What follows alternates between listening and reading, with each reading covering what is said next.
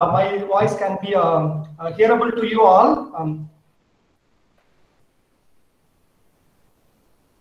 Once again, good morning to all. I'm Dr. Arul, professor in the Department of International Business, Pondicherry University.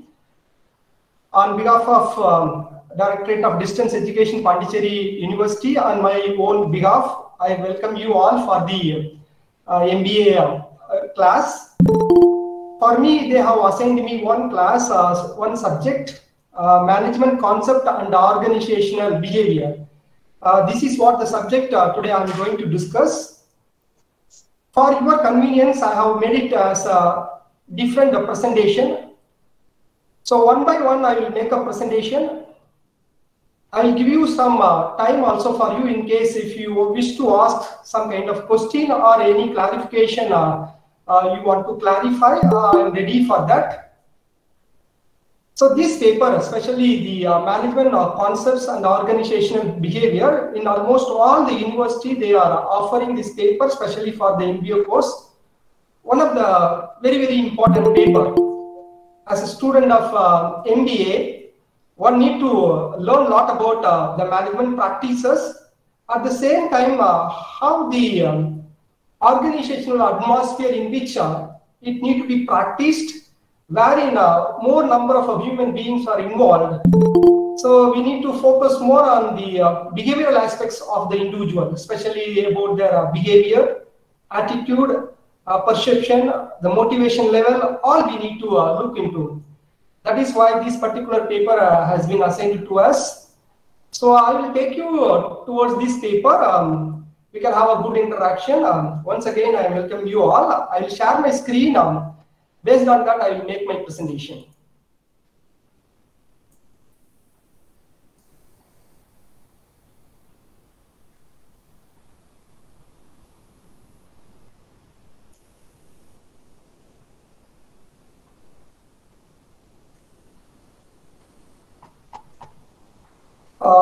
Is it visible to you? Yes, sir, it is. Yes, sir. Yeah. Yes, sir. So the subject title is Management Concepts and Organizational Behavior. As I said earlier, there are two main components are there. One is management. You know about managing the organization. How one need to manage the organization. How the functions of management are happening, especially in the organizational atmosphere, that we are going to focus on. Maybe when you are talking about management, we always talks about what the functions they are carrying out. Maybe it is called like a planning, organizing, recruiting the people, motivating the people, then controlling, coordinating. Like we talks about so many management functions which used to be practiced in organizational atmosphere or managing the organization. On the other hand, we are going to look into the organizational behavior. So when it comes to organization, wherein a large number of human beings are engaged, they are the one who used to interact, they are the one who used to handle machineries and equipments, they are the one who encourage each others. So it is our responsibility to know what behavior is prevailing within the organizational atmosphere, how important it is. So if you look into employees who are working in the organization, you always look about their behavior, you always look about their attitude, you always look about their personality. So like both aspects we are going to look into. One is about management practices, another one is about organizational behavior which is prevailing within the organizational atmosphere. Sir, 1 minute. Yes, please. There are many people who are not able to join this Google Meet session. Are you just streaming this video on YouTube? On your No, YouTube I'm not getting. What are you telling? There are people who are unable to join this Google Meet session because it has reached the maximum number of participants. Maybe that's the reason. That's the reason. Okay, that technical part, actually, the Directorate of Distance Education will take care. You allow me to continue my presentation in between. Keep maybe the technical aspects that will be taken care by the Directorate of Distance Education. No, sir. I'm just asking you whether is this session being streamed on YouTube? Yes, please. You allow me to go ahead with. In case anything is there, you make a call and then inquire. Okay. Thank you. Okay. Thank you. Friends, as far as the syllabus of this subject is concerned, there are 5 units we are having. The first unit is devoted to focus on the nature of management, social responsibility of the business, manager, what is the role he is playing, different environmental levels which are prevailing in the management. Then we are also going to look into the managerial skills which are required for. Then we talk about the planning, steps in planning process, then how the different type of plannings are to be executed. So what are the special characteristics of a good plan? Then we are also going to look into the management by objectives, one of the concepts developed by Peter and F. Drucker, one of the eminent management guru that we are going to look into. We are also going to look into how these management functions really helps for making a decision. So what are all the technical aspects which are involved? This is what we are going to focus, especially unit number 1. So maybe if you have the study material with you, in that the syllabus is very much available. So this is what the first unit devote to focus on. Since it's a first class, it's my responsibility to share some of the references book. Just for hinting, I'm not forcing you to buy these type of books. There are plenty of management books are available in different titles. Maybe some of them are called Management and Organizational Behavior. Some of them are called Principles of Management. Some of them are called in the name of management concepts. Like there are plenty of books are available. Maybe even the syllabus also, some of the references books were given. You can look into that. Otherwise, I will suggest you some of the book. There is a book by Principles of Management by C.B. Gupta, which is one of the good book, which we usually refer. So you can look into that. If you look into a very standard book written by Peter and F. Drucker, focusing on Southeast Asian perspective, especially on management, you can look into that book too. Then there is a book written by South India-based author Pillai and Bhagwati. So that book is also available. So you can access n number of books are available, especially for the management. So even the internet sources which are very updated are also available. You can make use for your examination preparation.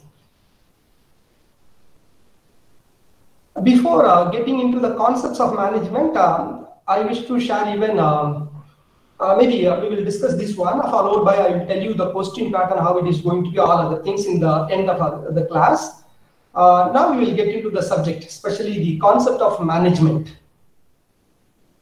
You know, there are so many people, they have given a different definition about management.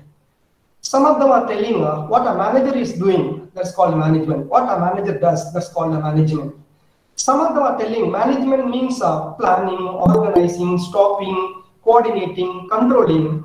So whatever they are doing it in this activity that we call together as a management. Some people are telling when you are talking about management, so there are different levels are there, like top level management, middle level management, and lower level management. What action they are doing it, that we call it as a management. Like there are so many definitions were given, especially about management. We will see some of the aspects. So when you are looking into management concepts, there are a different way in which it is taught. Some people are telling management is a body of language, which always used to communicate. It always used as a tool to discharge.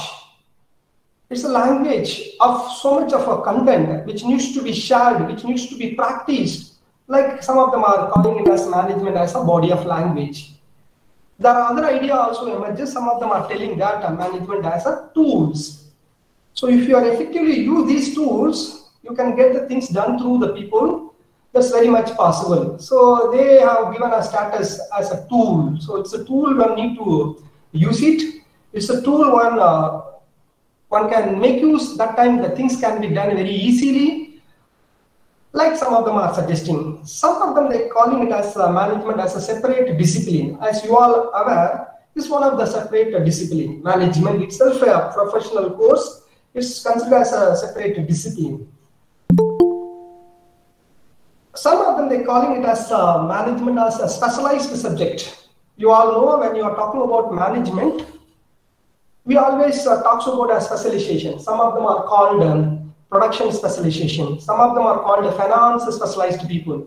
Some of them are called human resource management specialized people. Some of them are called behavioral specialists, especially in management. Some of them are called logistic and supply chain management related specialization. Some of them are called international business specialization. So management is considered as a separate discipline. It's having its own specialization, like HR, finance, supply chain management. Like there are so many specialization comes in within the management, as you all know. Then one more highlight also given about management. Management follows code of conduct. So when you are talking about management, it follows certain code of conduct already laid down by some of the experts, which is always taken for the practice. If you are not following this code of conduct, it will become a violation that will lead to a problem for your organization. That is why some of them are telling when you are talking about management, it always follows some kind of a code of conduct. Deviating from the code of conduct, which can lead to disasters to the management, like some people are suggesting.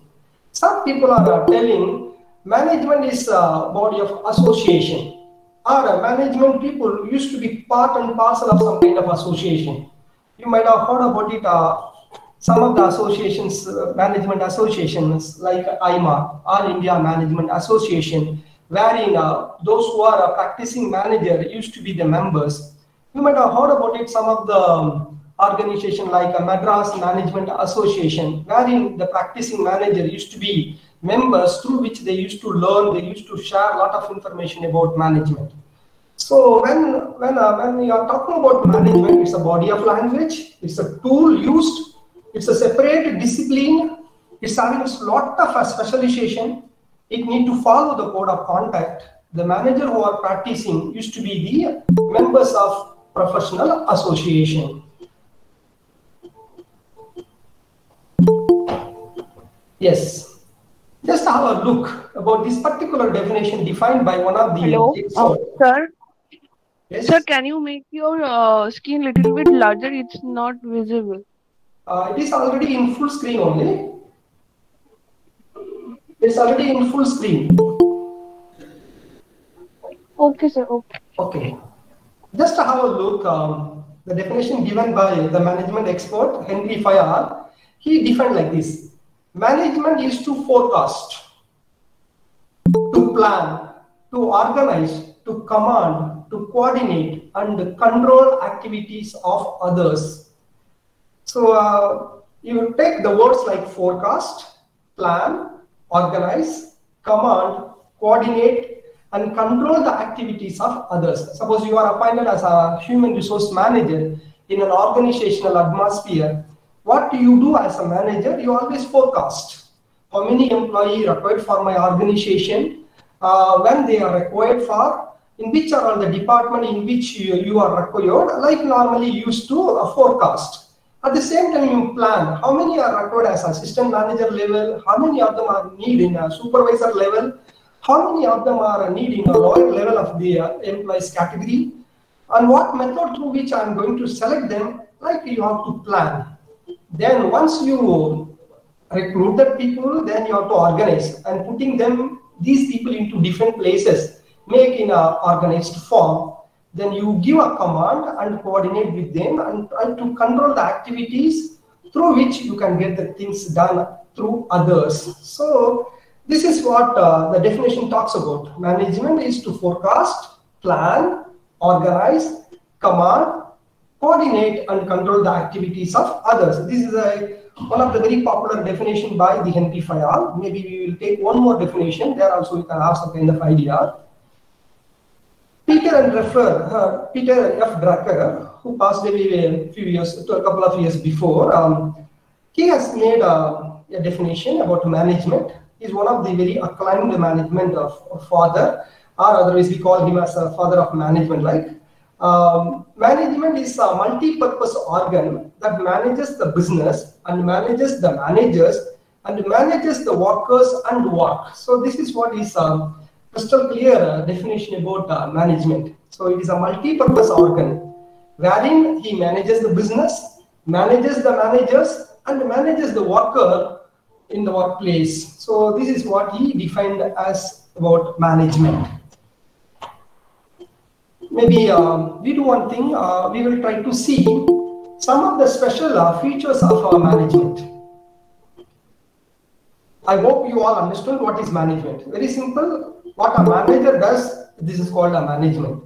What normally the manager used to do, he do plan in organizing, stopping, coordinating, controlling, motivating. This is what he usually do. So this is what we call it as management. Then other person, especially the Peter F. and Drucker, he is highlighting about management in that way. So management is a multi-purpose organ wherein manages the business, manages the manager, and manages the workers, especially in the workplace or the work. So this is what he is highlighting about it. I think you have some kind of clarity about management.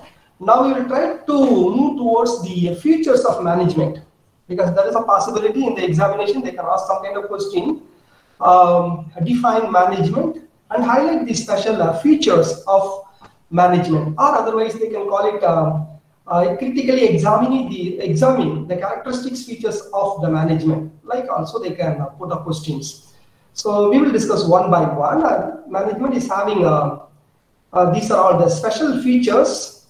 Majority of the points are self-explanatory. Even then I try to explain to you so that you can have some kind of clarity.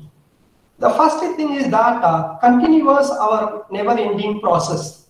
Management is a continuous and never-ending process. Suppose you are appointed as a manager in an organizational atmosphere, you have to keep on doing the action of management. Maybe you do plan, you are doing organizing, you are doing stopping, you are doing coordinating, you are doing controlling, you are doing leading the people, everything you are doing it. You have to do continuously that kind of actions. For this year also you have to do, next year also do, every week you have to do, every month you have to do. So when you are talking about the special feature of management, it is a continuous process, it's a never-ending process. One need to carry out continuously. Then only the organization survives. Then only organization can fulfill its own objectives. Then only we can make the employees who are working in our organization happy. Then only we can utilize whatever the resources are given to execute the function. So it needs to be continuously carried out. It is a never-ending process. So that kind of characteristics the management is having. The second thing is that art of getting work done from people. So management is getting things done through the people, because as a manager, whom you are going to interact, with whom you are going to be there in the organizational atmosphere, with the number of employees. With so much of people who are working in our organization, you are going to deal with.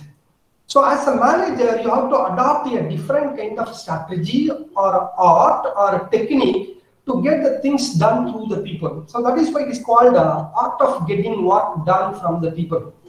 If you are a poor manager, you don't know how to execute the art of work, then you will get failed.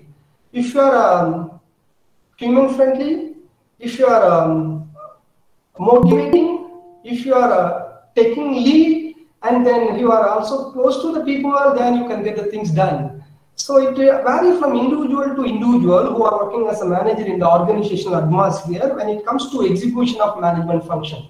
That is why it says management is the art of getting work done from the people.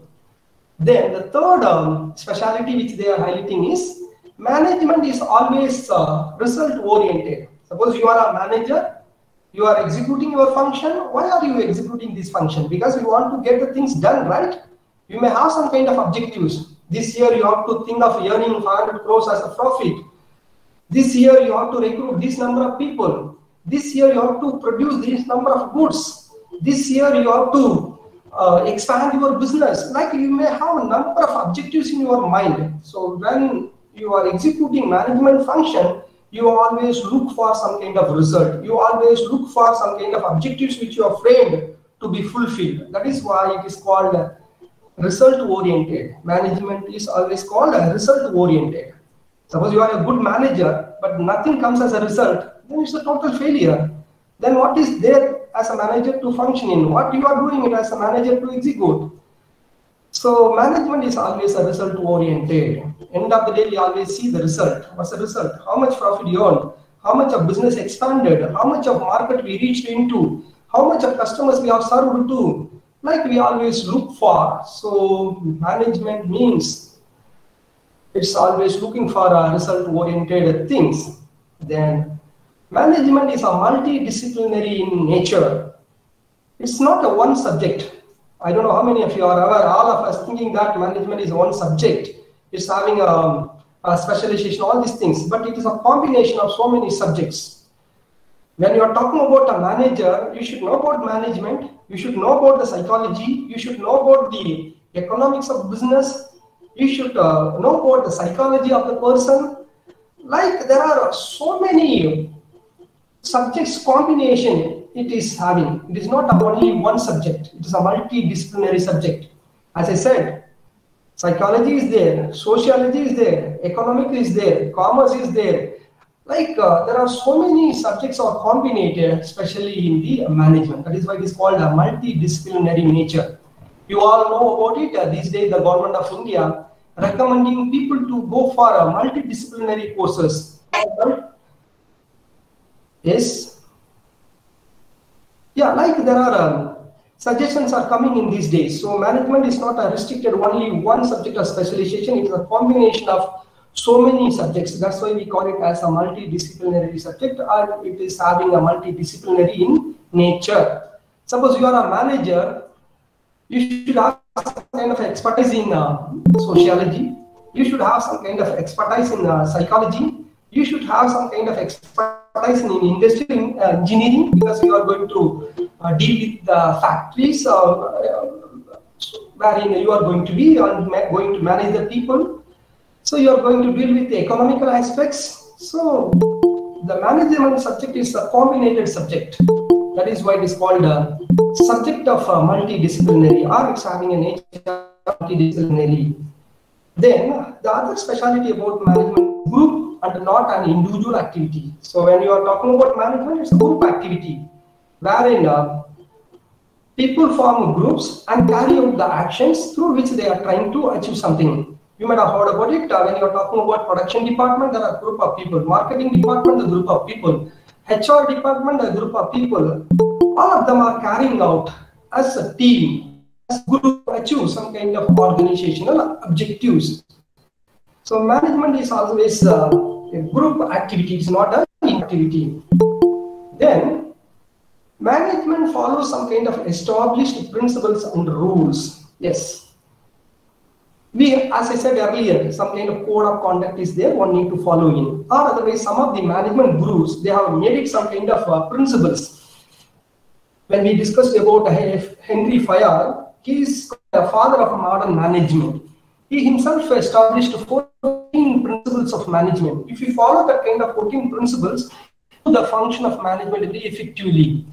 When you are talking about the other person who is very popular, F.W. Taylor, he is called as a father of scientific management. He is also made it some kind of principle which always to be followed. So like there are principles emerging based on the expertise, based on the theories, based on the knowledge and experience gained over the period, the people are start following when it comes to management. So it is always based on the principles, it always based on the rules. Then we'll move towards the other specialty, aided but not replaced by the computers. You know, these days we are extensively using technology. The technology can't replace the action of management. So management may be supported with the technology, which will always helps us to do, but it can't be replaced. So that kind of specialty management is still enjoying. Then management is situational in nature. Depends upon the situation, how you are practicing, how you are dealing the matters, that matters. Based on that only the result comes in. Suppose in an organizational atmosphere, an accident happened. As a manager or the factory manager, when an accident happened, suitably to that situation, you have to react. There you are not adopt something like autocratic authority way of doing managerial actions. It always situation based. If you are given dealing with the people, suitably to that you have to deal with. If you are given a situation to take a decision, suitably to that you have to take a decision. If you are asked to address some of the grievances of the employee, suitably to that you have to address. So management, it depends upon the situation it works. So it is majority of the cases situational based. We don't have some kind of a rigid rule during this situation, this is what we want to adopt. Like there is no rigid rule. So it is based on the situation. Then management is separate from the ownership. You all know about it, Tata Consultancy. Sir, your screen is not visible, sir. Which one? Your screen is not visible. Oh God. Just a minute. I'll come once again now.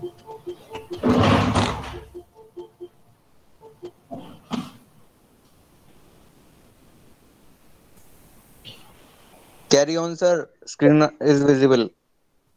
Yeah, just a minute. Sir, please carry on. Is it okay? Yes, sir. No, it's sir, visible. no, sir, it's not visible. No, just a minute, just a minute. I'm coming. Sir, it's visible. Please carry on. Everyone please pin the Sir, your screen. Then it will be visible for you. sir, your share screen is not available, sir.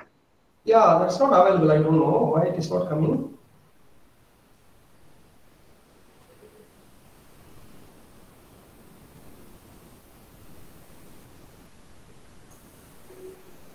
Even that option is not coming here. Anything went wrong? Someone share screen, sir. That's why your screen is off. Okay, okay. Maybe no problem. Maybe I'll go ahead with. I will share this PPT for you. Don't worry about it. So you just present your screen, sir. You just click on the present button and start. No, the screen sharing option, your screen is still visible to others. Click to receive. Sir, can you stop sharing and then share it again? Yes, sir. So you're already presenting the screen, sir. Some of them are seeing my screen or not? Yeah, we could. Sir, I believe half of us are seeing your screen and half of us are not able to see your screen, sir. Yes, sir. Your video is. Sir, actually, your PPT is not visible. Yeah, your PPT is not visible, sir. Your video is visible. Just a moment. Yeah.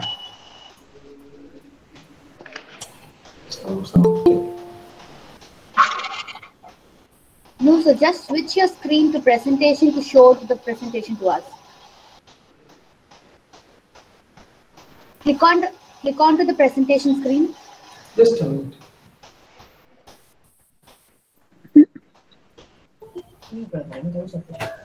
Now it's visible. Now Okay, sir. Now okay, sir. Now it's fine. Have a look about the, Perfect, sir. can I make it bigger? Yes, sir. Make Now, it okay, bigger, sir. sir. Now okay, sir. Just. Thank you. We are discussing about the features of management. I have told you almost all the points. We are in 8th point. Management is situational nature. Suppose you are a manager, you are executing your managerial function. Depends upon the situation you have to execute. So there is no rigid mechanism. This is what you want to follow. This is what you want to do it in a situation to execute the work or to control or something like nothing is there. So it all depends upon the situation. How effectively you are executing, that matters. Then the 9th point which we are talking about, management is separate from the ownership. As I said about the Tata Consultancy Services, wherein Tata may be the owner who is having more percentage of shareholding. But when it comes to the management, the Chandrasekharan and the Mr. Chandrasekharan and another group, they are the one who is taking care of the responsibility with regard to dealing with the operations of the organization. So ownership is something different. People who are managing the organizations are different. So that you please keep it in your mind. Then management is also considered as an art as well as science.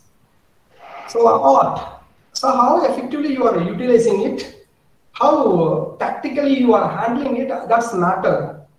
That give the result. That is why it is called art. On the other side, if you are talking about science, there are combinations of scientific methods are there. There are theories-based work you can do it. There are aspects are scientifically proven results are there which you apply that will give the result. So management is combination of both art as well as science. So that kind of things is there. Then management is all pervasive. So existence of management functions is there everywhere. Take for example, in an organizational atmosphere, we may have a top level management, middle level management, lower level management. Top level management people also carrying out some kind of a managerial actions like planning, organizing, stopping, controlling, they are doing it. When it comes to the middle level management, they are also doing some kind of action like this. Then even the lowest level, when you are talking about the supervisor or the foreman, they are also executing some kind of work. It means the existence of management and management functions are there in every levels of the organization, be it top level or the middle level or the lower level. Even you can take it in a different way also. Suppose you are a manager, so in your level you are doing some kind of work. Then the assistant manager, in his level, he is doing some kind of work. Then the supervisor level, he is doing some kind of management actions. So when you are talking about management, it exists or it operates every levels or every employee with different perspectives. So in that way it goes. Then management is intangible, but its impact is felt. Okay, what we are doing it that is not visible, but we can see the result of it. So this is what this point is conveyed. So you are start executing the work. Maybe you can see in the name of profitability. You maybe see that the things are very speedy at which the work is moves on. Decision taken at the fast, or you are having a control over the people. They are very disciplined. Like you can see the things, you can see the impact, but it is not visible. So it is called intangible, but you can feel the impact of a management. Then uses a professional approach in work. So when you are talking about management, every people start practicing the managerial functions, or some of them are efficient because they are professionally trained, professionally highly skilled. Their approach of dealing with matters differs. Those who are totally untrained, their approach is totally differs. So here we are talking about people who are practicing management. They can adopt the professional approach. Kind of, sorry to interrupt, sir. Sorry to interrupt. Somebody is now trying to present their screen and your screen has gone off. Okay. So, yeah, that's there. No, it's still visible, sir. Okay. No, not PDF visible, sir. Sir, your PPT is not visible. No, the problem is somebody else is now Arul, I think. Somebody as Arul has tried sharing the screen. So sir's screen left. I request the students not to share anything during the meeting. That's yeah, please, friends, please avoid presenting it in between. That's not. Yeah, because now somebody else thing came online, chat screening, and sir's screen got off. But you can pinpoint the share screen so that you can able to visible it. You can pin share presentation to your main screen. No, even if you pin. About presenting, sir. It's not about pinning. Sir was presenting. Somebody else immediately share their document, which left sir's document to go, and he became. Yes. Okay. Don't worry about it. I don't have much of lot of information. Only very few slides I have. Based on that, we can initiate some kind of discussion. Friends, those who are trying to share the screen, please kindly avoid. Don't try to disturb us. Things are going fine. Students are attending from all over India. They want to listen to our lectures. Their time needs to be make use. So don't put disturbance to us. Kindly avoid making a presentation in between. Okay. So management is dynamic in nature. It changes. Dynamic in nature, it changes. Not like traditionally what we used to follow as a managerial function, that is not followed these days. Keep on changing. You might have heard about it, the term called learning organization, change management, then give and take policy, work-life balance, like something. There are so many things which we are talking about these days. So that the management is also keep on changing. So that kind of dynamic nature is very much available in management.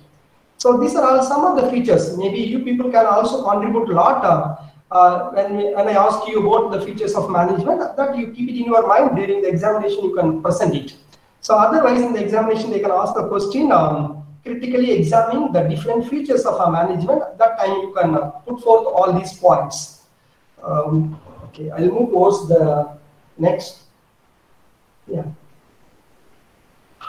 This is what we call it as the functions of management. All you know about it, all self-explanatory functions. Don't worry about it. I'll read it out the functions so that you can have an idea. When you're talking about management, can you just again share your slide, please, so that we can look into it. So once stop it and again come out once again. Yes, sir. Please, sir.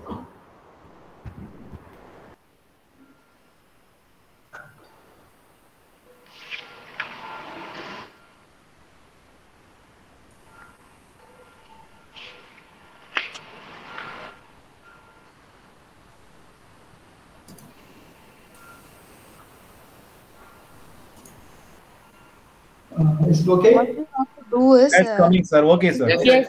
Yes, sir. It's fine. Yes, sir. Friends, these are functions of management. It is easy to remember, easy to learn. So when you are talking about functions of management, the PPT not visible. There are two different ways in which the classification. Some of them Sorry to interrupt, sir. Please mute others. Some of the functions are called primary functions of management. Maybe when you are listing out like planning, organizing, staffing, directing, coordinating, controlling, leading and motivating. These are all primary functions of management. Very simple. If you are a manager, what you will do? You do planning, you do organizing activity, you do staffing. It means recruiting the people in your organization. You do directing the people, dictating them, you do this work, don't do that work, you coordinate with that person. You used to do. So directing activity is also one of the major function. You also do coordinating. Suppose you coordinate with the HR department. HR department coordinate with the marketing department. Marketing department is coordinate with the production department. So the coordinating function comes in. Then controlling. As a manager, you try to see where things go wrong. Then immediately you put some kind of a mechanism to control. So controlling activity is also carried out as a function of management. And as a manager, you always motivate, you always encourage the people to do. Always you be there in the forefront to take responsibility and lead the team. So all you do. So that is what we call it as a primary functions or main functions of management. Very simple to remember. Planning, organizing, staffing, directing, coordinating, controlling, leading and motivating. There are subsidiary functions also we talk about these days. Maybe when you are doing a managerial actions, management's functions leads to innovation, your representation, then taking a decision, communicating with the people is also part and parcel of a management functions. So maybe we are going to discuss in detail about each and every function in the subsequent presentations. Now you just keep it in your mind what all the functions are there in management. So once we cover up these steps, our management chapter is almost completed. Now you have some kind of idea about each and every function. I will take you towards the other slide. This is what we call it as functions of management or management process. The first and foremost, starting from the green, maybe it is not in order, we call it as planning, organizing, staffing, directing, controlling, coordinating, like there are so many functions. It is better for us to understand about the different levels of management, because some cases they ask define management and highlights the different levels of management. You all know about it in case you have some kind of exposure with the organizational atmosphere. You may be knowing about your organizational atmosphere, especially your office atmosphere. In general, if I want to say, when you are taking into any company, you take first the top level. Normally in the top level, the board of maybe starting from the shareholders. Shareholders is the owners of the company. They are on the top level. Then followed by the board of directors who take major decisions. Then board of directors followed by maybe CMD, CEO, CFO, like chief executive officer, chief finance officer, chairman and managing director, like there are a designation. Then these people comes in the top level, including the general manager comes in the top level. Top level, you know what normally they do? They used to plan, they used to issue order, they are taking major responsibility, which we call them as a top level management. And second level, maybe you can take it as senior manager, manager, sometimes a deputy manager. These are all the people who comes under the middle level of the management. They are also doing a lot of work. They are also executing the management functions. They are also taking the responsibility of fulfilling the organizational goal. Then when you are coming into the lower level, wherein the supervisors, the foreman, team leader, they used to be in the lower level of the organization. Under them, there are so many workers. So like there are 3 different levels are there. It is very, very important to understand about the levels of the management, what kind of function they normally do, how they are helpful for fulfilling the organizational objectives, all we need to know. So that's why I've taken, when you're talking about the different levels of management, we have a top level, middle level, lower level like this. Maybe what I'm doing is even I can take you towards the website of Indian Railway. So when you are looking into the Indian Railway, is one of the biggest organization in the world, having a I read something like more than 14 lakhs employees are working in that particular organization. Maybe that number may have been increased. So when you're talking about the top level, who comes? The Ministry of, especially the Cabinet Minister comes on the top. Then followed by, there are 2 deputy ministers or the state minister for railways. Then there are so many divisions, Northern Railway, Southern Railway, like there are divisions. Then followed by, within the division, there are so many stations, so many regional area, or like there are divisions were made. So we can take that one as the example, especially look into the different levels of the management. Even when you are talking about the management and administration, some people think that both are same. But when you are looking into a bookish form, people are differentiating. Administration is something different, and management is something different. Maybe you can call it overall, management is a concept, wherein administration is also part of it. But otherwise, when you're talking about administration, we always consider the top level management. That portion is, we call it as administration. So majority of them are used to be on the top level. So when you are talking about the management, followed by the top level, whoever is there, that become a part of a management. So this is what conceptually some of the books are defined about administration as well as the management.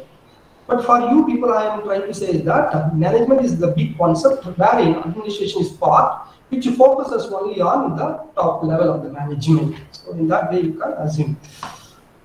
Maybe there were differences are given about administration and management. Look at this one for your clarity I have given here. The first one, they talk about administration is concerned with formulation of broad objectives, plans and policies. So who used to frame the objectives, plan and policies? The top level of the management.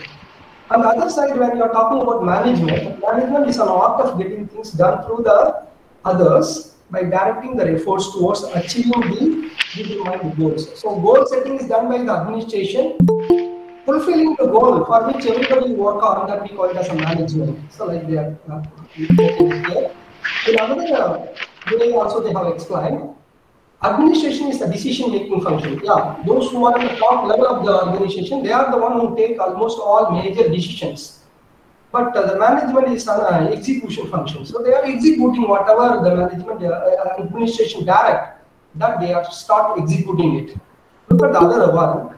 Administration decides what has to be done and when it has to be done. So they are the one who picks up the time. They are the one who decide who want to do it. Then the management just to follow in or just to execute, they are doing it. Then administration thinking function, because plans and policies are determined. But management is doing function because manager get work done through others. So they are the one, administrative people who are the one who frames policies, who frame the plans, because it works not the application of minds. Then the other side, when you are talking about management, the manager just executing all these things. So here it is a top level function. Management is the middle and lower level function they are talking about it. It is applicable to non-profit making organization. It is applicable to profit making organization. That I am not agreeing with. Maybe we are taking it here. Administration even for suitable for profit making organization. The management function as well is also suits for profit making organization. It's a simple, just to have idea. Administration really talks about top management, wherein the plan prepared, the policies are framed, the strategies are determined. Management, whatever administration decides, these people are trying to execute it. That's why here it is quoted. Management means focusing more on middle and lower level management. Administration focuses totally on the top level management. Suppose there may be questions asked to you. What are all the functions a manager is really carrying out? Or there is different management. What are all the different functions carried out by a manager? Like the questions can be asked. For this question, I will not give anything to you because you yourself now you are. Some of them are matured enough to understand who is the manager. Some of them already working as a manager, they know about it, what they are doing it. The students who are seriously pursuing this course, you might have got some kind of input from me, by which you know what the manager normally used to do. Very simple, what a manager usually do. I don't want to ask you this question because otherwise, if I ask you, there are a number of answers can be poured in. Just to keep that points in your mind. As I said, the manager do planning, manager do organizing, manager do directing, manager coordinate, manager control, manager leads, manager what we call it as motivates, managers psychologically understand others, manager encourages people, managers trying to maintain a relationship. There are so many functions which we can quote about the manager. So keep that points, and the question is asked to you, just write and explain. That's enough. So one portion of lecture I have completed. Just I will stop for a few seconds or a few minutes. Anything you wish to ask, you can ask, or otherwise you can even you can put it in the chat box. I can answer to you. Otherwise, we can proceed with the next presentation without wasting our time. What's the plan? Okay.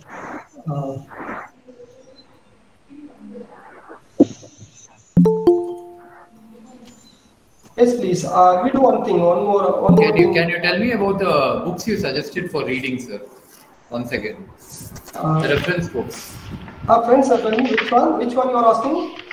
The first, when the class started, you told me certain reference books, no, sir. Books to refer. You told us some books to refer now, sir, for reading. Yeah, it's a principle of management, Mr. Bhaskar. Yeah. So we will discuss about the principles, especially the 14 principles by Henry Fayol as well as the management principles offered by F.W. Taylor that we will look into. In continuation to this, I have one more presentation. I will finish up that one. Then I will take up the other one later. Maybe I'll take you towards the next slide. It talks about corporate social responsibility. Just a minute. Or otherwise, social responsibility of businessman. This is also part of your syllabus. So I thought that this can be shared with you.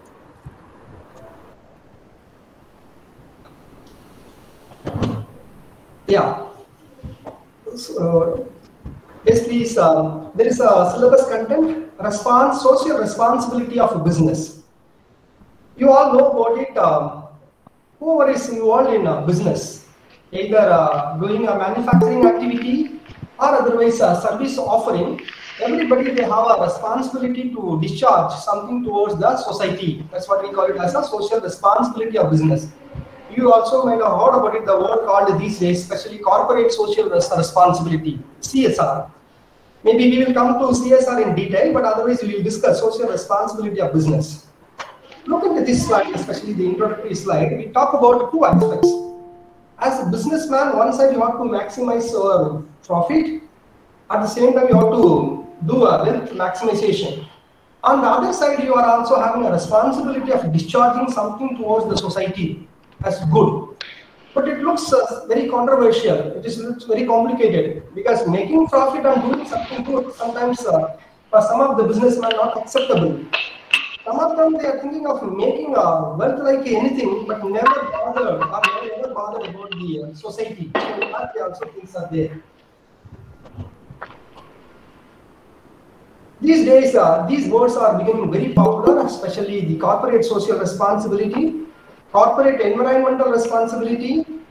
Even nowadays, university like ours, we are also asked to discharge some kind of responsibility towards the society. So these kind of words are coming up very popular. You might have heard about it, corporate social responsibility. The corporates which are earning more than 5 crores as a profit or otherwise having a turnover of more than 500 crores, they have to discharge something towards the society in terms of contributing 2% of the profit towards the social responsibility. Like there were instructions. Even corporate environmental responsibility, every corporate, every manufacturing industry who are doing business, they need to take care of environment. That kind of words also emerging in. So we need not to, we will have a good discussion later. But otherwise we will go for social responsibility of business. So what do you mean? Just I have taken this word like one of the expert, he has given, Bowen, he has given about social responsibility. Social responsibility refers to the obligation of a businessman to pursue those policies, to make those decisions, or to follow those lines of action which are desirable in terms of objectives and values of our society. A very simple understanding about this one. Anybody who is doing a business, he should discharge something good towards the society. Society in the sense, we will take everybody, even those who are stakeholders of the business. Maybe the employee. As a businessman, you have to discharge some kind of social responsibility. As a suppliers to your organization, you have to discharge some kind of social responsibility towards him.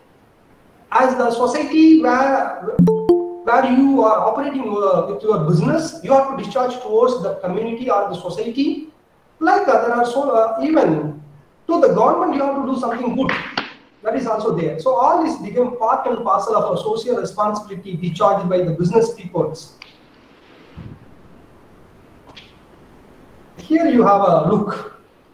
When you are talking about social responsibility, nowadays the public opinion is that many of them are not doing good for the society. They are always thinking of making a lot of profit. They are maximizing the wealth. Nothing they are contributing towards the society. Like there are questions. Even you might have heard about it. If you look into over the periods, especially for the last few years, some of the reports says that only the business people are accumulating wealth like anything, they are growing. But the other side, if you are looking into the data about the poverty is increasing day by day, like there are complaints. So when you are talking about corporate social responsibility or social responsibility towards the society and others, the public opinion is not very positive, it's very negative. That is why we have started thinking about business needs to do something good towards the society. So second one is labor union movement. In case one particular company which is not discharging something towards the society, or it create a problem to the society, create a problem to the employees, creates a problem to the government, the people who are in the organization under the umbrella of trade union, they always object, they always report.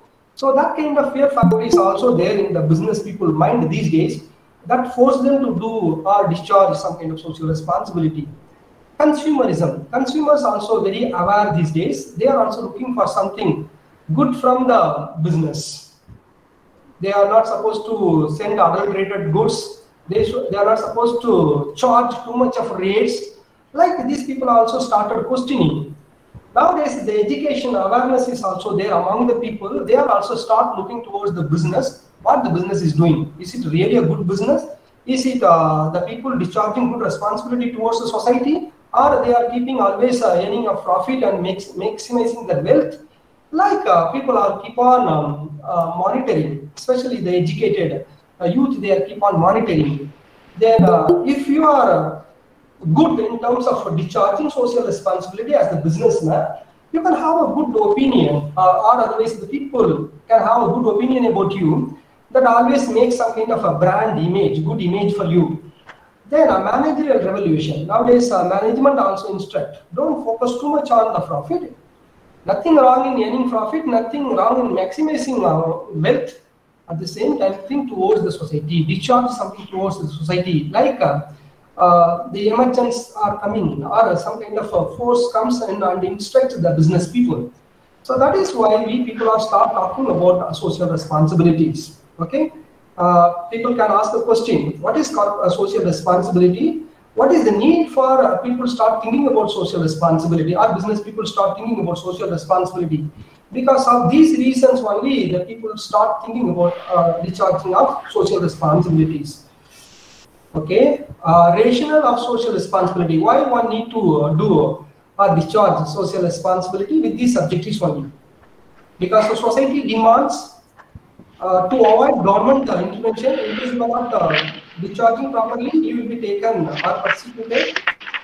You want to create a good image for your business. You want to do good towards the society. Society expects something from you. You have to respect the society consciousness. So that is why you have to safeguard the interest of the people associated with your business. That's why you are thinking of going towards discharging social responsibility. When it comes to discharge of social responsibility, you should do discharging things towards the employees. When it comes to employees, you have to offer good salary, you have to treat them properly. Like when it comes to the consumer, you should do a good goods. There should not be any adulteration. There should not be exorbitant charges. When it comes to corporate social responsibility, you pay taxes to the government properly, follow the rules and regulations of the government. When it comes to the general public where you are operating, you treat them properly, provide them lighting facilities, drinking water facilities, and road facilities. Like there are expectations. So corporate social responsibility can discharge towards these people certain good things. Maybe I have taken here something. If you are discharging towards owner, so what do you want to do as a businessman? They have invested, give them a return to. They are the one who is giving the business, help them out. When you are talking about employees, these are all the things which you have to discharge towards the employees. As I said, good working condition you provide, good salary you offer to them, maintain a good relationship, make them feel happy, allow them to be part of the management. In that way you can do it.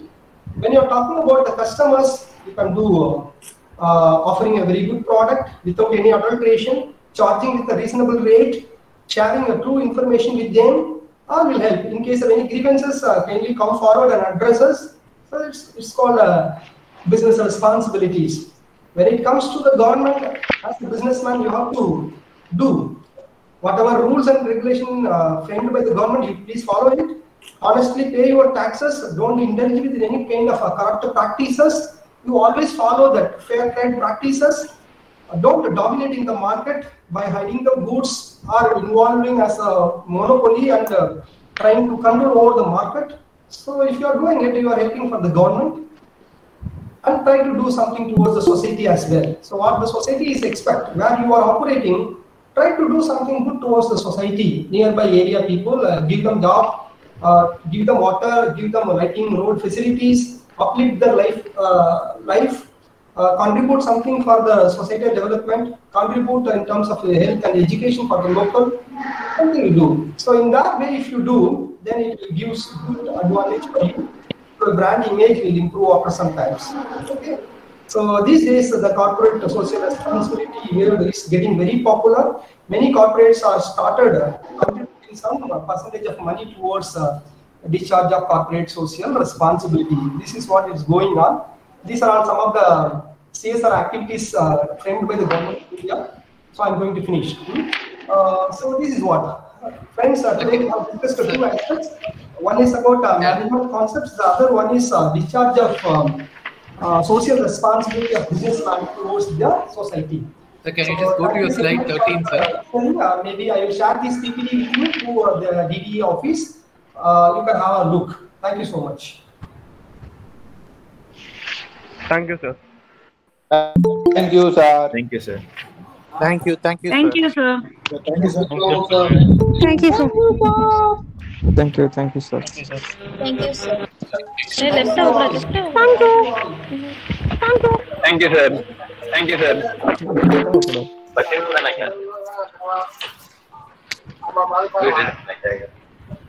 Thank you, sir. Thank you, sir. Thank you. Thank you, sir. Thank you, sir. Thank you, sir. Thank you, sir.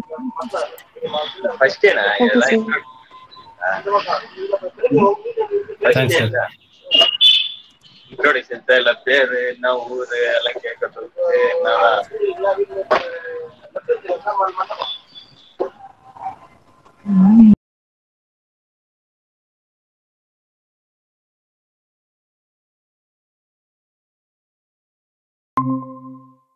I don't think we have any other link other than this to join. So I think we all can stay in the same link. Yeah. Why did many people leave? So reason I was Yeah, there are no other links. So good morning. Good morning to all of you. Am I audible? Yes, sir, you are audible. Yes, sir. Okay, fine. Good morning to all of you. This is Sendil. I'm an associate professor of the Department of Economics, Pondicherry University.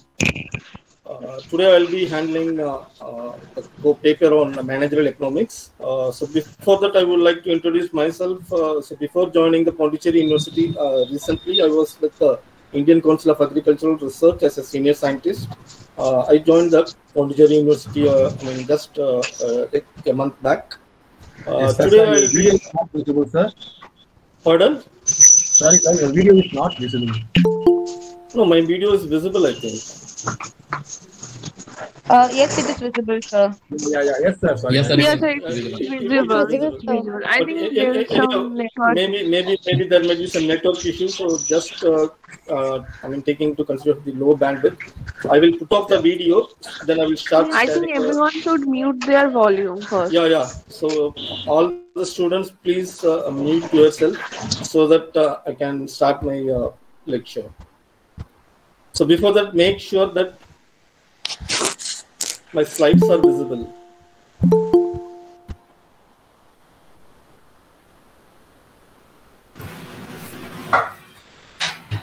You will be sharing the screen to our right. Yes, sir, it's visible. Yes, sir, it's visible. Yes, visible.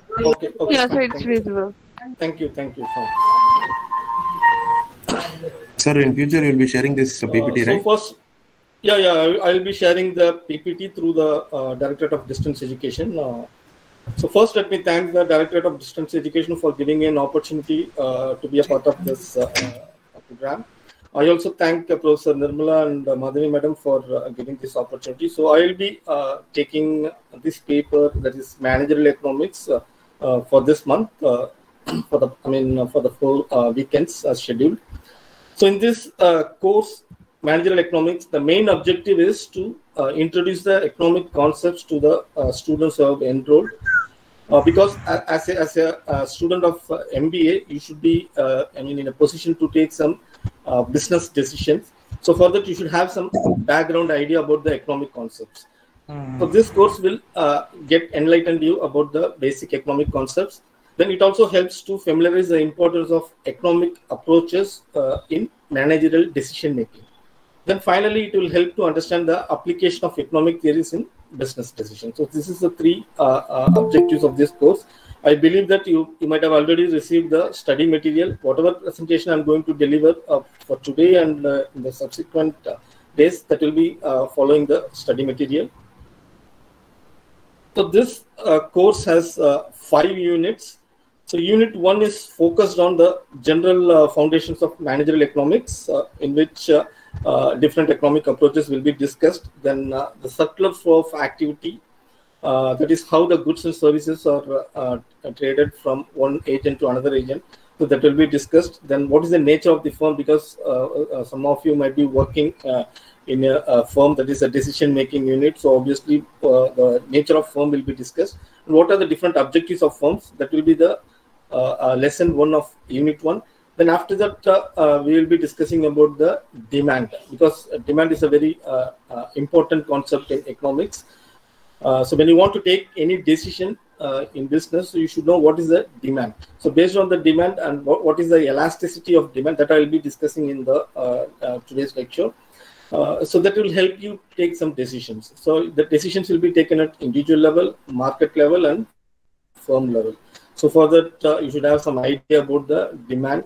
Then what are the determinants of demand, and what is elastic? What do you mean by elasticity, and how it is measured, and how to forecast the demand? So this will complete the Unit 1. Then Unit 2 deals with the law of variable proportion. That is the different stages in production,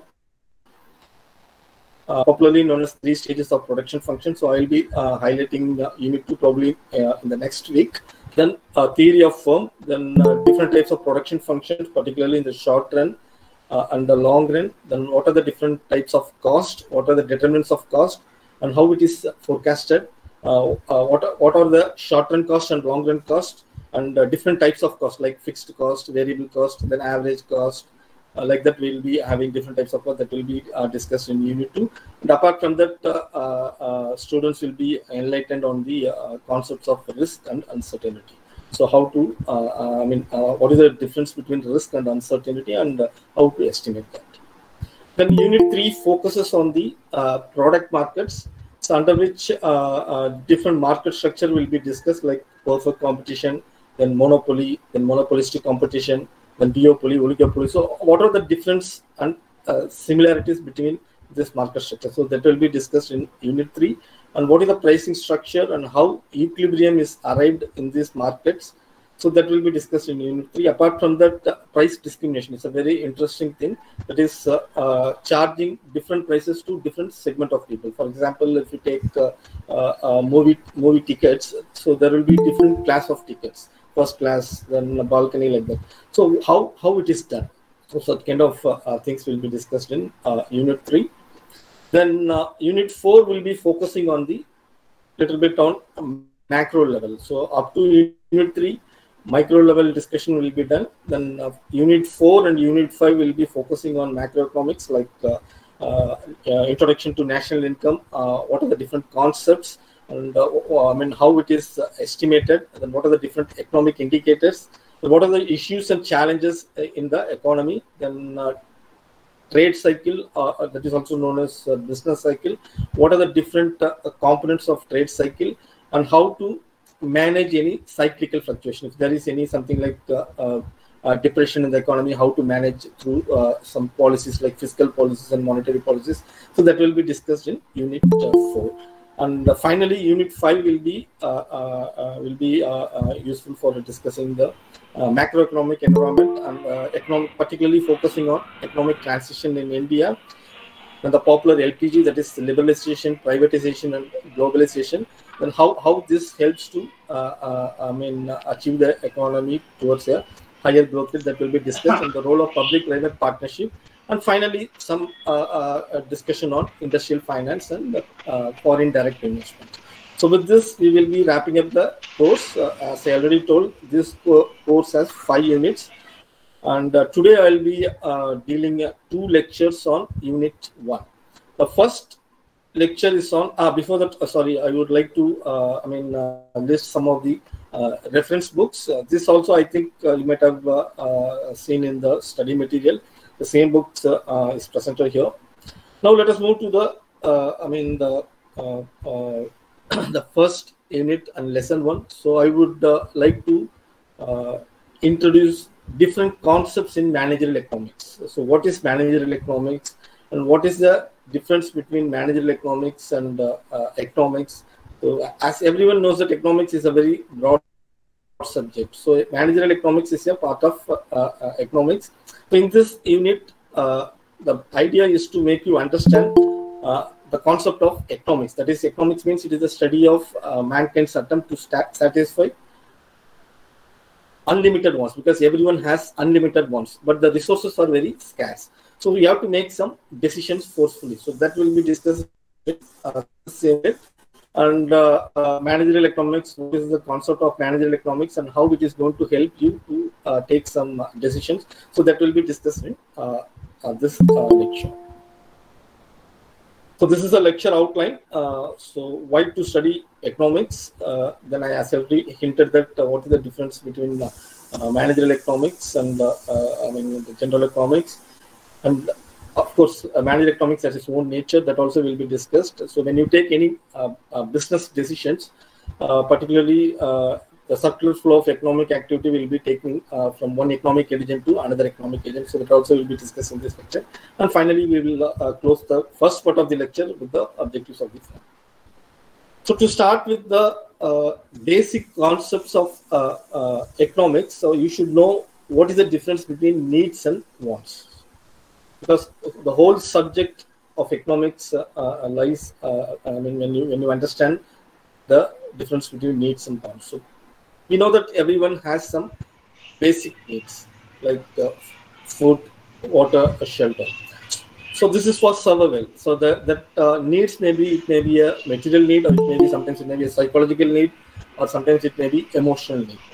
But these are very limited. Only few needs are you need for survival.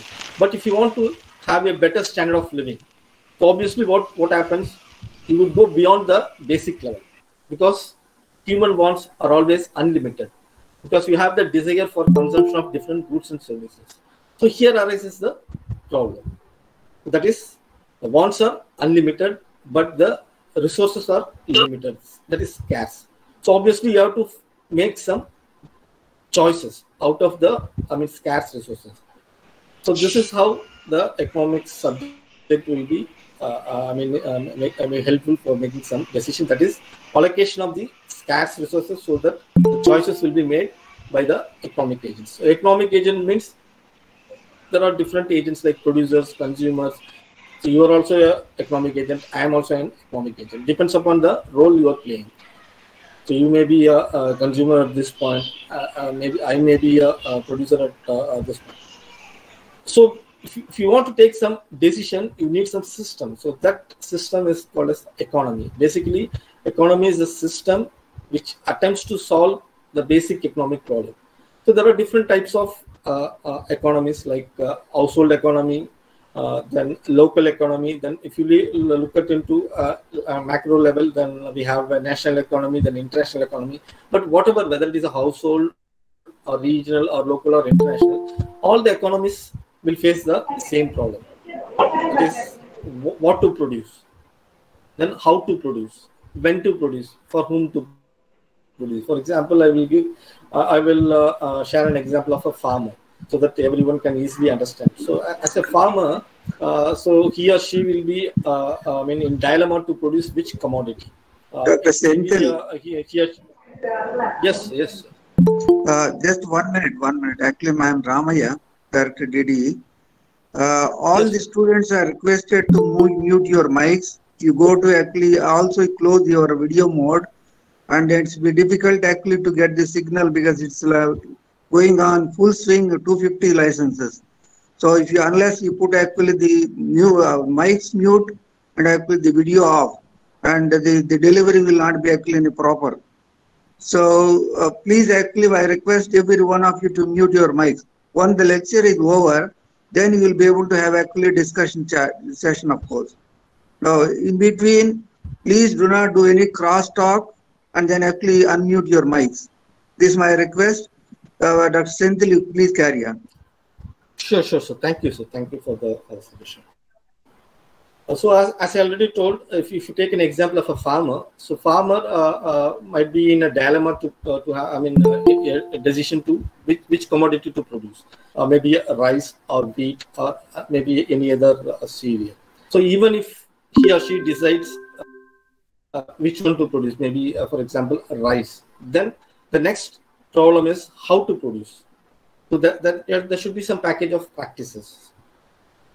Then again another question is when to produce, whether during a particular month like summer or during a winter. So that's this kind of things will always depends on some what you call resources availability. So that's why I'm saying, so economics will guide you to allocate the resources in the best possible way, so that efficiency is arrived. So as I already told, economics basically helps to know how the individuals and societies choose in the best possible way to use the scarce resources. So economics is divided into two types, that is microeconomics and macroeconomics. So microeconomics basically focuses at the individual or household level. So whereas macroeconomics focuses at regional level or sometimes at the international level. So this is a difference between micro and macro. So economics takes care of both the principles, micro principles as well as macro principles. As I already mentioned that the resources in the world is limited and scarce. Obviously, you have to have the principles of economics so that the scarce resources are utilized in the best possible way. So whenever you talk about goods and services, there are a few concepts like free goods. That is, free goods means these resources are not scarce. That is unlimited. You can use without any limitation. But there are, for example, sunshine is a free good. Another category is the economic good. Economic good means these are the resources which are scarce. So it means that you have some limit in using these resources. Obviously, you have to choose the best out of the given choices. So for this, you need to know the economic principles.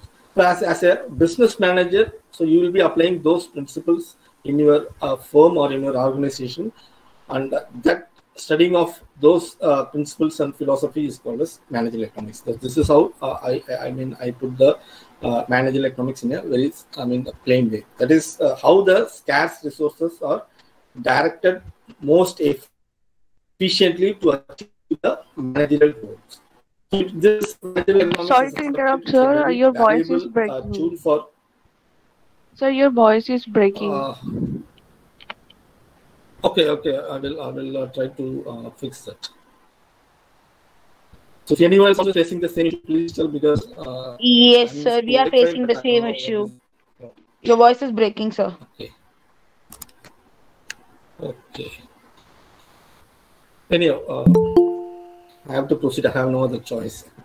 So, like other subject, managerial economics also is well integrated with other disciplines.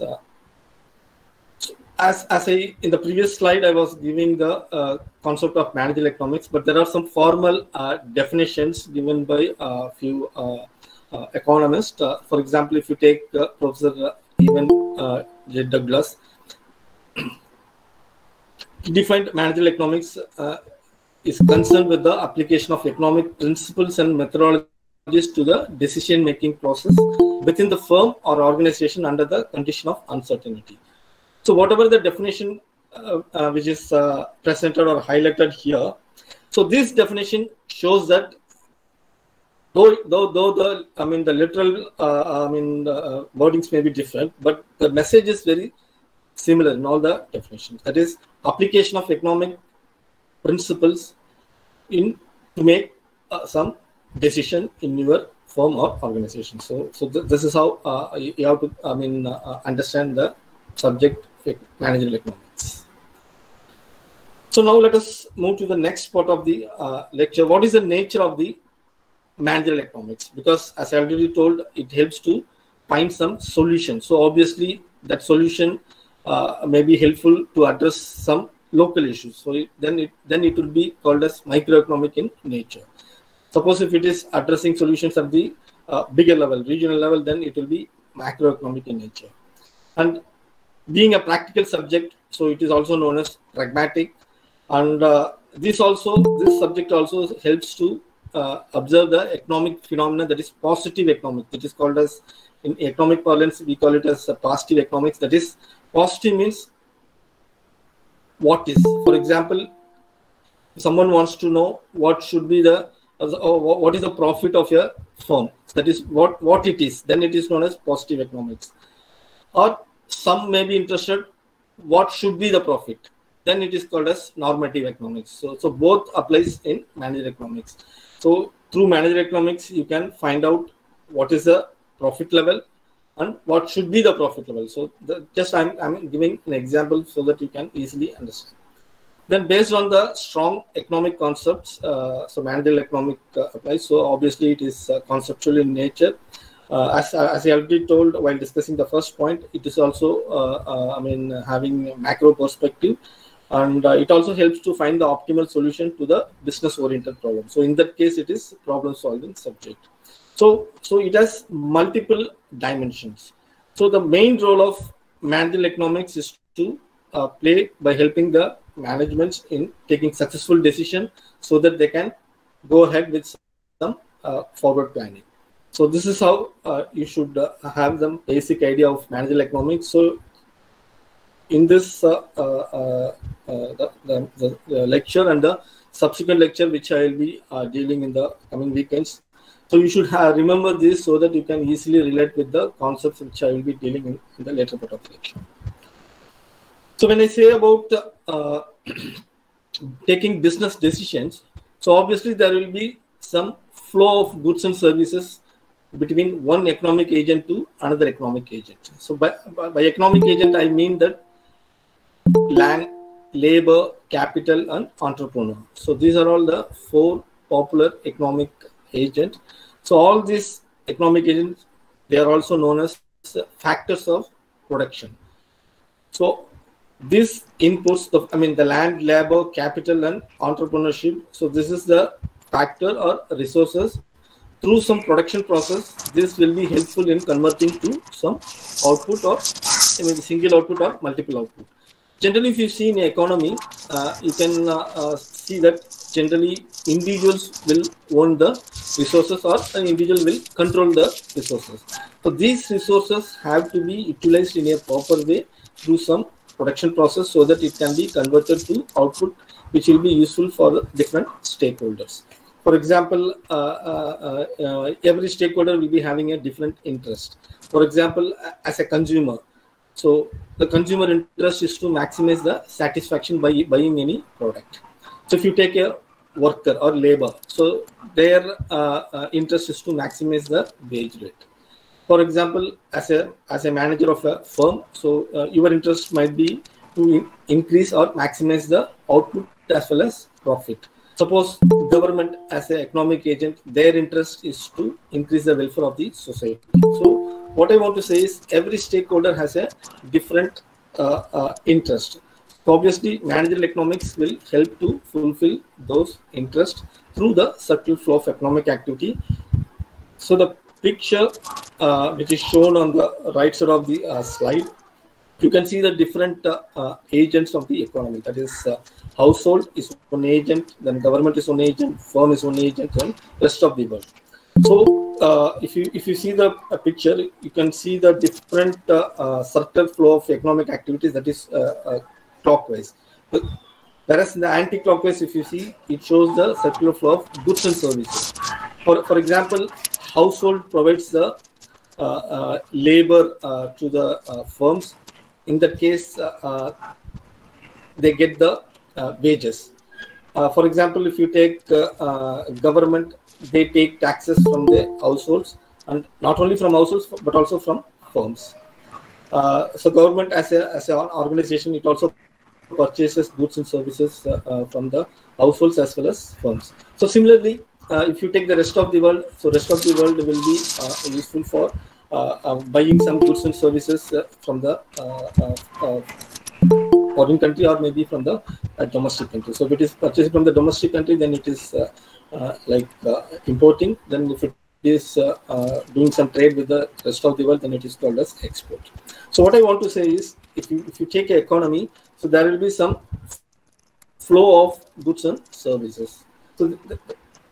So this is presented in this slide. So circular flow of activity means it is a chain in which the production will lead to increased income, and that increased income will be leading to spending, and from that spending it will initiate the or induce the production process. It is like a circular activity.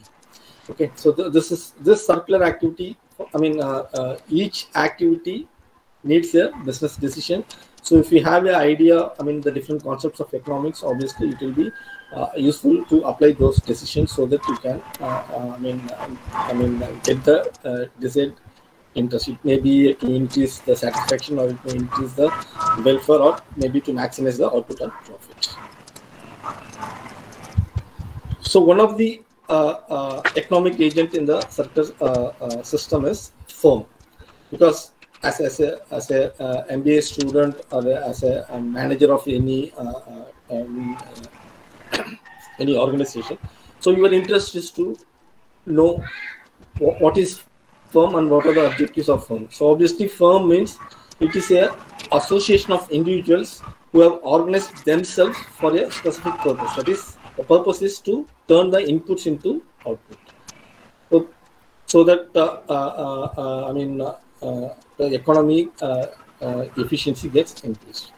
So this is achieved by organizing the factors of production. That is, factors of production I already mentioned, that is land, labor, capital and entrepreneurship. So firm will organize the factors of production to produce the goods and services so that it will fulfill the needs of the different stakeholders. The stakeholder may be a household, or stakeholder may be a government, or stakeholder may be a rest of the world.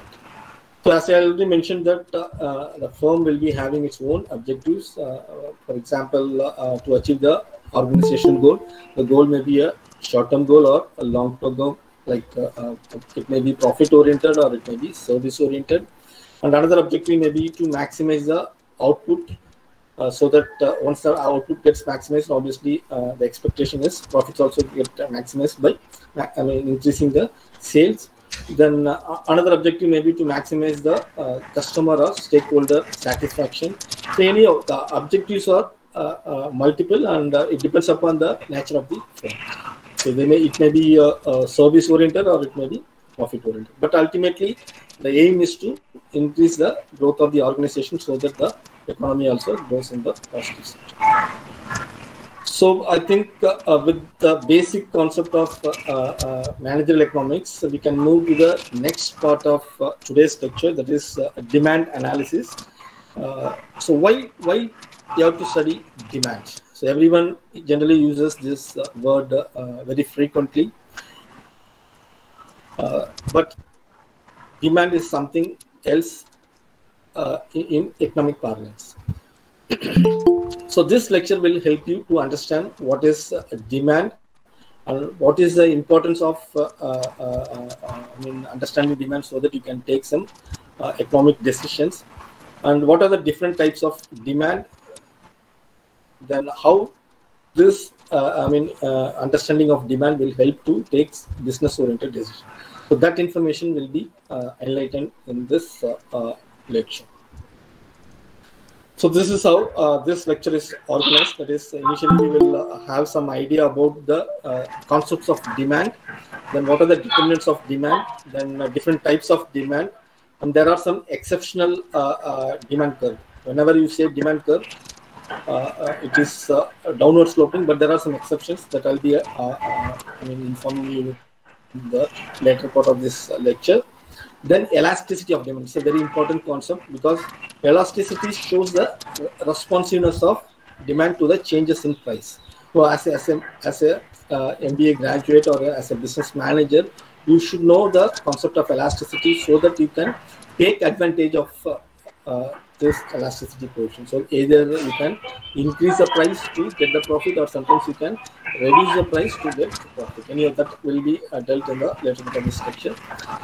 Then income elasticity, then cross elasticity, then demand forecasting. I will not be completing all the part today. Probably I will be completing up to elasticity of demand. So let us start with the basic concept of demand. So as I already told, everyone uses this terminology very frequently. So what is demand? Basically, demand is the ability and the willingness of a person to buy a specific quantity of a commodity at the prevailing price under a given period of time. So obviously demand means it is a desire, it is not only the desire to acquire the commodity, but also the willingness and the ability to pay for it. So all the three components are included in demand. So you should have a basic understanding that what is demand. So we have another is law of demand. So when you say law, so it means that it is proven with some mathematical relationship, that is the quantity of a commodity demanded in a given time period increases as its price falls. Ceteris paribus. So it is a Latin word which means that other things remaining constant, like population, income of the consumer. So these are all remaining constant. I mean, varying with the exception of other things like income of the consumer, then population of the region. The quantity demanded for a commodity will increase as the price falls. So this is a law of demand. So for this, if you want to know much better, so what you can do is you can derive a demand schedule. So demand schedule is, it is a tabular presentation of the different quantities of a good that a consumer is willing and able to buy at the prevailing price in a given period. So if you look at this slide, you can see a table which shows the price of coke and quantity demanded. For example, when the price of coke is 50 rupees, only 1 unit is demanded. But when the price is reduced to 45 rupees, then 2 units are demanded. So similarly, if the price is reduced to 10 rupees, then 20 quantities are demanded. So the idea here is, as the price is reduced or as the price falls, the quantity demanded increases. So the tabular presentation of this information is called as demand schedule. Okay, please remember this. Then the next concept is demand curve.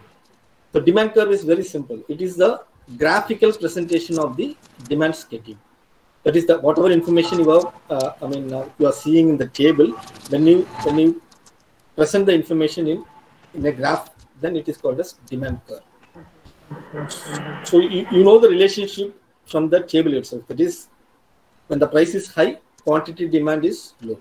When the price is low, quantity demanded is high. So this is for a particular product and at a particular point of time. So the same thing is presented as a demand curve. If you look at the demand curve, which is shown at the bottom right, you can see the horizontal axis, that is x-axis, you can see quantity demanded, and in the vertical axis you can see the price. So the relationship between quantity demanded and price is negative. That's why it is the demand curve is sloping downwards. Okay.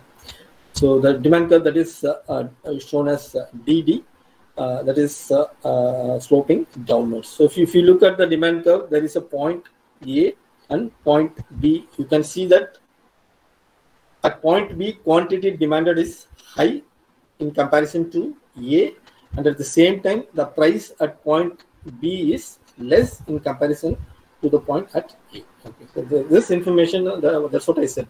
If you understand the demand schedule, which is presented as table, it will be easy for you to visualize the demand curve. Now coming to the next part, once you understand the demand curve, then obviously you should know the things which helps to or which influences change in demand. So when you talk about change in demand, there are two things. One is shift in demand and another one is extension or contraction in demand. So what is the difference between these two? So of course this information is given in the study material, but the explanation of what I'm going to give will facilitate you to understand the concept much easier. The shift in demand, basically it is the change in demand due to other factors ignoring the prices. Okay. So for example, if you see the graph which is shown in the slide, the initial demand curve is D0. So from D0 there is a shift of the demand curve rightward to D2. From D0 to D2 is the rightward shift or upward shift or increase in demand. Okay, so that's the increase in demand. Whereas the other curve, that is D1. D1 is showing the leftward shift or downward movement or decrease in demand. So this happens only when there is any change in the determinants of the demand, with the exception of price, because price has no role here. Okay, so other factors ignoring the price leads to shift in the demand. That is, the whole demand curve itself will get shifted. So this you have to keep in mind. The demand curve itself will get shifted either rightward or downward. So if it is moving rightward, then it is called as increase in demand. If it is shifting leftward or downward, it is called as decrease in demand. Now coming to the other concept, that is extension or contraction in demand. So the difference between the previous one and this extension or contraction in demand is, in extension and contraction of demand, the movement will take place in the same demand curve. Okay, that is, this is due to only the change in price. For example, if you see the chart which is shown now, so the original demand curve is DD. You take the point at A, which is lying on the demand curve. So at point A, I think you can see the my cursor movement. At point A, the quantity demanded is Q1. So Q1 quantity is demanded at price P1. Okay, this is very simple to understand. So now from point A, the demand gets contracted. That is from A to B. If you see the point from A to B, the quantity demanded, that is from Q1, it gets contracted to Q2. So this contraction, how it happens? Because of the rise in prices. From P1, the price has increased to P2. So as the price increases, the demand gets contracted. Okay. Suppose you can discuss in vice versa also. That is from P2 to P1. That is, if the price falls from P2 to P1, then the demand gets extended from Q2 to Q1. So the interpretation is, the otherwise. Okay. So what I want to say is that the difference between shift in demand curve and extension or contraction in demand curve is, in demand curve shift, the whole demand curve itself will move. It is either upward or downward. Whereas in extension or contraction of demand, the movement will take place only along the demand curve. So this is the difference. So please register this difference in your mind. Now coming to the next concept, that is demand function. So what do you mean by demand function? The demand function shows the relationship of quantity demanded with the different factors which influence the demand. So this is the simplest definition to understand the demand function. That is, it describes how much a commodity will be purchased at the prevailing prices of that commodity and related commodities at different income levels and at alternative values of other variables that affect the demand. So when you depict the demand function in a mathematical form, of course, the equation what is shown here gives the functional relationship. That is, quantity Q dx is the quantity demanded of good or commodity X. It is a function of Px. Px is the price of a one, that is the same commodity, good X. Then PR is the price of the related commodity. Then Y is the income level of the consumer. So like that, there are several variables which influences the demand. So when you are representing in this way, then it is called as demand function. So this function can be estimated mathematically by using some approach called OLS, that is ordinary least squares. But probably this is beyond the scope of this subject. But anyhow, just to have some idea, so this can be estimated. That is what I want to say is, if you want to know what is the change in the quantity demanded, if there is any change in the income level, so that information you can get through estimation process. So in continuation with the demand function, as I already told, there are several variables which helps to influence the demand. So those variables are called as determinants of demand. There are several variables. Some of them are highlighted in this slide. First variable is the most important, that is the price of the good. So this we already discussed. As the price increases, demand will fall. So it means that there is a negative relationship. Of course, there are some exceptions that I will be discussing in the later part of this lecture. Then it is price of related goods. In related goods, there are two types. One is substitutes and another one is complementary goods. For example, substitutes, example I would say is coffee.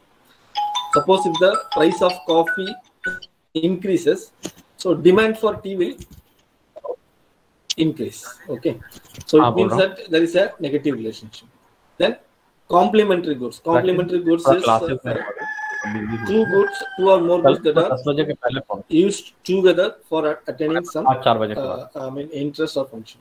So one example for complementary good is car and petrol.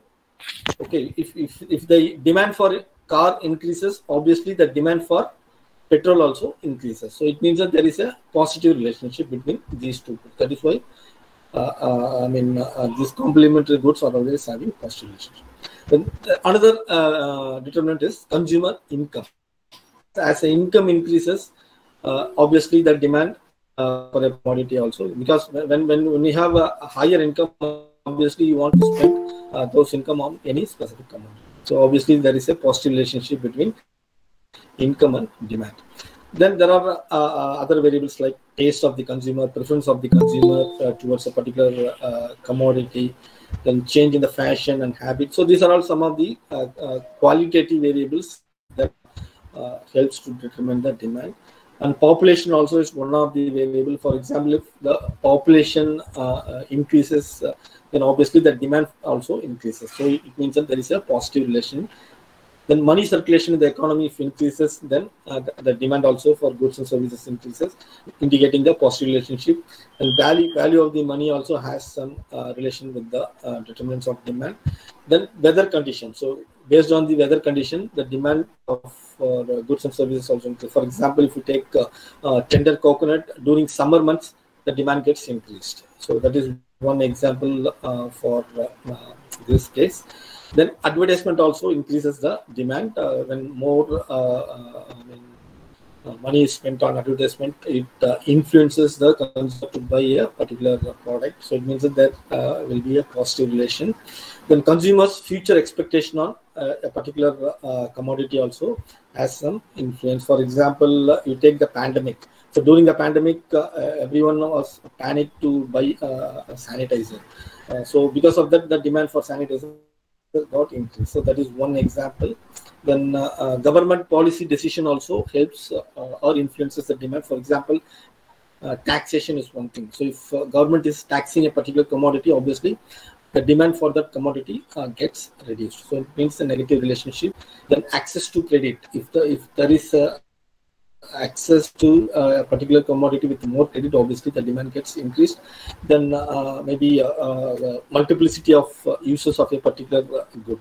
For example, iron. So iron is a commodity which can be used for multiple purposes. In that case, the demand for that particular commodity always increases. So these are some of the variables which is called as determinants of demand.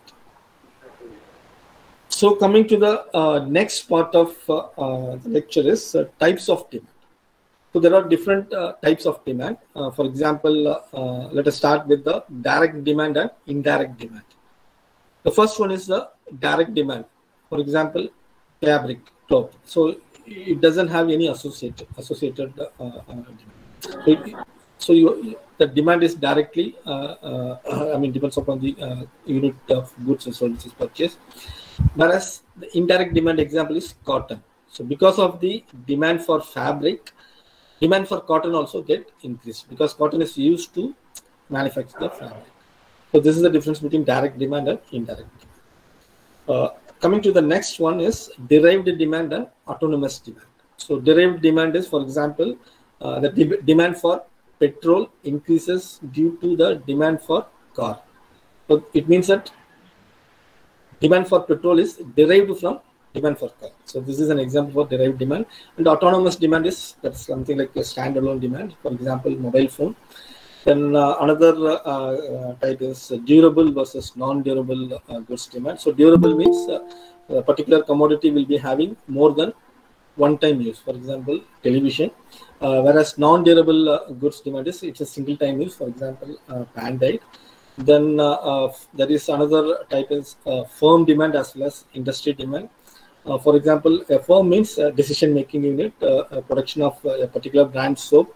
That's an example for firm demand. Whereas industry demand is production of steel. So that is one example for industry demand. Then another type is total market demand and market segment demand. Example is the demand for pencil. So irrespective of any population. So that is called as total. Yes, sir. Hello. Okay, I will continue. Okay. Still have 9 more minutes. I will be finishing in 6 or 7 minutes. Then if the demand is for a particular population, that is pencil for kids, so you are dividing the whole market into different segments. So then it is called as market segment. Then another type is short run demand and long run demand based on the time period. Then another type is joint demand. Joint demand means demand for car and petrol comes together. Okay, then it is an example for joint demand. Then composite demand. Composite demand means a particular commodity is used for multiple times. For example, iron. Then the other type is price demand. That is demand influenced by price. Then demand influenced by income. Then cross-elastic demand is that's example we already discussed. That is substitutes and complements. So that is an example for cross. So once you have understood the concept of demand, so demand is generally it's for a particular commodity and for a particular individual. That is for a particular consumer. So if you say market demand, then it means that you are adding all the demand of different consumers. That is horizontal summation of the demand curves in a market. It is called as a market demand. So the pictorial representation is given in the right side. The panel left panel shows the demand curve for a particular commodity for consumer 1, and the next one, the middle one, shows a demand curve for consumer 2. So when you take the market demand, that is the summation of both. That is horizontal summation of both. So then that is called as market demand curve. So we have been seeing that the demand curve slopes downwards. That is showing the negative relationship between quantity demanded and price. But there are some exceptions. So for example, Giffen good is one exception. So this Giffen good concept was propounded by Robert Giffen of Ireland. So he observed that there is a special type of inferior good. That is during wartime, what happened? The people who are more towards consumption of meat, instead of buying meat, they purchased more of potato, which is a staple, even if price of potato increased. Potato is an inferior commodity in comparison to consumption of meat, but still they purchased potato as the price of potato increases. So this is something like, and when the price increases, demand also increases for potato being an inferior commodity. So this is an example for Giffen good. Then this is also called as Giffen paradox. Another exception is consumption or Dublin Effect. The example for this is a diamond. Based on the prestige value, as the price increases, for example, for the price for the diamonds increase, the demand also increases. So this concept was propounded by Thorsten Veblen Veblen, and so because of that, it is known as Veblen effect. Then another exception is the necessities. For example, purchase of smartphones due to the changing lifestyle. So it becomes a necessary item. Even if the smartphone price increases, the people have the tendency to purchase. So this is another exception of demand curve. Then out of ignorance also, because of the attributed to some specific brand. For example, iPhone. So iPhone, the features of iPhone, and if you take a feature of any MI, of equal features, but the price of iPhone will be always higher. But still, because of the orientation towards being an elite brand, so people buy iPhones. Even as the price increases, people still afford to buy because of the elite nature. So that is one exceptional case.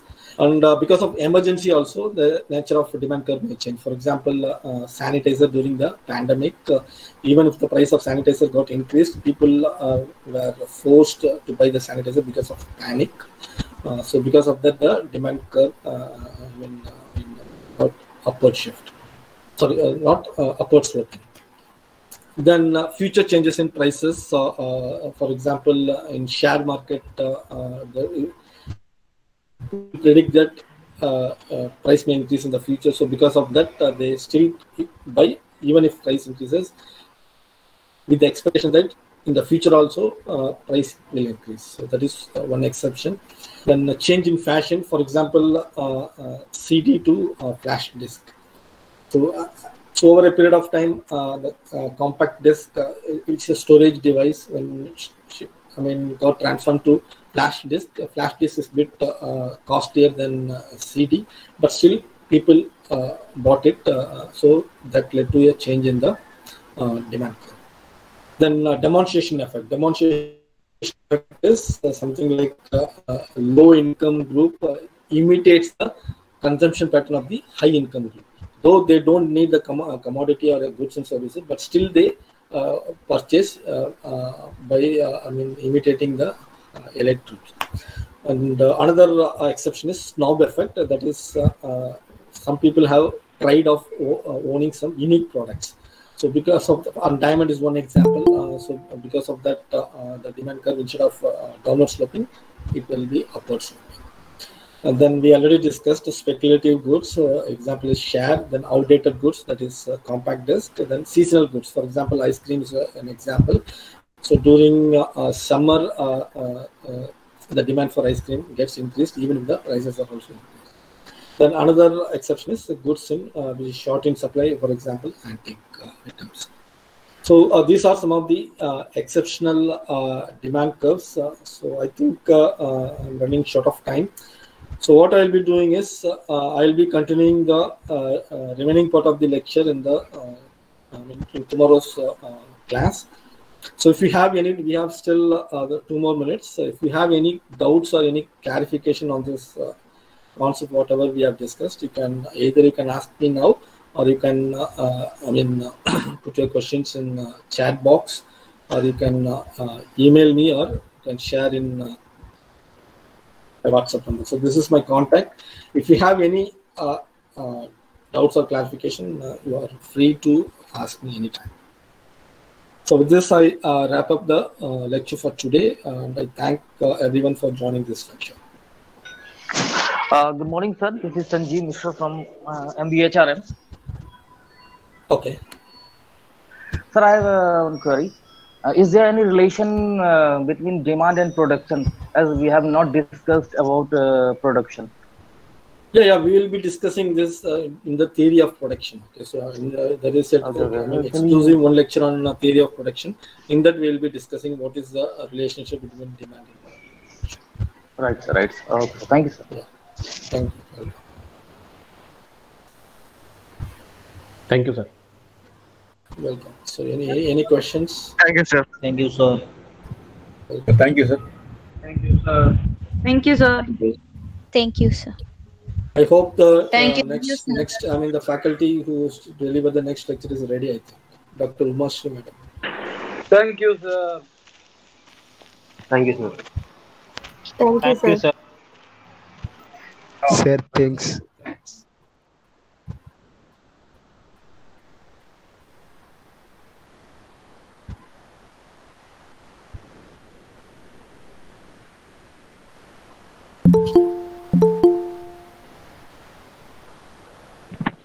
Thank you, sir. Thank you, sir.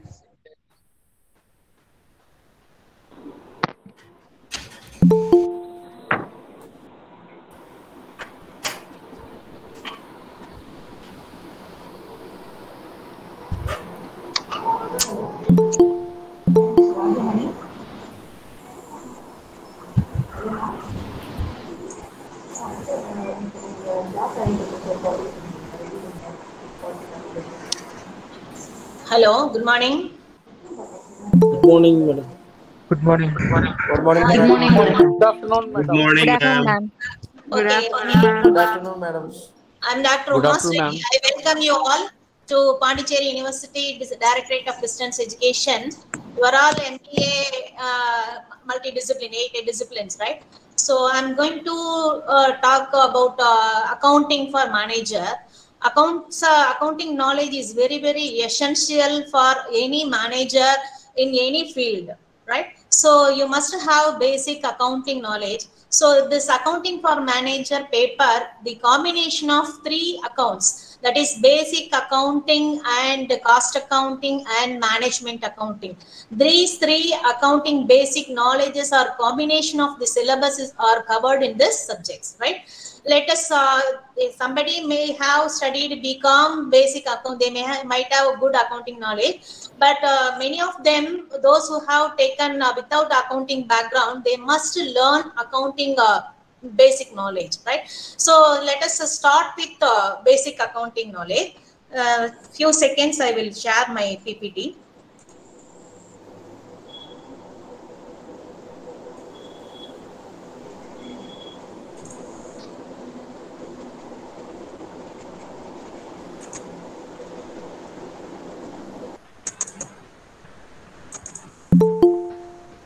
Yes, ma'am, it is visible. Visible? Yeah.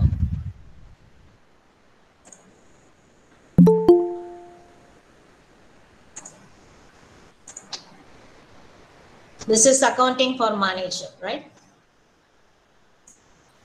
Accounting for manager. Accounting. What is accounting? As a layman, we know what is incomes, what are the expenses we need to record in the books of accounts, right? So even family expenditure, if you maintain some accounts, then you come to know what is the savings or what is the inadequate finance, you can make arrangement. Likewise, in companies or businesses, you must maintain accounts. Otherwise, it is difficult to find what is the profit or loss, what is the financial position of the company, we could not know, right? So first of all, let us see what is accounting. Accounting is art of recording. First one is recording. Recording, it means bookkeeping. Bookkeeping means what are the business transactions, daily transactions, you have to record in the primary set of book. That is called recording. That we can call it as journal book. We record in the book, that is called journal.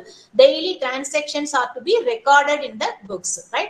Next one is classifying. Classifying means daily transactions you have to classify under various headings. Say for an example, you are purchasing some assets, furniture you are purchasing, right? So furniture account and cash account, you are debiting and crediting. You are selling your goods, and then you are spending expenditures, giving wages to your workers. These are the transactions, that is events of your business or transactions of the business, right? So that you are record after only you are recording today this much wages has given to some XY or Z. Okay, so in these transactions are to be classified under various heads. What is the total purchases? What is the total sales? What is the total income? What is the total expenditure? And likewise, summarize what is the headings under various categories we have to classify. That is called ledger. We are preparing the ledger book. After preparing the journal book, recording the transactions in the journal book, we have to post it into ledger book. That is called ledger, classifying. Next one is summarizing. Summarizing means you have to prepare the ledger accounts. You will have debit balances as well as credit balances. That debit balances and credit balances you have to bring into one statement, summarize that balances in one statement. That is called trial balance. That is summarizing the ledger balances of statement is called trial balance. That is summarizing in a significant manner. That is significant means in accounting, based on accounting principles. That is significant manner. In terms of these transactions, you have to record in terms of money or money's worth. You cannot record 1,000 books purchased, 1,000 materials sold. Like that you cannot record. You have to everything, all the transactions you need to record in terms of money or money's worth, right? And it is it should be a financial character. And finally, what you have to do, you have to interpret the statement. Interpret the statement, the results come out. What is the result? What is the profit or loss earned by the company? So this is the accounting definition. Definition comprising of all the transactions step by step. What is the process of accounting you are going to do? That is in accounting practices. Right? This accounting, what is the difference between accounting and bookkeeping? It is the only transaction, only recording the books. That is, end of this work is over. But accounting, the work start from the bookkeeping, recording, classifying, summarizing. Then you have to interpret the results. That is called accounting, right? This bookkeeping system, you need to have two system of accounting. That is single entry system of bookkeeping and then double entry system of bookkeeping. Single entry system of bookkeeping, under that it is only small petty businessmen, so they are usually they are practicing in their books of account small events, transactions. So they will not record all the debit aspects and credit aspects. Only they will record what is the cash comes in, what is the cash goes out, what is to be paid to someone. So it is called as improper system of bookkeeping, right? So in this case, a balance sheet we cannot prepare. We do not know the financial position of the company at the end of the financial year, right? This is a single entry system of bookkeeping. Double entry system of bookkeeping is the very, very systematic, that is proper recording system, as well as it gives you the two effects. That is, each and every transactions must have two aspects. That is debit aspect as well as credit aspect. What is debit aspect? What is credit aspect? That is, debit aspect is you have to debit the what you are going to be given, right? So what you are going to receive. So this is the thing, debit aspect and credit aspect. Each and every transactions must have debit aspects and credit aspect. Under bookkeeping system, each and every debit aspect are equal and corresponding credit aspect. That is why in accounting equation we used to say capital plus liabilities are equivalent to your total assets. That is why balance sheet it will be tallied, both the liability side as well as asset side, right? So because of this double entry system of bookkeeping, you can accurately find out what is the profit or loss earned by the company, right? So this when you are following this double entry system of bookkeeping, you must follow some accounting principles. That is called accounting concepts and conventions. So what are all the accounting concepts and conventions? Before that, let us see the basics of accounting. That is, transactions must be classified under three heads. That is, first one is personal account and impersonal account. Personal accounts, that means that is the transactions which are classified as the name of the person or name of the company, or we can say some person's organization's business, right? Impersonal account that refers only real account and nominal account. Real account, that means the events or transaction, whatever comes, assets or goods, whatever comes or goes, that comes under real account. Nominal account, what are the expenditures you are spending? What are the incomes you are receiving? So all these categories comes under nominal account, right? So the golden rules of accounting is debiting in personal account, debit the receiver, credit the giver. You have to debit who is receiving the goods, that account you have to debit it. Credit the giver. If you are giving somebody, that is you are receiving from somebody who X, Y, Z, they are going to give you, right? So in that case, you have to credit the giver. Real account, debit what comes in, whatever comes into the business, that you have, that transaction you have to debit it, whether it is a cash or furniture or goods, whatever comes you have to debit it. So whatever goes outside, you are giving to somebody, cash goes out, furniture goes out, or machinery goes out. So whatever goes out, you have to credit that account, right? So under nominal account, you have to debit all expenditures and losses, credit all incomes and gains. So what are the expenses? Say for an example, giving salary, wages, stationery. So all these expenses accounts should be debited. So in credit the income, that is commission received, rent received. So these are the incomes and gains you have to be credited. So these three accounting rules are called as golden rules, that is basic accounting rules for recording the business transactions in the journal book, right? So these three rules you have to keep it in your mind always. Based on this, we are going to prepare journal account, right? Ma'am, can you explain one more time? Yeah, once again. On this classic account, all the business transactions are classified under various books of accounts, right? So various under headings, those accounts are related to, relevant to, meaning to, that is referred to persons or companies or business, that is called, comes under, categorized under personal account, right? So name of the person, that is some Tata company, Reliance company, that these name of the company or persons, Mr. X, Mr. Y, like that. So these are the persons comes under personal account. Do you understand, right? Real account, only it refers only for things, that is cash or assets, goods, whatever things comes inside the business or goes outside, that comes under the category of real account. Nominal account, what are the expenditures you are spending in the business and what are the incomes you are receiving for the business, that is comes under the category of nominal account. The rules are debit the receiver, credit the giver, debit what comes in, credit what goes out, debit all expenses and losses, credit all incomes and gains. So these three accounting rules are very, very, very essential for recording the journal transactions, right? Do you understand any other doubts? Can we go next? No. Okay. Next one. These accounting rules, we have to follow. Excuse me, ma'am. Yes.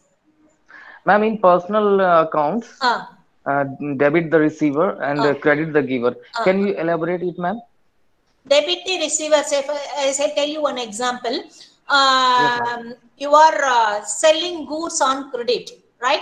You are selling your goods. Goods means you are dealing with, you are selling machineries, right? You are selling machineries as a goods, right? There are difference between assets and then goods. Which goods you are purchasing wholesale and selling into the customer, that is called as goods. Okay. If you are purchasing any asset for your business, that is furniture, car, whatever things you are for usage purpose, if you are purchasing, that is called assets, right? So when you are selling assets or goods on credit basis, say for an example, you are giving to selling to some X, right? So in this case, what is the thing? Who is the receiver? X is the receiver, right? So X account should be debited. Debit the receiver. Mr. X account debtor to in this case, what goes out, you are selling the machinery.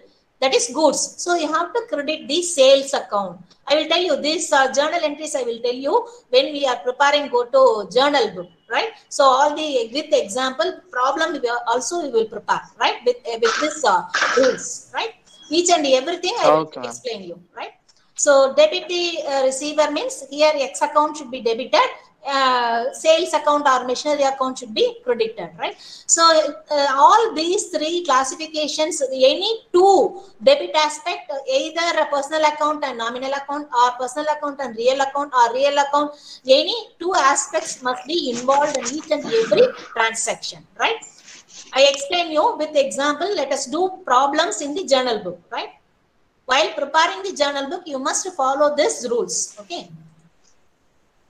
These basic accounting rules based upon some accounting principles. What are the accounting principles? That is concepts and conventions. These accounts we are preparing based on some accounting concepts and conventions. What are the concepts? That is business entity concept, money measurement concept, going concern concept, cost concept, objectivity, accruals, realization, periodicity, dual aspect. So business entity concept, that means what? The business and the owner of the business are distinguished from the business transaction. That is two separate entity, not two of them are not one, right? Say for an example, Mr. X doing some textile business, right? So if he is purchasing for his personal use, that should not be entered in the books of account, right? So X is different from the business transaction. That is like the ownership and owner and ownership is distinguished, separate entity. That is, do you understand this? Personal expenditure should not be recorded in the books of accounts, right? Even if he has taken textile for his personal use, taken from the business, that should be recorded as drawings, right? So business and the owner of the person are different. It should be treated as different, right? Next one, money measurement concept. All the business transactions or events, you must record in terms of money or money's worth. That is called money measurement concept. Going concern concept. Going concern concept means if you start any business, what is your assumption? It will go forever, right? Will you start within 3 months or 6 months? We are going to wind up? No, right? So our accounting assumptions are based on going concern. It will go forever, right? Cost concept. Based on cost concept, we used to purchase machinery. We have to record in the books of accounts at the cost value. That is, the prices may vary from one period to another period. So we cannot record like that. So what is the cost price we have purchased? That will be recorded in the books of account based on the cost concept. Right? Objectivity. Objectivity is nothing but what is the realization of your goods when it will be taken as sales. When it will be taken as sales, whether you are receiving invoice from your customers or delivering to the customer, or when you are receiving cash from customer, when it should be you have to treat it as a sales. That objectivity is important, right? So accrual or matching concept. Accrual or matching concept is based upon, that is, accrual means the accounting period, we used to take it as 12 months, right? 12 months is the accounting period. So if you are earned but not received in the current year, that is accrued. Interest accrued from your bank deposits from your books of accounts, right? That should be shown as accrued but not received, okay? That should be taken to the current year, right? Realization concept, when your sales are to be treated as realized, when your goods reached or delivered, dispatched to your customer, reached to the customer, that that date we have to take it as realization, sales. We have to take it. Periodicity, that is, it should not be too less, should not be too more than 12 months. Right? Within 12 months, we have to take it as accounting period. Beyond 12 months, so we have to, that is, assets are classified under current assets and fixed assets. Those assets we are using within 12 months, that is called current assets. When these benefits we are enjoying for more than 12 months, that is machinery, furniture, the life of the machinery may go for 10 years or 15 years, whatever it is, right? So these assets we can classify as fixed assets based on this periodicity. Dual aspect. Dual aspect concept I already explained you. That is based on debit aspect and both credit aspect. Debit aspect and credit aspects are having equal and corresponding credit aspects, right? So this is called dual aspect. Then accounting conventions. That is, accounting conventions means that is practices. The concepts are called principles. Conventions are called practices, right? So what are the practices? That is materiality. Materiality means if you are purchasing stationery, one pen, 10 rupees, you cannot record each and everything in the single transaction in the books of accounts. Pen 10 rupees, paper 5 rupees. Like that you cannot write. So you have to club all these small things into one stationery. Right? So that materiality, based on this materiality conventions, we have to record the transaction clubbing small things into under one head. Right? Accounting for conservatism. Conservatism means expectation of you have to protect your future losses. For protecting your future losses, say for an example, bad debts. That is, debts you cannot recover in future. Some debts you cannot collect. That is called bad debts. So for that you have to provide provision made or provision for debtors, provision for doubtful debts or provision for bad and doubtful debts. You have to create a provision for depreciation also. After 10 years you have to replace your machinery. You need some fund. For that you have to provide some provisions. That is based on accounting conservatism, we are following these practices, right? Then consistency. Consistency means various methods are there for following up of your stores. That is, say for an example, you are purchasing your goods last month, right? Which one you are going to sell first? That is various methods. FIFO method, first in first out method, LIFO method, last in first out method, weighted average method. So which price you are going to record in your stores ledger, that is very important. Then similarly, depreciation also, there are various methods. That is depreciation, sinking fund method, weighted average method. So many methods are there. Depreciation. So if you are following any method, you should stick on that. This month you are following straight line method. Next month you are following written down value method. So your accountancy, your profit or will not give you the accurate profit or loss, right? So you have to follow the consistent of any accounting procedures or accounting methods. Right, that is called, consistency, accounting convention of consistency. The next one, accounting for full disclosure. Full disclosure, that means, balance sheet, you should, each and everything should be disclosed in the books of accounts. Some things you cannot disclose. Say for an example, we can say we have spent advertisement.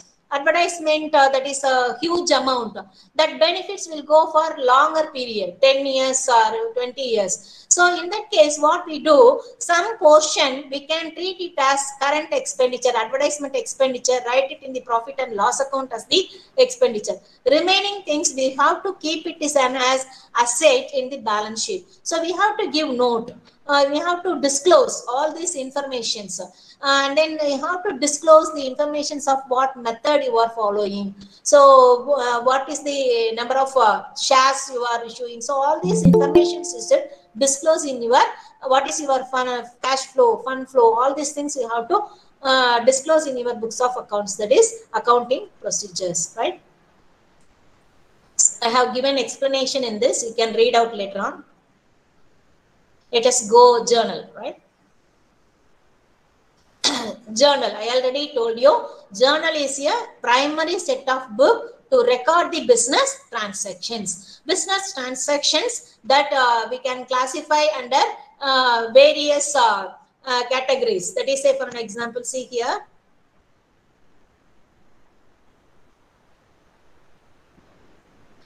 See this problem. This is the problem. Business transactions are given. We have to write journal entries. How to prepare journal book, right? So first one, on April 1, 2016, Mr. Anis started business with rupees 1 lakh and other transactions for the month are given, right? First, he is bringing cash into the business. So what comes in? Now we have to apply the accounting rules, golden rules, right? So now what comes into the business? He is bringing capital into the business, right? So what comes in? What you have to debit? Debit the cash account, 1 lakh, right? April 1st, you have to debit cash account data. 2, you have what should be? What is the creditor? Capital, right? Who is the giver? Anis is the giver, right? So Anis, this is books of accounts of Anis business. So in this case, you have to write Anis capital account. See here. See, this is the journal book. The statement you have to prepare. First column date you have to put. Then next one explanations you have to write. Reference number, that is ledger folio number, we have to put 1 column. Then to amount you have to create 2 columns, debit column and credit column, right? So first entry you have to write April 1. First what entry you have to write? Cash account data. 2, owner's equity or capital. Anis capital, you can write Anis capital account or owner's equity, whatever it is one and the same. Equity or capital, one and the same, right? The amount you have to write in the debit column 1 lakh, credit column. Each debit aspect are equivalent to your credit aspect. Both the amount will debit column and credit column should be equivalent amount you have to write, right? In the narration, that bracket you have to give the explanation of the transaction, that is called narration. Narration you have to write starting the business with cash, right? Or we can write Anis brought cash 1 lakh for as capital into the business. Like that you can write, right? See the next transaction.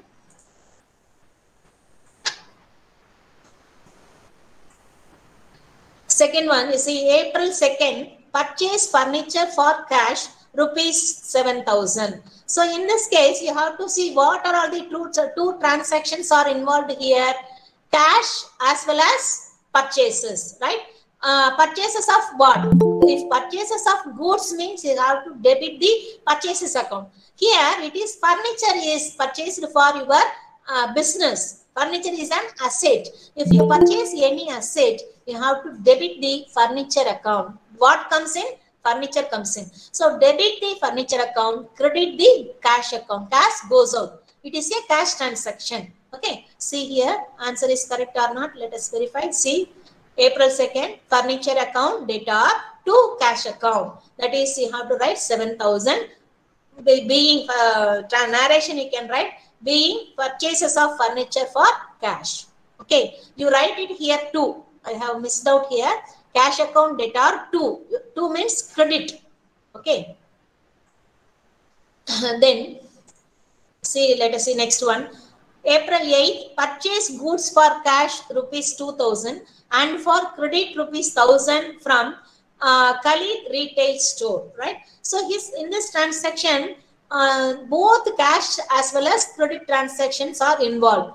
Purchase goods for cash 2,000, for credit 1,000 from Khalid retail. Khalid, who is Khalid? He is the giver, right? So what comes in? First you debit what comes in. What comes in? Goods comes in. Goods means you have to write purchases. Purchases account data, both cash as well as credit. 3,000 you have to debit it. Purchases account data 3,000 to cash 2,000 to cash account 2,000 to Khalid retail store account 1,000. So in this case, you are liable to pay for your debtor. Khalid is a debtor. He is the giver, right? So in this case, you have to write entry like this. See here.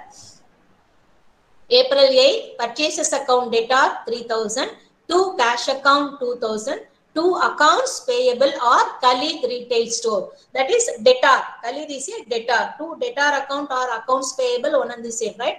So here creditor.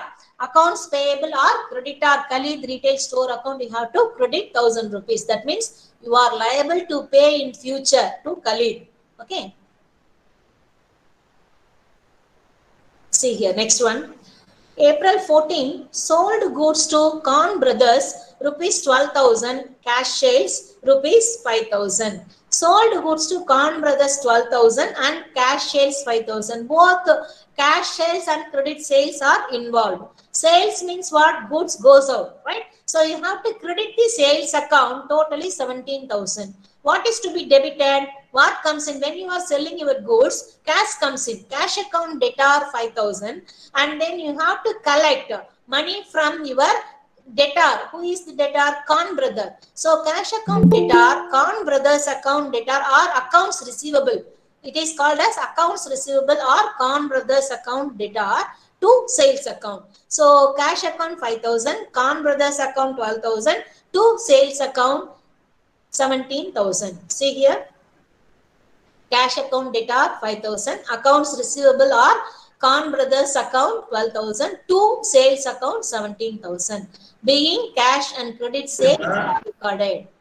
Yes? Yes? Any doubt? Can we go ahead? Yes, ma'am.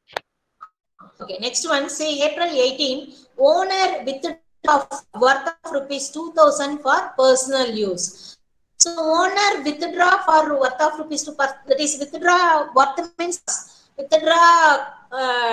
It is a cash or goods, whatever it is. So in this case, what you have to write? Owner is taking cash for his personal use. Means drawings. Cash goes out. You have to credit the business entity concept. You have to keep it in your mind. Owner and business are two different entity, right? Distinguished. Owner is separated from your business transaction. Okay. So that is why owner taking cash from your business for his personal use. That should be treated as drawings. So you have to write, and section journal entry is drawings account debtor to cash account 2,000.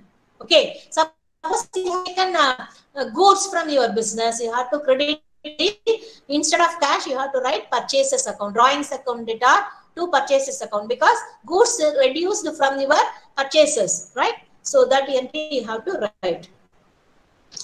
The next one, April 22, paid Khalid retail store rupees 500. So you are paying to your creditor. Khalid already have made credit purchases, that is 1,000 rupees. See here, April 8th you have purchased credit purchases 1,000 rupees. Out of 1,000 rupees you are going to pay on April 22. So what is the entry for payment to your creditor?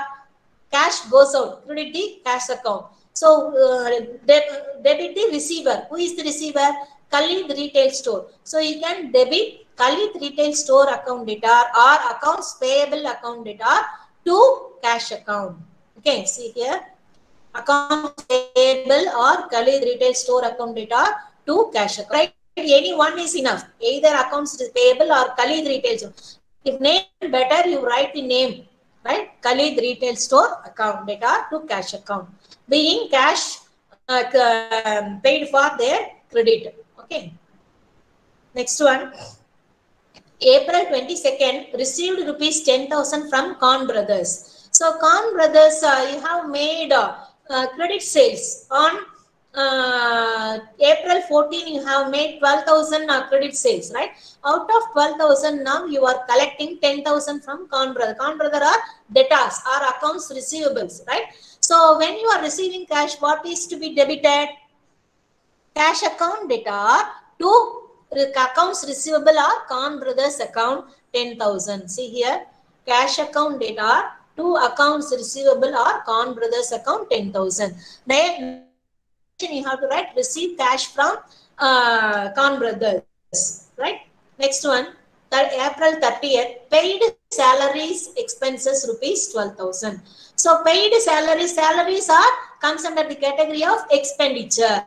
So expenditure, all the expense, you have to recollect your rules. Impersonal account, that is nominal account. What is it? Debit all expenses, credit all incomes. So salaries are to be treated as expenditure. So you have to debit the salaries account, credit what goes out, cash goes out. So salaries account data to cash account rupees 2,000. You have to write entry like this: salaries account, salaries expenditure account, or salaries account data to cash account 2,000. Here it is wrongly written 2,000. Make it 2,000. Right? Any doubt you have? Do you have any doubt in this? Anybody for recording journal entry? Anybody, do you have any doubt? That is expense only. We are paying from the business, right? So how it is credited? All the yes, ma. Nominal account. You see the golden rules. Nominal account, all the expenditures are to be debited, all the incomes are to be credited. See here. See, all the debit all expenditures and losses, credit all incomes and gains. Salaries you are giving to your workers, not receiving. You are giving to your workers. So that is to be treated as an expenditure. So debit the salaries account or wages account to cash. You are giving cash to cash account, right? Okay, ma'am. Any doubts in this? Can we go one more problem, journal entry, or can we go for next one, ledger? It's up to you. If you say, I will. We'll go journal too. We'll go for one problem. One more problem. One more problem. Okay, what I do? I read the transaction. Any one of you answer what to be debited, what to be credited. Your interaction should be essential, right? Whether do you understand or not, I should know, right? I read the sentence. One of you tell me what should be debited, what should be credited. Okay. First one, Hazim Khan, the owner, invested rupees 57,500 cash and 32,500 of photography equipment in the business. So here, what are the aspects are involved? Cash, he is bringing cash into the business, as well as photography equipment also he is bringing into the business as capital. So what debit, what comes in, what are the things you have to debit? Any cash and photography equipment. Very good. Debit the cash account 57,500 and photography equipment 32,500. Credit, what should be credited? Maybe capital. Capital, very good. Kasim Khan own equity or capital account should be credited, right? So here cash account data, photography equipment account data to capital, Kasim Khan capital account. Next one, paid rupees 3,000 cash for an insurance policy covering next 24 months. So you are paying insurance. So what is the entry for that? Can you say what are the things are involved here? Cash capital. Insurance policy and cash. Insurance policy account attached to cash account. Insurance, yes. Insurance means premium you are paying. That is expenditure. Expenditure account should be debited and credit the cash account. See here, current account. Listen, current year premium if you are paying, that is you have to write insurance premium account. Data to cash account. Here you are paying for next 24 months. Next 24 months means what? You are paying in advance, right? That is called prepaid. Prepaid insurance account data to cash account, right? Prepaid insurance. Why you are writing prepaid? For next 24 months, not for current year. If you are paying for current year means insurance premium account data to cash account. So next year means you are paying in advance. So prepaid insurance account data to cash account. See here the answer. Prepaid insurance account data to cash account. Next 2 year you are paying premium. See next one. August 17, services are performed and clients are billed for rupees 10,000. That means what? Services are performed and clients are billed for rupees 10,000. That means what? You have rendered services, right? But billed, but not received. That means Entry will what? be in credit. Income generated, but not received. What do you write? Service account debit to client's account. Receivable account. Yes, not receivable account. In this case, we can say it is a accrued income. Accrued income, actually you have to receive, but not receiving. Right? That client account, you have to... Bad debts? Not bad debts. Services are performed. You have rendered services to some clients, but they have billed, but they have not paid your cash. Right? So in that case, what is to be written? That is, wait. Your business is photographic service, right? So you cannot write sales. Actually, it is if it is a goods means we have to write sales account. So you are rendering service means what? Photography you have taken, it is billed. So it has to be, amount is rendered but not received. Okay. So accounts receivable. Accounts receivable. Here name of the person, if it is given, you have to write the name of the person, account data to sales account. If it is a goods, you have to write credit the sales account. It is a services. So we can write photography services account, right? Do you understand this? Accounts receivable, name of the person, if it is given, you can write the debtor account. Debtor or accounts receivable account debtor to photography services account, right?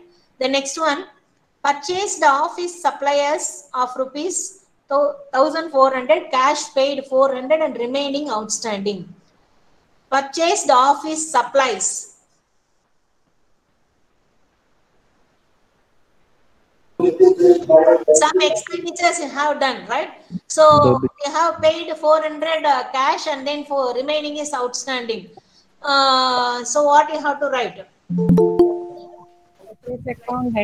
Cash account 400. That is purchasing. Purchasing, that is accounts. Usually if it is a goods, we have to write purchases account, right? In this case, office supplies, you can write it services, so you can write it as office supplies account data to cash for 400 you have paid, to accounts payable you have to pay, yet to pay, right? So or you can write creditor. The name of the person, if it is given, you can write credit the name of the person, or creditor or accounts payable account, you have to pay 1,000 rupees. Office supplies means something you have purchased for your photography, right? So that is why it is calling it office supplies. It is not an expenditure, it is purchases. It is treated as an purchases, right? So what will be the meaning for that supplies, ma'am? So office supplies means it will be go out only, right? Goods, that is, if it is a goods means you are purchasing goods for your business. For photography, something you are instrument, something you are purchasing. For running out cost, that in this case we are calling it as supplies, right? Okay. Next one, received rupees 2,000 cash in photography fees earned previously. That means what? You are already have done credit billed 10,000 services, no? Bill, outstanding bill, that is earned but not received. So now you are receivable or collecting. Cash account data to accounts receivable account. See here, cash account data to accounts receivable 2,000. Okay. The next one, the client immediately pays 15,000 for services to be performed at a later date. That means you are receiving advance. But services you have to do next month or next week, like that. So in that case, what is the entry you have to write? You are receiving cash receiving cash account debtor to photography service. Photographic services, it is like if it is a goods, we have to write sales, right? In this case, you have not yet rendered your service. You have received but not earned.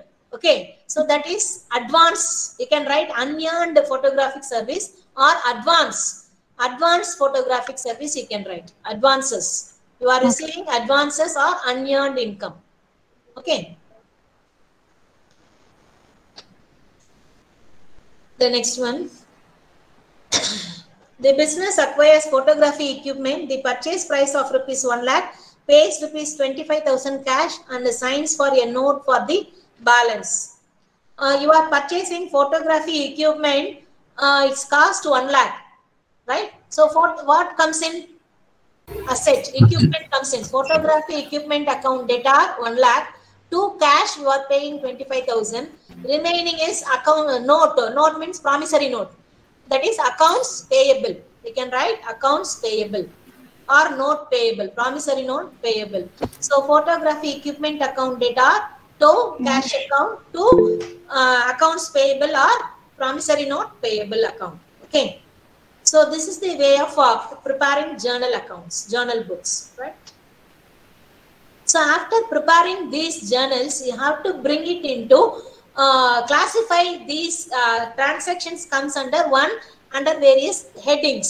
That is, what is the total purchases made during this month? What is the cash in hand at the end of the month? So what is the cash receipts? What is the total cash payments? What is the total wages? What is the assets? Like that, you have to categorize. That is called ledger accounts, right? So ledger accounts means it is posting the transactions from journal book into ledger book, classifying under various books of accounts, separate records, right? It is, see, this is the method T-shape. T-shape we have to prepare. Left hand side it is called debit side. Right hand side it is called credit side, right? So debit side you have to write date, explanation of description of your transaction amount. Credit side also write, you have to write date, description, amount, right? So for an example, purchase account data to cash account, cash purchases. Here title of the account you are writing purchases account, right? So purchases account debited, right? Purchases account data to cash. So here you have to write to cash account, that amount you have to write, date you have to write. So this is 1st April you have purchased the cash 5,000. 4th April you have purchased 10,000. So to 10th April to cash you have to write purchases. Suppose you are making credit purchases, Mr. X account. So purchases account data to X account 15,000. So at the end of the month, what is the total purchases that you will come to know. So you have to close this ledger account. By credit side you have to write by balance carried down. Here you have to write the what is the total purchases. It will be closing balance of purchases will be the opening balance of next month, right? So next month here you have to write to balance brought down. That is the 1st April means May. 1st May to balance brought down. Next month you are bringing into the business opening balance, that is total purchases you have to bring in, right? Let us see one problem, you will understand. See here, this is the journal we have already prepared. This is the ledger account, right? So for example, I will prepare you one cash account here. So here, wherever the cashes are involved in various journal transactions, you have to bring into under one account, cash account, right? So you have to prepare cash account, debit side data, credit side, here you have to write DR, here CR, here you have to write DR, right? So July 1st, cash to owner's equity. So here you have to write cash account data, here you have to write 2. Here I have missed out here, to owner's equity, 1 lakh you have to bring it. Then next, when it is 5th, purchases to cash. Cash is credited. So cash account, ledger account, credit side you have to write by purchases. When you are writing in the ledger account, credit side you have to write by. Debit side you have to write to owner's equity. Here you have to buy purchases 15,000 you have to write. Then 8th April you have debit entry, cash account data to sales. So cash account debit side you have to write sales account 25,000. The next one, 16th. 16th April, sorry, July, it is given drawings account data to cash. So by drawings 4,000, you have to write it here. Then 19th, the cash account data to commission account. So debit side, you have to write commission account 2,000. Then 27, salary to cash. So you have to write credit side by salary 1,000. Then 29th, accounts payable account data to cash account. So by accounts payable account, that is 8,000. So now you have to see whether debit balances are more or credit balances are more. You have to total it. So debit side you are getting 1,37,000. Credit side you are getting 28,000. So you deduct it. 1,37,000 minus 28,000. So balance is 1,09,000. Here you have to write 31st July. 30th July you have to write by balance carried down 1,09,000. Here you have to in ledger book.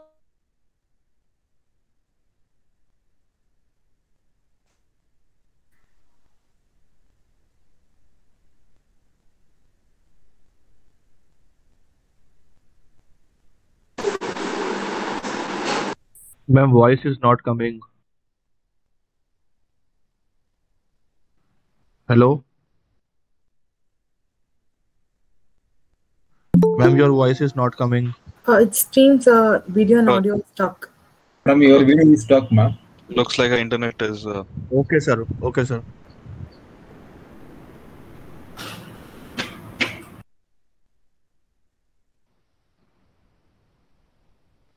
Hello, ma'am. Hold on. Give me a second.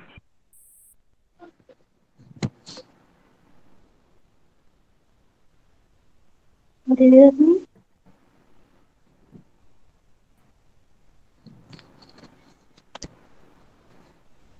Hello, ma'am. Are you there? It seems there is some computer problem, network problem. So we have been told to hold on for a minute. Okay, sir. Okay.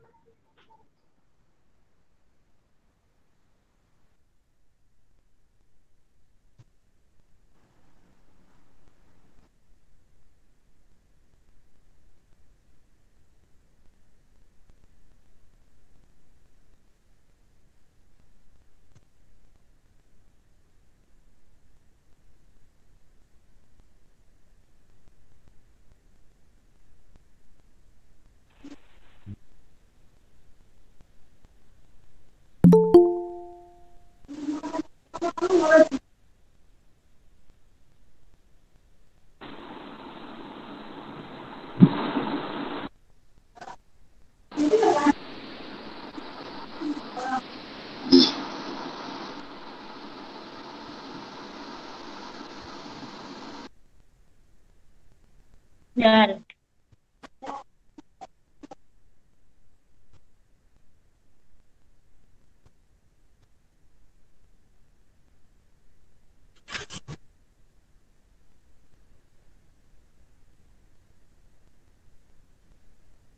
स्वार्थी कोटी है number की रोक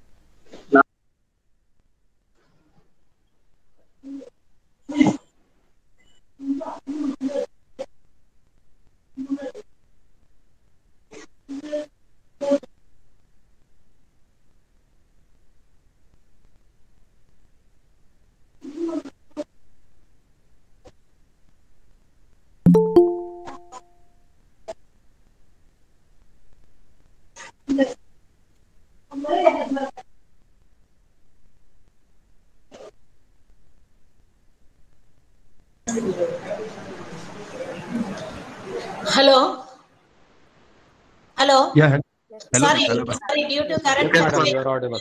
Due to current. No problem, madam. Yes, ma'am, no problem. Yes, yes.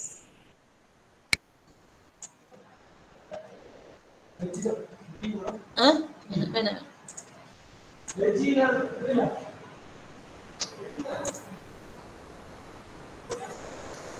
Can you see PPT? Yes, madam.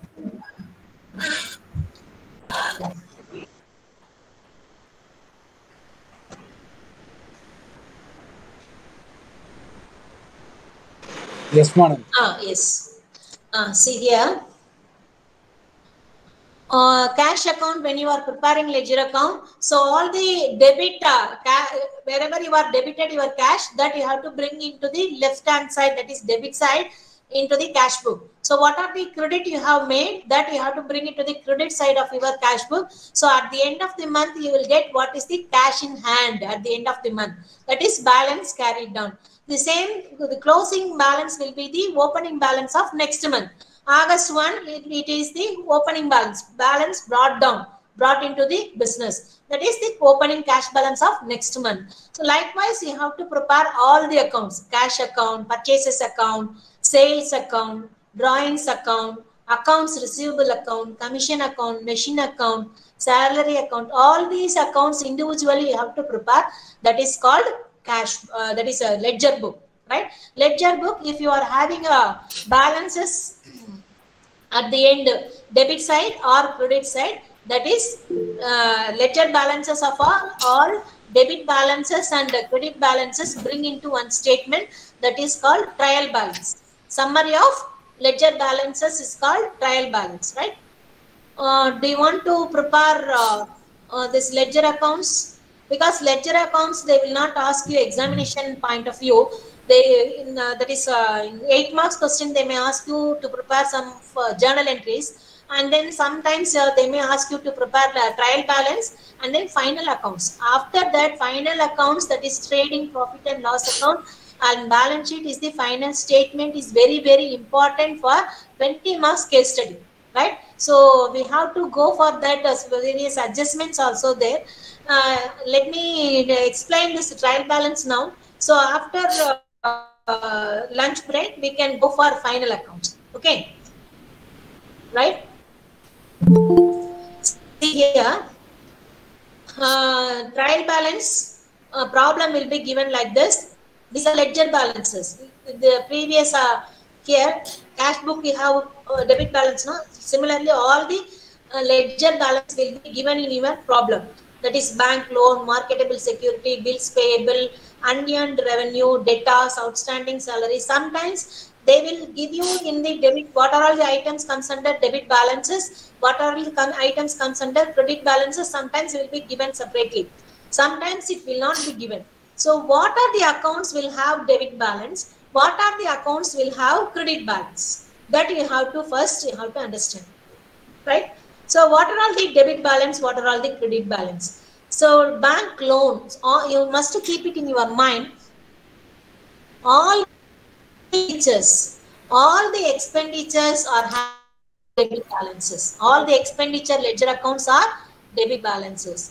All the incomes ledger accounts are having credit balances, right? All the assets balances always will have debit balances. All the liabilities balances will have credit balance. These 4 things, if you are keep it in your mind, then only we can prepare trial balance. So what are you have to identify, is this a expenditure account, is this a income account, is this a liability or asset? You have to identify. Then only we will come to conclusion whether it is a debit or credit. That is the very important thing for preparing trial balance. Okay. So here, bank loan. Bank loan is a liability. So credit balance. Marketable security. Marketable security means what? Short-term investment. You are purchasing some shares or mutual funds. That is called marketable security investment. Asset. So asset is having debit balance. Bills payables. Bills payables or accounts payables are liabilities, current liabilities, right? Unearned revenue. Hello. Yes. Yes. Yeah, bill payables or expenses, right? Bills payable is a liability. You are making credits purchases, that is liability to pay for in future some X, Y or Z. That is why it is called as liability. Okay, Right? this is already purchased, but we are paying in future. We are not paid. Okay. So that is accounts payable. Bills payable is nothing but accounts payable. Okay. Okay, great. Then next one. Unearned revenue means it is a asset. We take it as a debit balance. Unearned revenue means what? You received but not rendering services. So it is also a liability, right? Unearned is called as liability, current liability that you have to credit. It is a credit balance, right? Sundry debtors. Debtors is a current asset. That is credit sales. Credit sales, if you have made, you have to receive money from your debtors in future. You have to collect the money from your debtors. So it is a asset, current asset. Current asset is a debit balance. Outstanding salaries. Outstanding salaries are expenditure, right? So expenditure means what? You have to, salaries means expenditure, debit balance. Outstanding means you have to pay, yet to pay, liability. So liability means credit balance. Prepaid rent. Rent, if you are paying, that is called expenditure, debit balance. But here it is prepaid. That means advance. You have paid in advance. Prepaid rent. So that is treated as an asset, current asset. It is a debit balance, right? Insurance expenses. Insurance expenses is an expenditure, debit balance.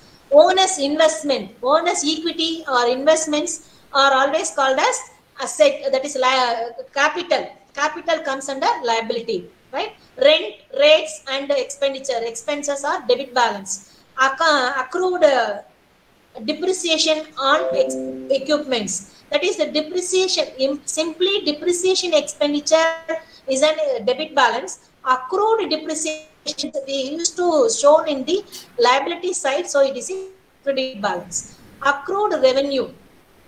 Accrued is a income, so credit balance. Accrued means earned but not received, so it is also a debit balance, right? Asset. Machinery is asset, debit balance. Drawings is debit balance. Drawings is always debit. Capital, how you are crediting, that is credit balance. Drawings is debit balance. Drawings usually we used to deduct from the capital, right? Equipments. Equipments are always asset. Assets are having debit balances. Maintenance expenditure, all the expenditures are having debit balances. Miscellaneous expenditures, debit balance. Accrued expenditure, expenditure is debit balance. Accrued expenditure, that means accrued but not, that means liability, prepaid expenditure. That is credit balance. Depreciation expenditure on equipment. Depreciation expenditure is debit balance. Expenditure is debit balance. Unexpired insurance. Insurance expenditure is a debit balance. Unexpired means for next year. You have paid in advance. So it is treated as an paid, unexpired insurance treated as an asset, right?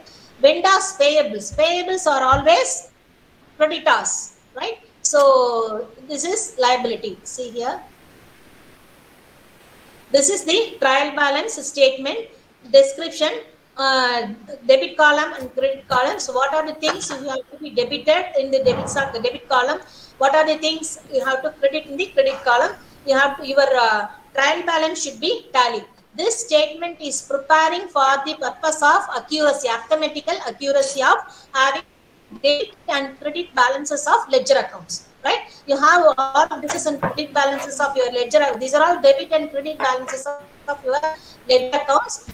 We are preparing one statement for arithmetical accuracy. This accounting, I already told you, accounting equation, based on our accounting equation, all the debit aspects are having equal and corresponding credit aspect. Based on that accounting principle, this statement should be tallied. Suppose, if it is not tallied, so you might have occurred some errors. That errors we can classify under various categories.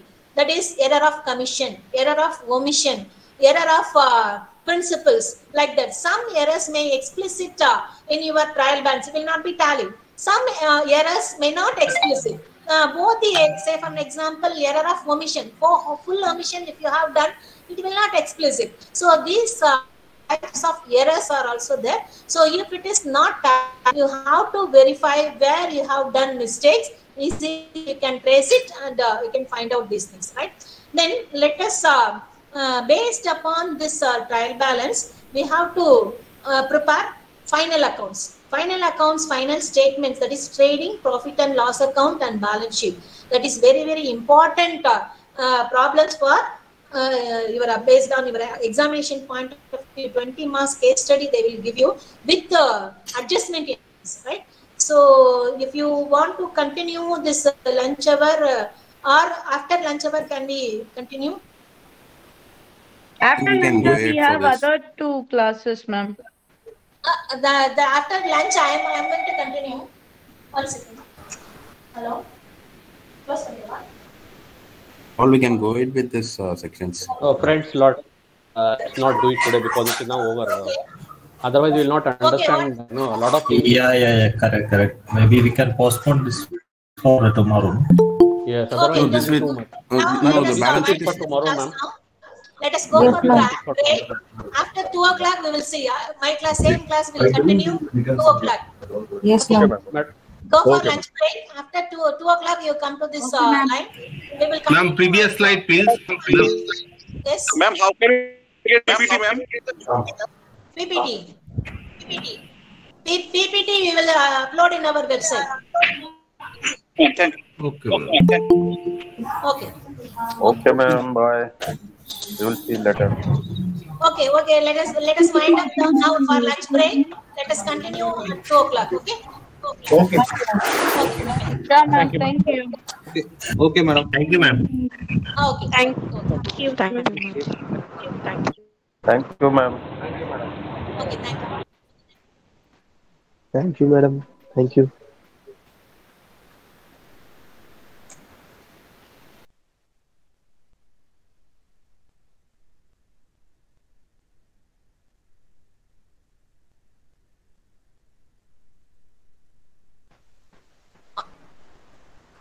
All of you join at 2 o'clock. We will continue the same accounts class, right? Okay, Don't miss ma'am. it. Don't miss Okay, it. ma'am. Sharply you join at 2 o'clock, right? Yeah, thank you, ma'am. Okay, ma'am. Thank you.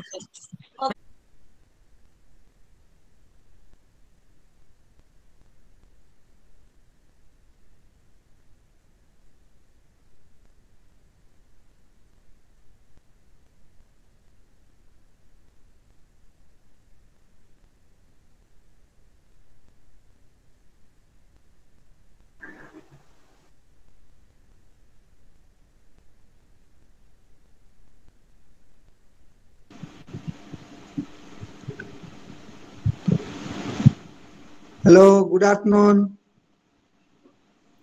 Good afternoon.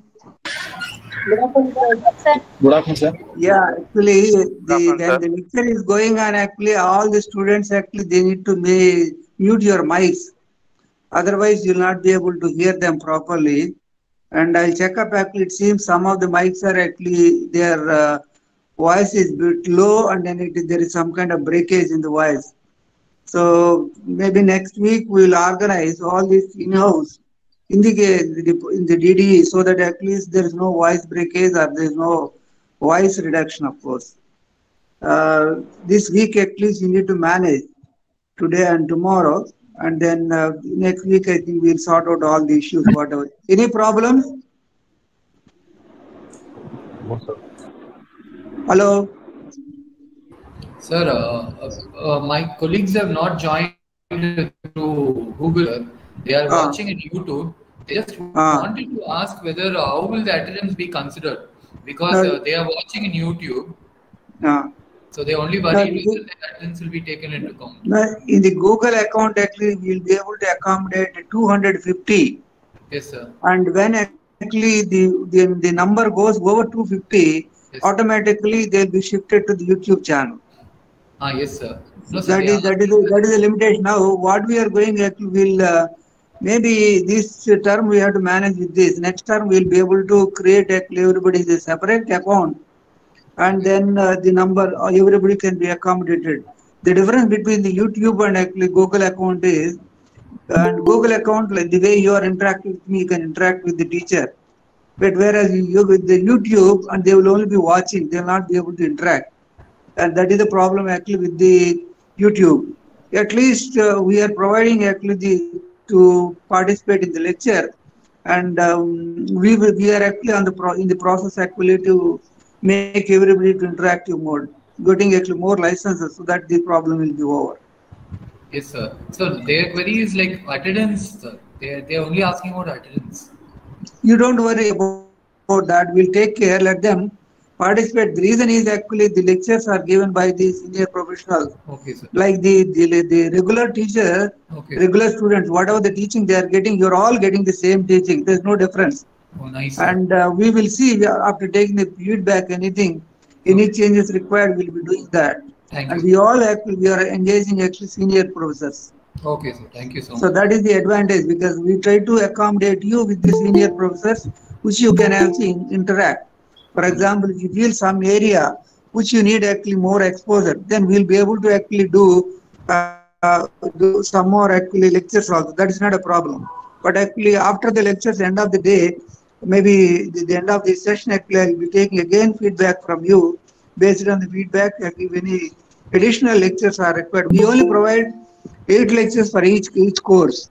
In addition to that, if some areas, if you need some extra exposure, we are happy to do that. That's not a problem. Thank you so much. Thank you. Yeah, that's. I want to make sure actually you are getting the adequate actually teaching. That is most important. And right teaching the senior professionals, that's the more important one. Thank you so much, sir. Thank you. Yeah, sure. And I think we told you the special lectures, make sure you also attend those. That is an additional teaching what we are providing. In addition to these 40 hours of teaching, we are giving another additional of 20 hours of extra teaching from the national and international experts. Yes, sir. And this month actually we'll be getting about 4 lectures from the national experts. Okay. Next month again we'll be having actually international faculties. Thank you, sir. Thank you. Yeah, then my colleague actually, Dr. Uma, will be taking this class. Yes, sir. I think she took earlier 1 hour. She'll be continuing this lecture. Yes. And for your benefit, actually make sure all the mics are muted and things will be on. Because I am out of station, otherwise you have to there actually monitored and then took all the precautions to set them right up. No problem. Next week we'll try to set the try to rectify whatever the minor issues are there. Yes, sir. Okay. Yes, Thank you. Thank you very much. Thank you so Go much. on with your teaching. All the best. Thank you. Thank you, sir. Kumar, over to you. Hi, sir. Thank you, sir. I will start. Welcome back. Yes, ma'am. Good afternoon, ma'am. Good afternoon, ma'am. Good afternoon, Good afternoon, ma'am. Good afternoon, ma'am. Yes, good afternoon, all of you. Let us Good continue afternoon, ma'am. the same. Good afternoon, all of you. Good afternoon. All of you mute your mic. Okay, all of you mute your mic. Whenever interaction session, you can interact. If you have any doubt, you can raise up your hand and then you can interact, right? So if you can't understand any step, any point, you can interact, right? So let us start and continue. We have prepared last class what you have studied. We remember the basic accounting principles. The basic accounting principles, journal, ledger, preparation of trial balance we have studied, right? Now let us prepare final accounts. After preparing these things, final accounts are very important statement to know the profit, to find out the profit and loss, and then what is the financial position of the company. So trading, profit and loss account and balance sheet. These 3 statements are called as final accounts. At the end of the year, each and every business concern should prepare this final statements to find out the profit and loss and financial position. Trading account is concerned only for the transactions which are involving buying and selling, that is purchases and sales, what is the stock, what is the direct expenditure you have made it in the factory expenditure. Only these transactions you have to record in the trading account. The matching, as per the matching concept, the revenue are matched with the expenditure. The rest of the thing is called profit or loss, right? So this profit or loss is called as gross profit. This gross profit you have to carry forward to the profit and loss account. This profit and loss account you have to match with the revenue as well as what are the revenue expenditures you have made. That is, what are the expenditures will involve administrative or office expenditure. Say for an example, office manager salary, stationery, rent and rate, tax, all these things comes under administrative or expenditures. And then selling and distribution expenditures. Selling and distribution expenditure, that is carriage outwards, warehouse expenditure, rent, salesman salary. So all these selling and distribution expenditures, administrative expenditures, all this comes under the profit and loss account statement, right? Finding matching with this revenue and expenditure balance is called net profit or net loss. Then you have to prepare trading profit, balance sheet. Balance sheet is the show the financial. Yes. Can you share? Presentation is not seen. Mute your mics. Your presentation is not. Ma'am, we cannot see your PPT, ma'am. PPT you can't see it. Okay, 1 second. 1 second.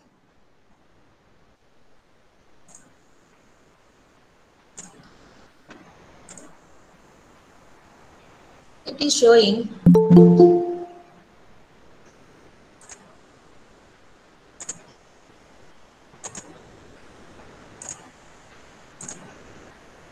Madam, 1 minute, madam. 1 second, 1 second. Kindly pin ma'am's PPT so that even if it's not going, ma'am's PPT will be visible to everyone. Kindly pin. Yeah, now okay, madam. Yeah, kindly pin ma'am's. Now okay, ma'am. Yeah. Thank you, ma'am. It's visible now, ma'am. Okay. See, final accounts, we have to prepare 3 statements. That is called trading account, profit and loss account, and balance sheet, right?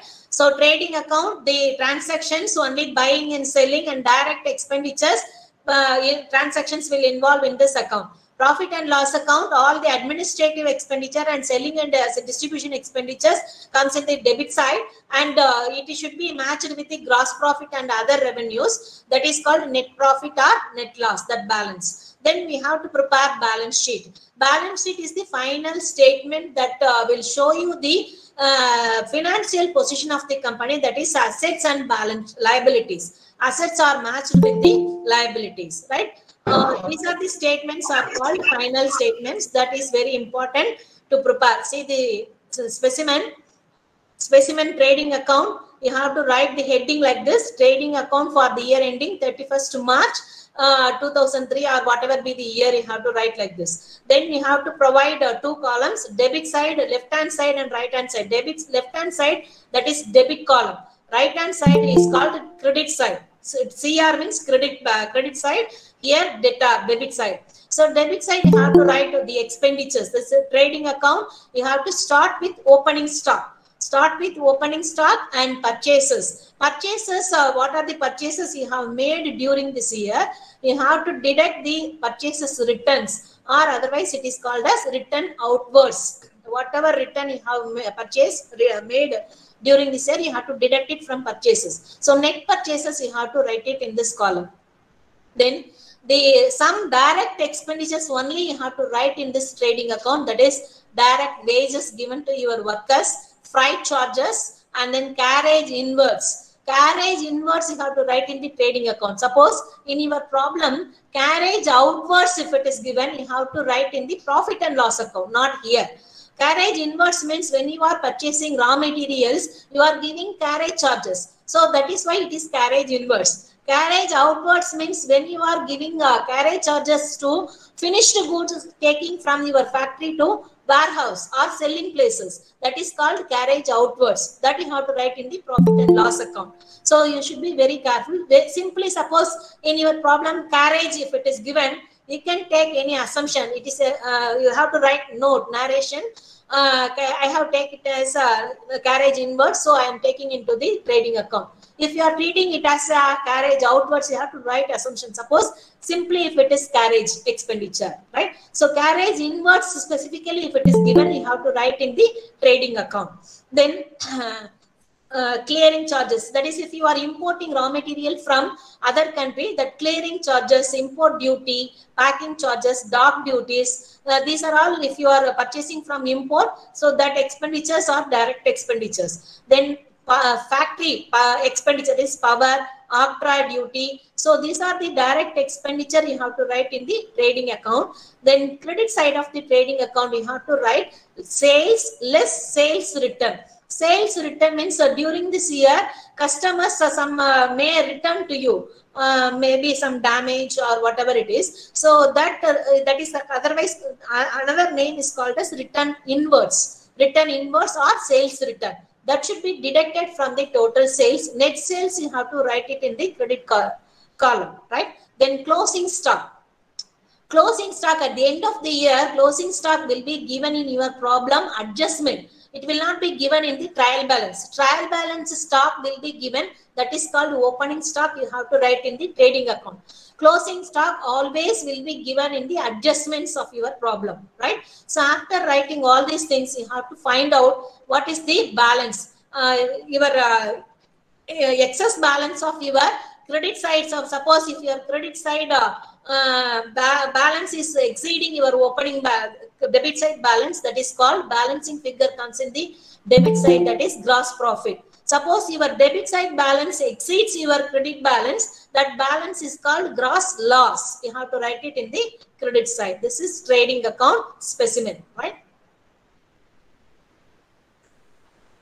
This is profit and loss account specimen.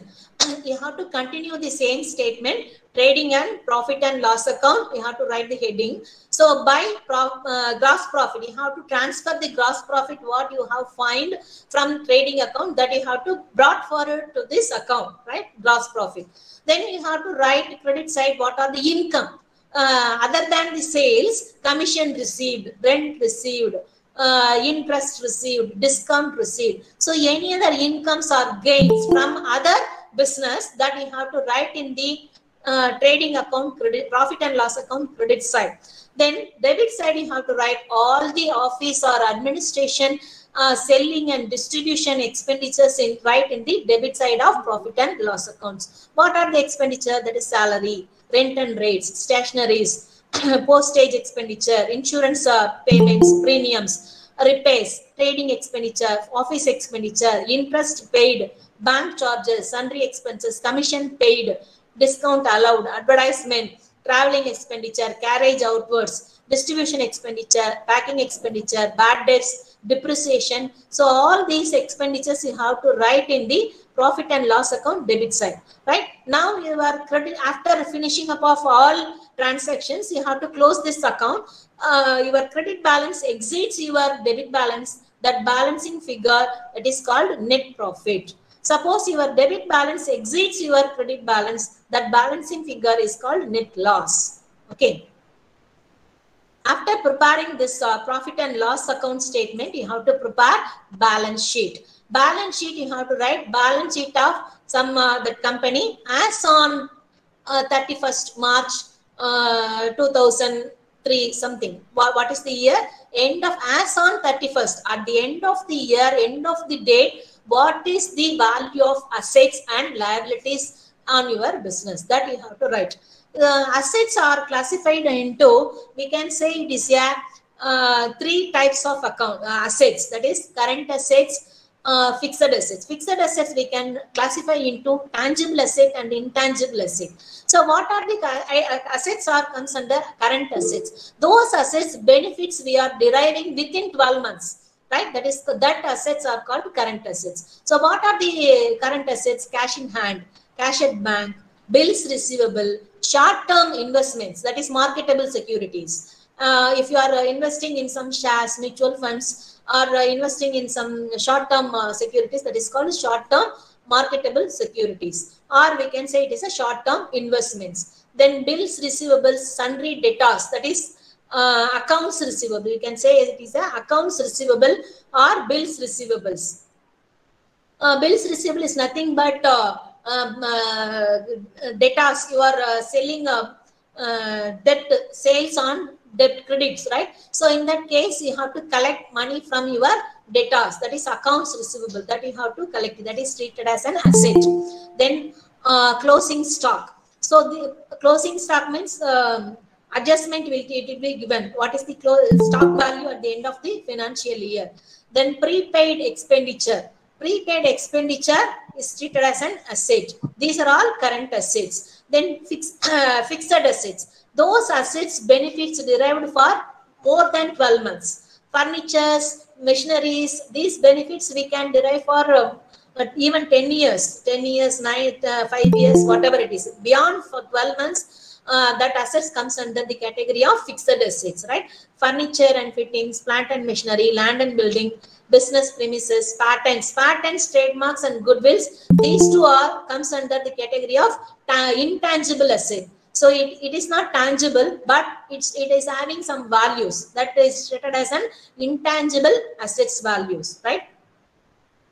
Comes under the liabilities. Liabilities also we can classify into current liability, long-term liability, and then equity or capital, right? So current liability, what are the current liabilities? Sundry creditors, bills payable, bank overdraft, outstanding expenditures. These are all current liabilities, right? Long-term loan, that is mortgage loan or loan from banks. So these outsiders loans comes under long-term loans, or outstanding liability, or liability for outsiders, right? Then reserve fund. Reserve fund means general reserve. Reserve fund, that is you are making creating some provision or transferring some profit into some reserves for expectation of future loss. Already I have explained you that he has according to our accounting for conservatism, for expectation of future loss, we have to provide out some benefits from your current profit for future. That is sinking depreciation, provision for depreciation, provision for bad and doubtful debts, and then we can create a reserve for any emergency purpose. We can utilize that general reserve or reserve fund, right? That is undistributed profit is called as reserve fund. Okay. Then capital, opening capital, you have to add net profit, deduct net loss, then deduct drawings, income tax during this year, then final capital is end. Ma'am, can you repeat? Yes.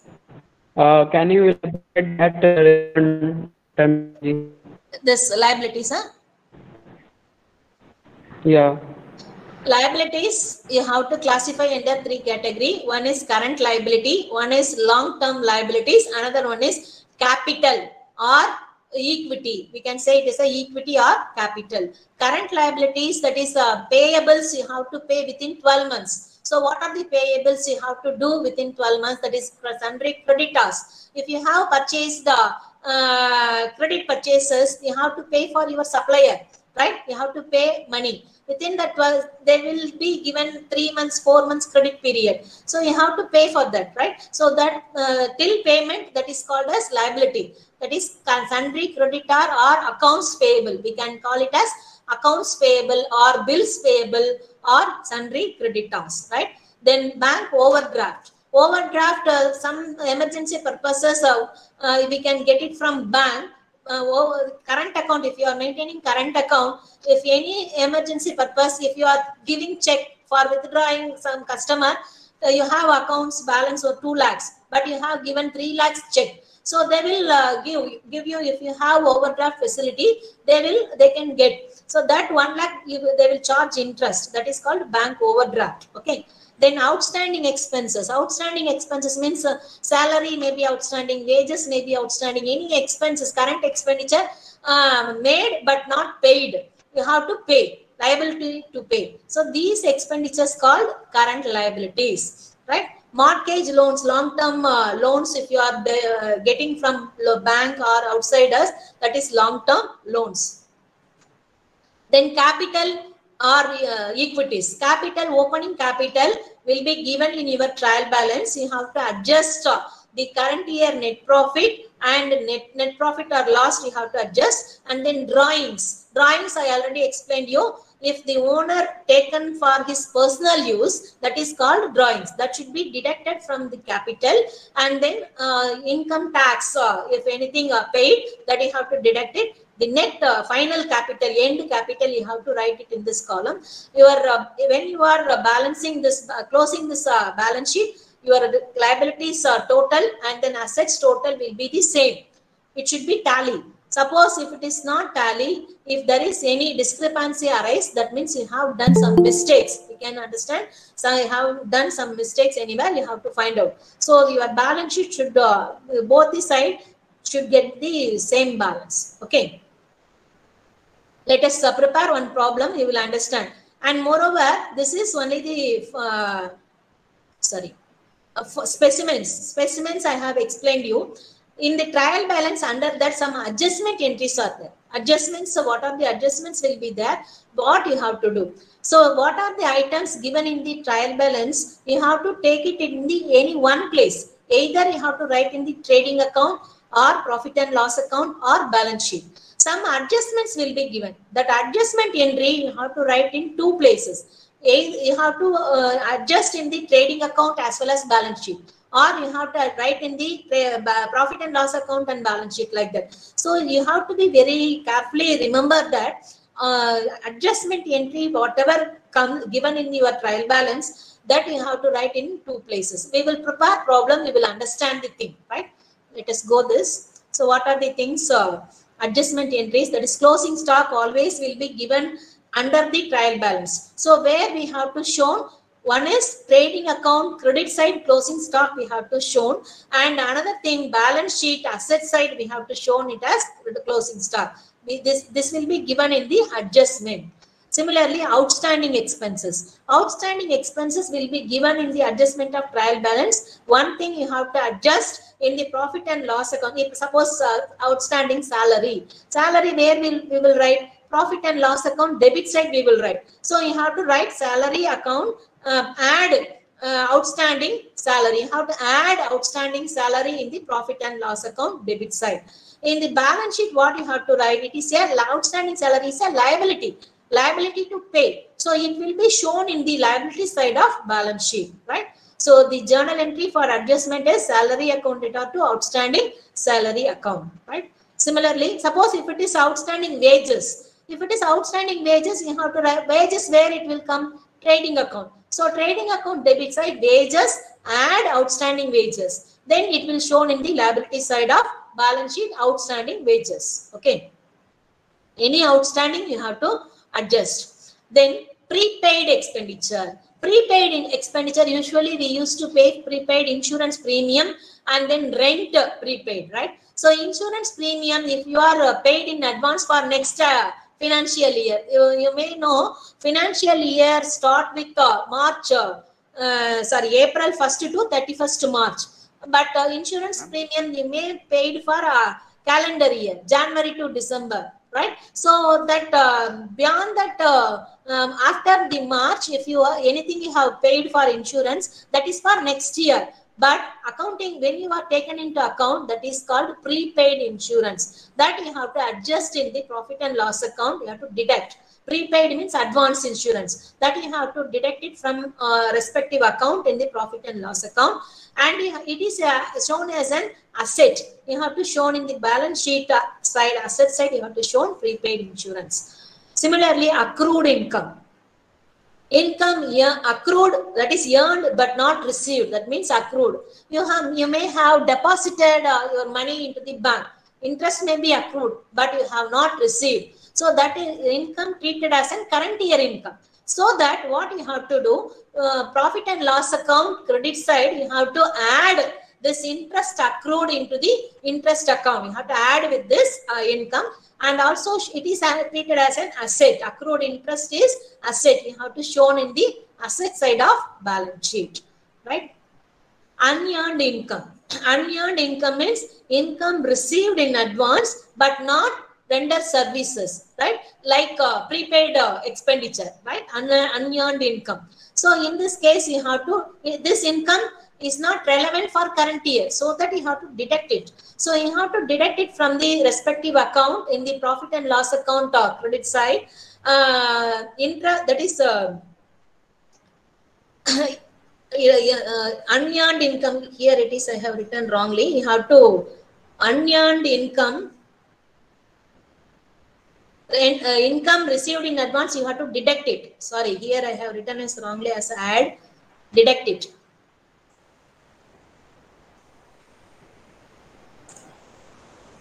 Deduct it, and then balance sheet, it is treated as an, it should be shown in the liability side, because you have to render service in future. You have to shown in the liability side.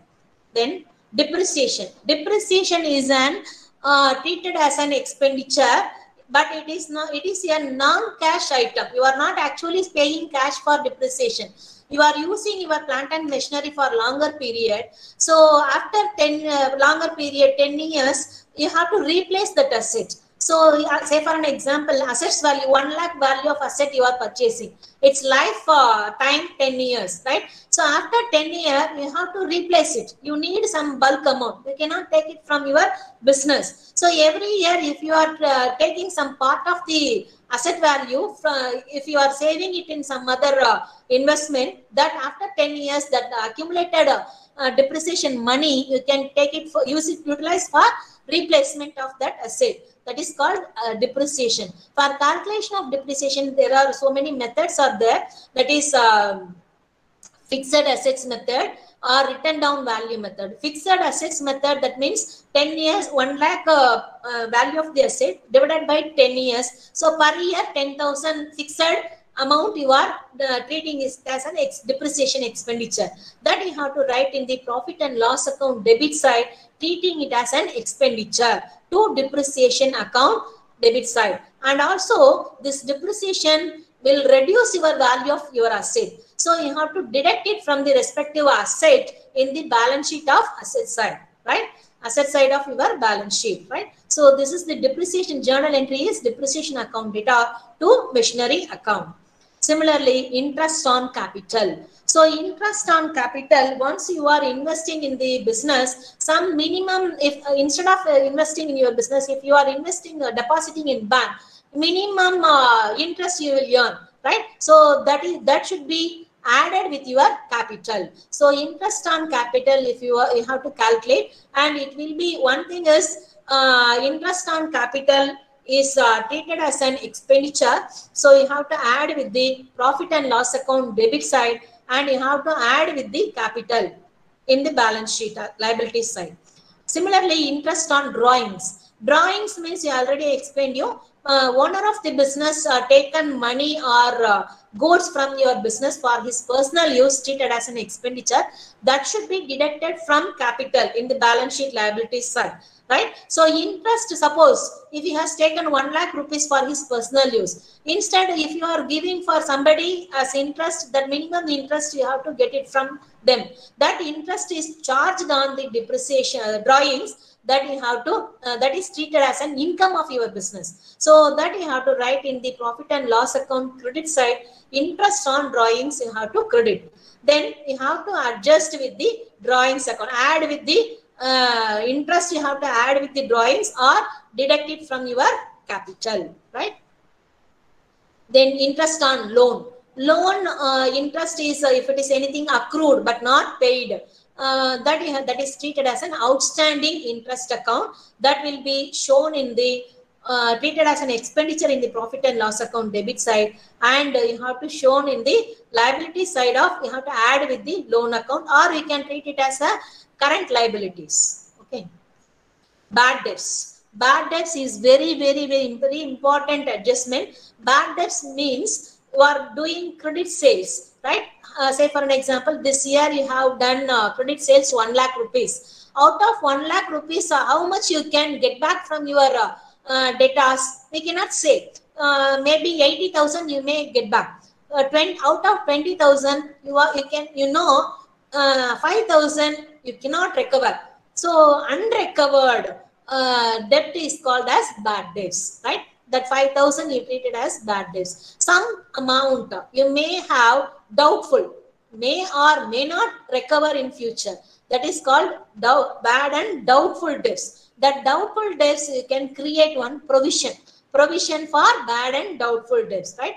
So only simply bad debts written off. If it is given in the trial balance, only one place it will be placed, that is profit and loss account debit side. Bad debts, if it is given in the adjustment, bad debts written off 5,000 given in the adjustment. How to do? You have to write in the profit and loss account debit side one thing. Another thing, you have to deduct it from debtors from the asset side of your balance sheet, right? This is bad debts. Similarly, provision for bad and doubtful debts. If you are creating new provision, if it is given in the adjustment of your trial balance, you have to write in the profit and loss account debit side. The debit side one adjustment is there. New provision for doubtful debts plus bad debts written off minus old provision, net value you have to write in the profit and loss account.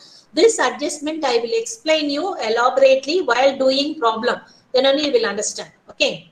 Let us go with this problem. We will do this problem. We can understand, right? So this is the method of problem will be given in your case study, 20 marks, preparation of final accounts, right? From the following trial balance will be given. From the following trial balance, prepare trading and profit and loss account for the year ending 31st December. So and so year will be given, right? Balance sheet as on that date. Trial balance sometimes will be given debit balance and credit balance. Sometimes simply given as paragraph. You should know which is having debit balance, which items are credit balance. You should know, right? In this problem, trial balance are given and then adjustments also given. How to prepare, I will explain you, right? First, you have to prepare trading, profit and loss account. You have to write heading like this: trading and profit and loss account for the year ending. You have to write for the year ending 31st December or 31st March. Depends upon the problem you have to read. Right? The year ending 31st December, some year you have to write.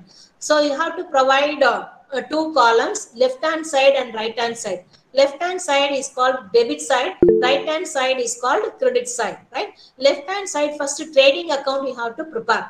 Trading account I already told you, specimen I have given. So you have to start with opening stock. Opening stock always will be given in the trial balance. So trial balance, see, stock as on 1/1/2009, 46,000. Stock is an current asset, so it is a debit balance. So you have to start this opening stock 46,000.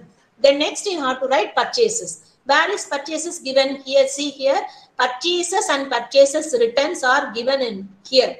So 1,50,000 purchases is always having debit balance. Purchases return or return outwards is always credit balance. That you have to keep it in your mind, right? So purchases is 1,50,000. Purchases return is 600. How to write it here? Purchases 1,50,000 less purchases return, or another name is called return outwards. Sometimes some problem may be given or return outwards. You should be very careful, right? So purchases less purchases return, you have to deduct it. Net amount you have to write in the final column, right? Then wages, direct wages, if it is given in the trial balance, you have to take it here. See here, wages, debit balance, it is a expenditure. Direct expenditure is given, you have to write it here, 25,000. You have to see your adjustments. Outstanding wages are given 5,000. Provide for wages 5,000. That means what? Outstanding wages. That outstanding wages you have to add with this wages. Wages 25,000, add outstanding wages 5,000. So total amount 30,000 you have to write in the outer column, right? So now any other direct expenditure is there, you have to check it in this trial balance. that is octroi, carriage inwards, then factory expenses. Anything if it is there, you have to write it in the trading account debit side, right? In this problem, there is nothing like that. Then now you have to credit side of your trading account. What are the items you have to write? Sales account. See here, sales account, sales returns and sales. Sales account is always having credit balance. Sales return or sales return inwards is always having debit balance, right? That opposite. Sales return is debit balance 500. Sales account is 2 lakhs. 8,000 is sales account credit balance. How to write? Credit side of trading account, sales 2 lakhs 8,000 less sales return 500. Net amount you have to write it in the credit side, that is 2 lakhs 7,500, right? Then next you have to close the trading account. Before closing, you have to write the closing stock in the right side of your trading account. Closing stock always will be given in your adjustment entry. Closing stock as on 31st December. Sorry, here year is written wrongly. Make it as 31st December, right? 31st December 2009. 52,000. So here you write closing stock 52,000. So now you have to close this trading account. You see how to total it, credit side and debit side. So credit side exceeds your balance of your debit side. So how much comes? You total it 2,59,500 your credit balance. Debit balance 1 lakh. Sorry, 2 lakhs something, right? You total it 79. If you are both are same. Yes. If your debit balance exceeds your credit balance, that balancing figure is called gross profit, right? 34,100 is gross profit, right? Now that gross profit you have to bring it to the balance brought forward to the profit and loss account, right? So 34,100. Now you have to bring all the incomes, other incomes, in commission received, interest, deposit. What you have to see your trial balance. What are the incomes are given? You have to write in the credit side of your profit and loss account, right? So what are the incomes are given? Credit balance. Incomes are always credit balance, that you have to keep it in your mind. All the expenditures are always debit balance, right? So commission received 3,300. See credit balance, that you have to bring it here. Commission received. While writing these items, you have to check out your adjustments also. Adjustment, anything commission received in advance or commission accrued, like that. If anything adjustment is there, you have to do that. So in this case, nothing is there. Then interest on deposit. Interest on deposit, it is given 200. You have to see charge in, sorry. See here, investments, it is given 4,000. Clue is given 1st January. Interest is accrued from 1st January at a rate of 10%. That is, interest is how much it is there? 10% into 4,000 for 1 year. 400, right? How much interest should be? 4,000 into 10%, 4,000. No. Yes. So here, how much is credited? Interest on deposit 200 is credited, right? So what you have to write in the credit side of profit and loss account, interest on deposit is given in your trial balance is 200 and accrued interest. But actually, it should be given in the adjustment. Sometimes it is not given.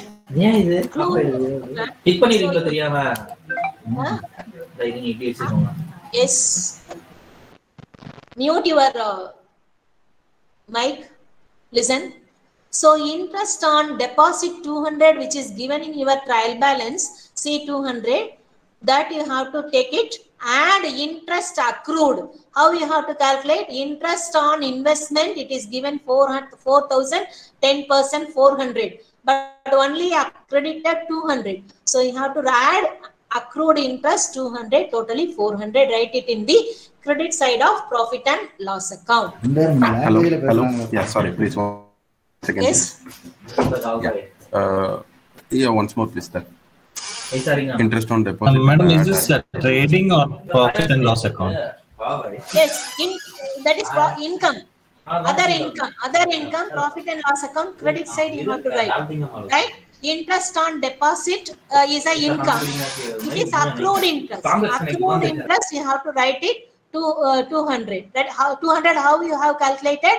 That is 4,000 investment to 10% interest. So 400 totally interest is accrued. But 200 only is credited in your account. That means 200 is accrued but not received. That accrued interest you have to add it, totally 400 you have to shown in your profit and loss account credit side.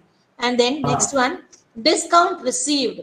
Discount received, you see your statement, trial balance.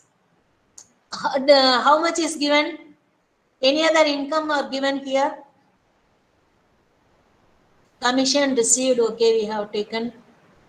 See here, discount allowed and received. 6,300, 4,600. Discount allowed is treated as an expenditure. 6,300 is a expenditure that you have to write in the debit side of profit and loss account. 4,600 is the credit balance. That is, discount received means gains. Gains should be credited, right? So discount received 4,600, you have to write it in the credit side of profit and loss account. Now let us come to the what are the expenditures? Office, administration, selling and distribution expenditures, you have to write it in the trading, profit and loss account. So what are the expenditures?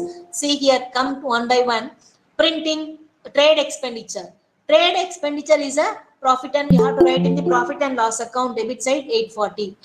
See here, trading expenditure 840. The next one, printing, stationery and advertising 1,640 you have to write in the profit and loss account debit side 1,640. Then professional charges. Professional charges, that is 280, you have to write it in the debit side. Then salaries. Wages already we have taken. Salaries 14,000 you have to write. See your adjustment. Suppose outstanding salary, if it is given in the adjustment, you have to add with this. Okay. So salary 14,000, there is no outstanding. Then discount allowed, it is a loss. Loss or expenditure, you have to write it in the debit side of profit and loss account. So 1,600 is a discount allowed, you have to write it here, right? Sorry. Discount allowed 6,300. Discount allowed 6,300, you have to write it here. Then rent, rates and insurance. Rate, rent, rates and insurance 4,000 is given here.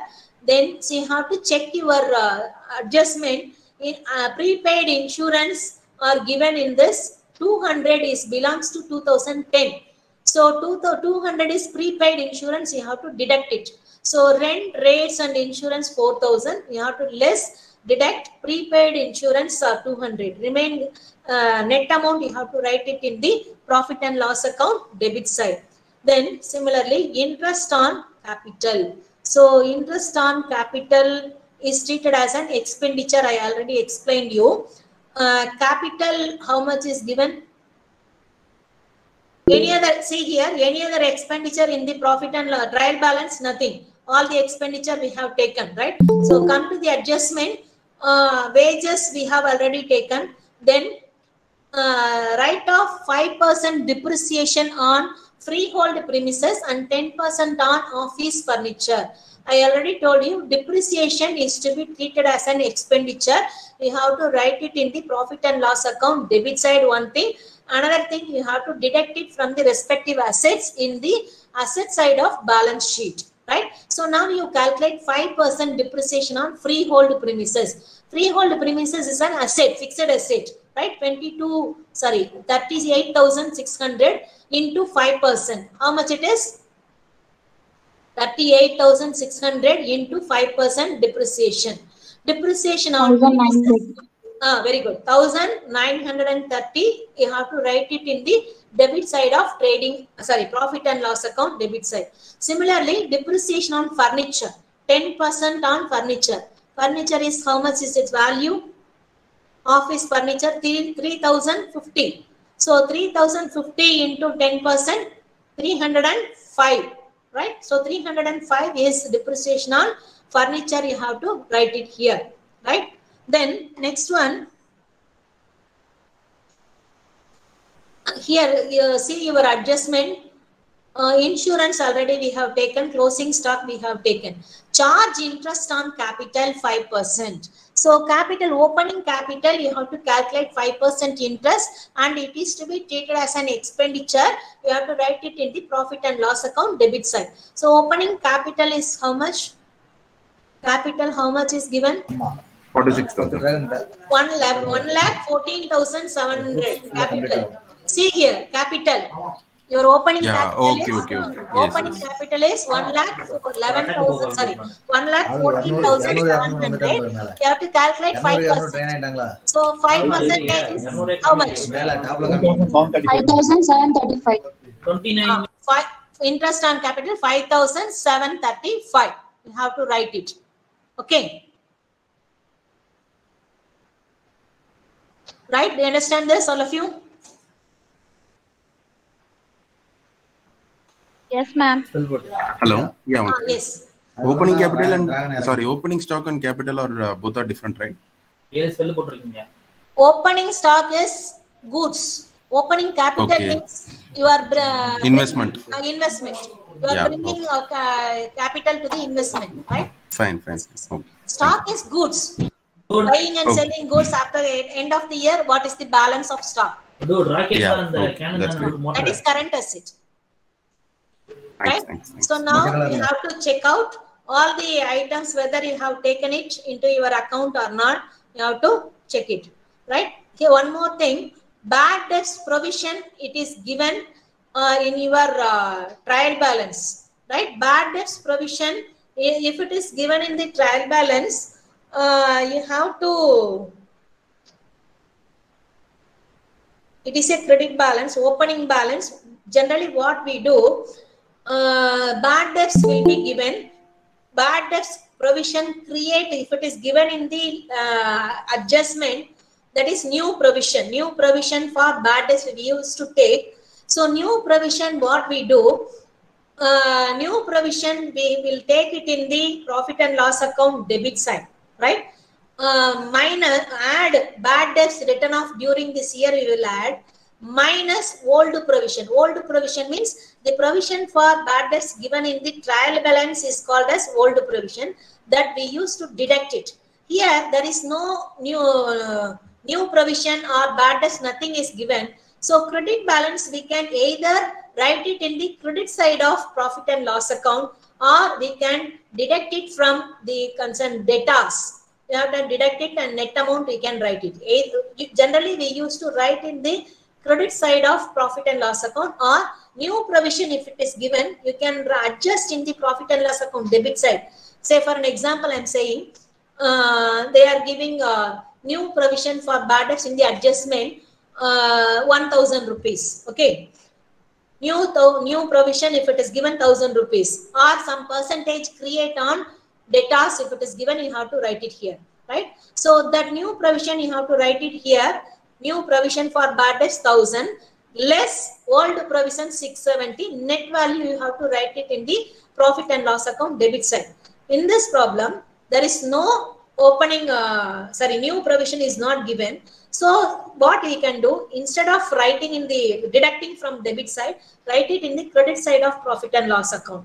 We can do either this way, or another way you can deduct it from debtors from the balance sheet, right? Any way is correct.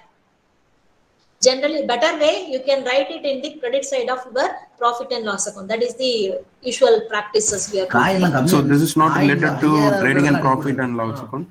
Yes, sir. Related to that. But trial balance is given, listen. If it is given in the trial balance, only one place you have to write. This is old provision. you have to write it in the profit. Generally, we used to write it in the profit and loss account credit side. Or new provision, if it is given, we have to adjust in the debit side of profit and loss account, right? So in this case, better let us take, in this problem it is prepared like this. Let us write in the provision, bad debts provision in the credit side. Now you find out net profit. Okay. Okay, either both the way is correct. Okay. Generally, we used to take like this. Okay. This is, if you now you have to close this profit and loss account. Your credit balance exceeds your debit balance, that is called net profit. Sometimes your debit balance exceeds your credit balance, that is called net loss. Here you have to write net loss by carry forward, right? So here net profit we have find out 7,570. Or you can, if you are writing 670 bad debt provision, write it here. Net profit, how much will come?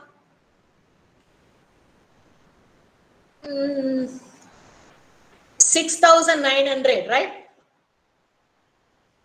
If you are writing provision for bad debt 670, write it in the profit and loss account credit side, right? That is the way, right? So in that case, net profit will be 6,900. Let us take it as 6,900. Add it here in capital, liability side. Balance sheet you have to write, prepare. Write the heading, balance sheet as on 31st December 2009. Left hand side liabilities, right hand side assets, right? You have to write, don't write particulars. You have to write liabilities, here assets, right? So here what you have to do, first you have to take up capital, opening capital. Opening capital, what is given in your trial balance, 1,14,700. Take it as capital, opening capital 1,14,700.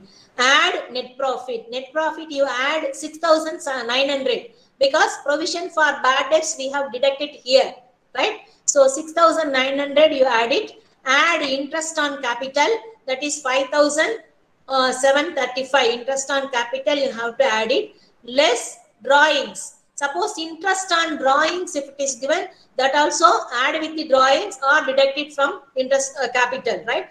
So drawings less drawings and interest on drawings, you have to deduct it from capital. And then income tax. Income tax is given 1,600. Income tax also to be deducted from this capital. Net value you have to, net means ending capital. Ending capital, adjusted capital, you have to write it in the liability side, right? Then sundry creditors. See your trial balance. Sundry creditors are accounts payable. Bills payable, right? Bills payable and sundry creditors, you have to write it in the liability side. See, sundry debtors and creditors values are given here. Sundry debtor is always having debit balance, that is 36,000. Creditors is always having credit balance. All the liabilities should be, keep it in your mind, all the assets are having debit balances. All the liabilities are having credit balances. All the expenditures are having debit balances. All the incomes are having credit balances. These four things you have to keep it in your mind while preparing this statement. Okay. So now, which amount is debtor? 36,000 is the debtor. Debtor, sundry debtor is asset, current asset. Sundry creditor is 29,000 is the credit balance, right? So here you have to bring sundry creditor 29,000. Then bills payable is current liability 10,000. Then outstanding wages. In the adjustment, outstanding wages, I already explained you. Whatever comes in the adjustment, it will come in two places. Either in trading and profit or trading and balance sheet, or profit and loss account and balance sheet. So wages, outstanding wages already we have added in the trading account here, and also to be shown as an liability, current liability in the balance sheet, liability side of balance sheet. Okay. Then now you have to bring all the assets. If you are preparing this balance sheet permanent order, you can prepare either permanent order or liquidity order. Permanent order means to start with capital from the liability side. Asset side you have to start with fixed assets, then current asset. This is permanent order.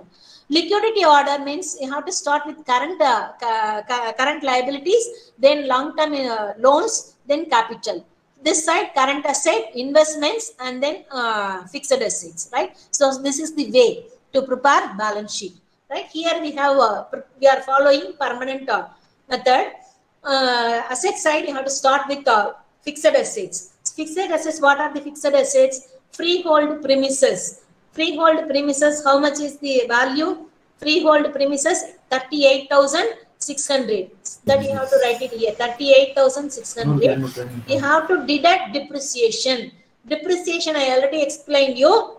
It is given in your adjustment, write off 5% depreciation. It is to be treated as an expenditure. Write it in the profit and loss account debit side, as well as this amount should be deducted from your respective assets value. Net value, you have to write it here. Do you understand? So freehold premises less depreciation, you have to deduct. Net value, you have to write it here. Office furniture, similarly, office furniture 3,050. Where is this office furniture?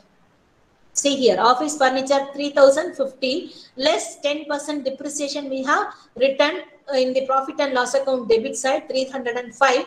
You have to deduct it here. Net value, you can write it 2,745. Okay. Then closing stock. Closing stock, it is given in the adjustment. Two places it should come. One is profit trading account credit side, and then current assets of your asset side of balance sheet, right? Then debtors. Debtors, how much is this given? 36,000 given in your trial balance, right? See, sundry debtors 36,000. Now, don't deduct this provision for bad debts. Provision for bad debts, which is given in the trial balance, we have adjusted here, credit side of your profit and loss account. So don't deduct here. Bills receivable 3,200 it is given here. Bills receivable is asset. Bills receivable 3,200 is current asset. Bills payable is 10,000 is current liability. Okay. So 3,000 you have 200 you have to write it here. Then investments. Investments, it is trial balance 4,000 is here. You have to add accrued interest. Accrued interest we have added in the profit and loss account already 200 here. Now you have to add this accrued interest with the investment in asset side of your balance sheet. So now total investment is 4,200. See, prepaid insurance we have already adjusted in the profit and loss account debit side with the insurance. That prepaid insurance is treated as an current asset. We have to write it in the current asset side, right? Then cash balance and bank balance is always current asset. Cash in hand, cash at bank balance, that is 3,400, 22,660. That you have to write it here, right? Sorry.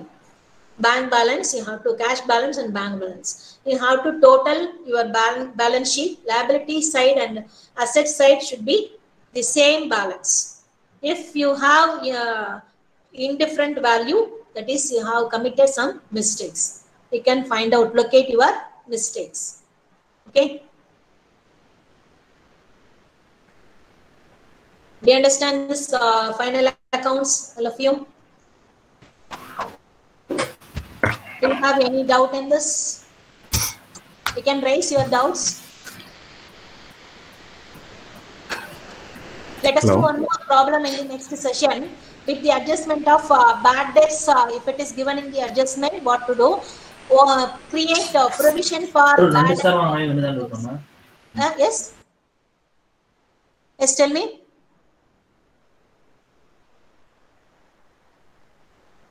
One more problem we will do with all these adjustments, right? Do you have any doubt in this now? Hello. Yes. Yeah, one second. We don't want to put what is that? Cash account. Others mute your mic. One of you speak. Hello. We'll start. Yes. Murugan. Yeah. For this one, we don't want to put that cash account or purchase account separately. No need. Because trial balance is given. You are here. You have to see your problem. What is the question? From the following, trial balance is given. If it is not given, if it is not given, what will be the question? Will be like? No. suppose the problem, if it is given like this, see here, business transactions, if it is given, see, straight away, if problem transactions given like this, you have to prepare journal account. They will ask you to prepare journal account. Okay. Right? Fine. They will ask you to prepare journal account or ledger account or trial balance. Right? They will ask you. Trial balance, if it is given in your problem itself, they will ask you to prepare final accounts, trading, profit and loss account or final account that will be given. See here. From the following trial balance, prepare trading and profit and loss account for the year ending. Likewise, it will be given. Right? Okay, fine. Okay, any other doubts? Ma'am, can you please tell us about the semester exam pattern? Semester exam pattern, that is 3 category, the section A, part B and part C. Part A, you have to write 5 questions carrying 6 marks. 8 questions will be given, you have to write 5 questions out of 8. So 5 into 6, 30 marks for part A. Part B, 10 marks question. 10 marks question, you have to write 5 questions out of 8. 5 into 10, 50 marks. Right? Section C, case study, there is no choice, only 1 question will be given, 20 marks. That case study, most of the time will be given for preparation of final accounts. Because this is the basic and the essential statement for each and every business concern. Sometimes they may ask you final accounts, preparation of final accounts. Sometimes they may ask you from some other units, preparation of fund flow statement or cash flow statement or marginal costing statement or cost sheet. There are a lot of accounts are there. This is first unit, first chapter. We are preparing basic account, financial accounting, that is preparation of final accounts, right? This is the basic thing. Most of the time they may ask you this final accounts, right? If they ask you, no choice, that you have to keep it in your mind. No choice, you have to prepare it, right? Yeah, thank you, ma'am. Then any other doubts? Don't worry. Suppose if you have done any mistake, if your balance sheet is not tallied, don't worry. They will not give you 0 marks. Step marks will be there. If it is entirely gross profit, net profit, balance sheet total, if entire thing, if it is correct, you will get 20 marks to full marks. Suppose if you have done some mistake anywhere else, depends upon the adjustment where you have done mistake. Depends upon that, they will give you 15 marks, 16 marks, like that, right? Don't worry about it. Rough work, you use rough work for some paper, pencil, for adding additions, deductions, all these things, right? Don't, your answer script, you have to, it should be legible. The numbers should be legible. You should not strike out all these things, okay? And then you can use calculator in the examination point of view. But mobiles are not allowed. You can calculator, you can use it for calculations, right? Then accounting sheet will be given. No need to prepare a white sheet. Accounting sheet will be given for answer script for your examination point of view, examination hall. You can use it for debit side. One side you can use, or both the side you can use it for accountancy notebook. Right? Any other doubts? Anybody? Ma'am, all will be. Yes, Amit Kumar. Ma'am, hello? Amit Kumar, tell me. Yeah, madam. All exam will be online or offline? That we cannot say right now. Right now, depends upon, we used to conduct a physical exam only. Due to this pandemic, the last session, we have conducted online exam. But depends upon the situation. We cannot say right now. Okay. So exams will be in July month, ma'am, right? Now the situations are coming all right. Thank you. Other doubts they can ask through WhatsApp message. And next, Dr. Srinivasalu sir is waiting for the class for business environmental law. Welcome, sir. Okay, thank you, students. Thank you. I will wind up. Thank you, ma'am. Thank you, ma'am. Thank you, ma'am. Thank you, Hello. ma'am. Thank you, ma'am. Yeah, good Thanks evening, a lot, madam. ma'am. Hello. Good evening, madam. Good evening, sir. Sir, good evening. Good evening, sir. Good evening, madam. Sir, Good evening, sir. okay. Good evening, sir. Before actual lecture, 1 or 2 minutes, I would like to take your time, sir. Yeah, no problem, sir. You proceed. Whatever time available, I am able to No, accommodate. not like that. So there are questions actually from the students where to get the question papers. That is one question actually they mentioned. All these details are available on the website. Not to worry, not to ask anybody. You can straight away go to the website. You get actually all the past question papers there. Not to worry about that. The second thing is actually I've seen the activities of the students. They are making their own groups. It is not required because already we made WhatsApp groups degree wise. You need not make the efforts to doing that. When we are sending messages, we are sending through your WhatsApp group only. You need to make sure we have email groups, we have WhatsApp group. Both the groups we are using. There is no need of you making another group, of course. Only thing is we are not giving access to you. Otherwise, people will be misusing that. That you should understand, of course. If you have any concern, directly send to us. Sir, sorry to interrupt. Yes. Sir, how to update the number, mobile number? Because No, simple thing is any problem you have, either mobile, the name or anything, directly send a simple email to the directorate email ID. And we sir, will I already immediately sent, but I didn't get any reply till. No, not that, not at all. When did you send the message? It's almost 2-3 months back. 2 months back, how it is possible, sir? No, otherwise, otherwise, suppose if it is not updated, actually, we have actually a receptionist number already shared with you. Directly call her and she will make sure actually that is getting it. She herself will get it done. And also the director's PS number is also there. That number, both the numbers actually, the receptionist number, PS number, both are there. Okay. Any of these numbers. The website which you have mentioned, sir? Any of this, you can, no problem. They're all there actually. You go to the website, you will be able to find actually the people names and the contact number. The best number is actually the receptionist or the person who will be help desk number. She will be doing very sincerely. She'll make sure the next day it will be done. Okay, thank you, sir. And you also send actually, if you have sent already mail and you resend it again, I'll ask my PS to make sure actually it is done. He's the one who is doing that. Okay. Okay. So any issues, you need not worry because at the most, suppose by chance we miss because of some other thing, you can actually send a reminder. There's nothing wrong in it. We are all human beings, no problem. But normally it will be taken care in 1 or 2 days. It's not actually kept pending like that. I'm really surprised that how come it is 2 months nobody is acted on your email. You have any general the queries? Sir, what about the ID cards? Pardon?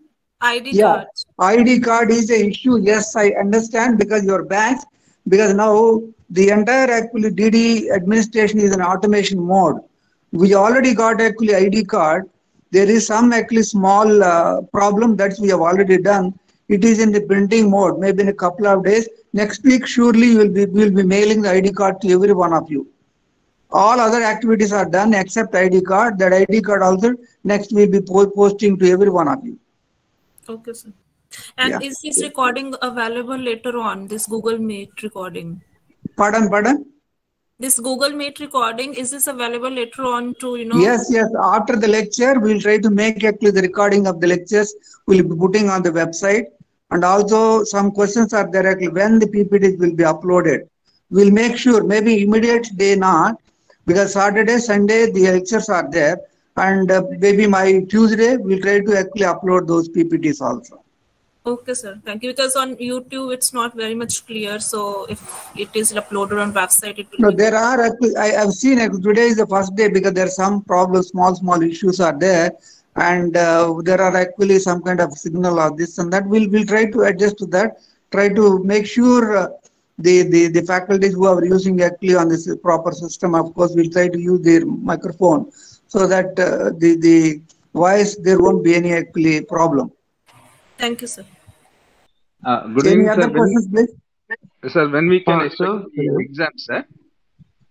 The exam schedule are not actually released by the DEB UGC will be intimating you, because normally it takes minimum 6 to actually 12 to 13 weeks time of after completing the admission process, and we are yet to receive actually the schedule from the UGC. So soon we'll be intimating it to you. Okay. Thank you, sir. Okay. Any other? I want every one of you to mute your mics actually when the lecture is going on. Now the past lecture is actually accounting. There's some kind of interaction is required, but the other lectures it is not required. Once the lecture is over and at the end actually you can interact. Our people actually they're all senior. For example, the next the Professor Y. This one Srinivasulu, he is actually a senior professor from international business. So these are all the people, the same professor will be teaching to the regular student. And you are fortunate, you are getting him actually, he is also teaching to you. Same way, we are organizing actually all the senior professors to teach you. There is no difference between the regular and actually the distance. That we are trying to cut down the distance part in the distance education. And you should make use of all these senior professors, actually the expertise. And they will be able to interact with you at the end of it. Whatever the time you want, you can ask the question. They'll be happy to share their expertise with you. Okay. So with this, actually, I'll close it and I'll move on to actually I'll request Professor Srinivasulu to actually take over, and then he will conduct his lecture. Thank you very much. Thank you, sir. Thank you very much. Sir. Thank you, sir. Okay, fine. Madam, shall we proceed to the classwork? Yes, sir. Okay, thank you, thank you. Thank you, sir. Right. Yeah, very good evening to one and all present for the session. Good evening, sir. Good evening, sir. Very good evening. Okay, yes, right, fine. So, in order to get the best signal, and of course you have good network, I don't have any problem in looking into your faces. Otherwise, you can mute to both your audio and video and try to listen. So, as directors are introduced, this is Professor Srinivasulu from School of Management, Professor in International Business, School of Management, Pondicherry University, addressing you. For this semester, for your batch, I am going to take care of this business environment and law. You need to pay much more attention. Why? Because of the availability of time during this 8 days, 8 hours, we'll be providing an outline to you. And if you have any specific queries at the end of the session, we'll be providing the time for you to interact with me. So every Saturday evening 3 to 4 my class is scheduled, and Sunday 10 to 11, morning 10 to 11 is scheduled. Okay, with this small note, so kindly stay back. I will share my screen with you. Hope I am audible. Am I audible? Yes, sir. Yes, sir. Yes, sir. Fine. Thank you. Yes, sir. Thank you. Audible, sir. Oh, thank you. So, I kind of stay back. I will share my screen with you, and by that we can have a meaningful discussion.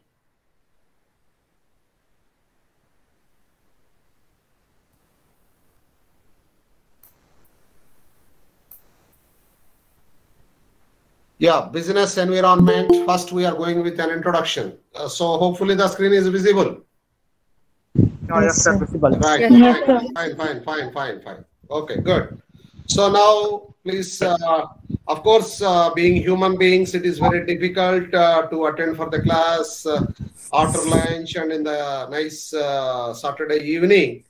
But what to do? We are all human beings. Human beings has to face every trouble, because every human being will enjoy the pleasure also. Whether it is pleasure or pressure, it is it will be with the human beings. So by taking it in lighter way, let us work for our bright future. And because we want better future, we have to work. So with that, let us try to work even in Saturday evening also. Let us try to interact. Okay. So now this business environment and law, two parts are there in this particular paper. So first we are going to deal with the business environment, and after that we will go through the law part. So somebody has to mute the mic because it is making very noise. Right. No. Somebody has to mute the mic, sir.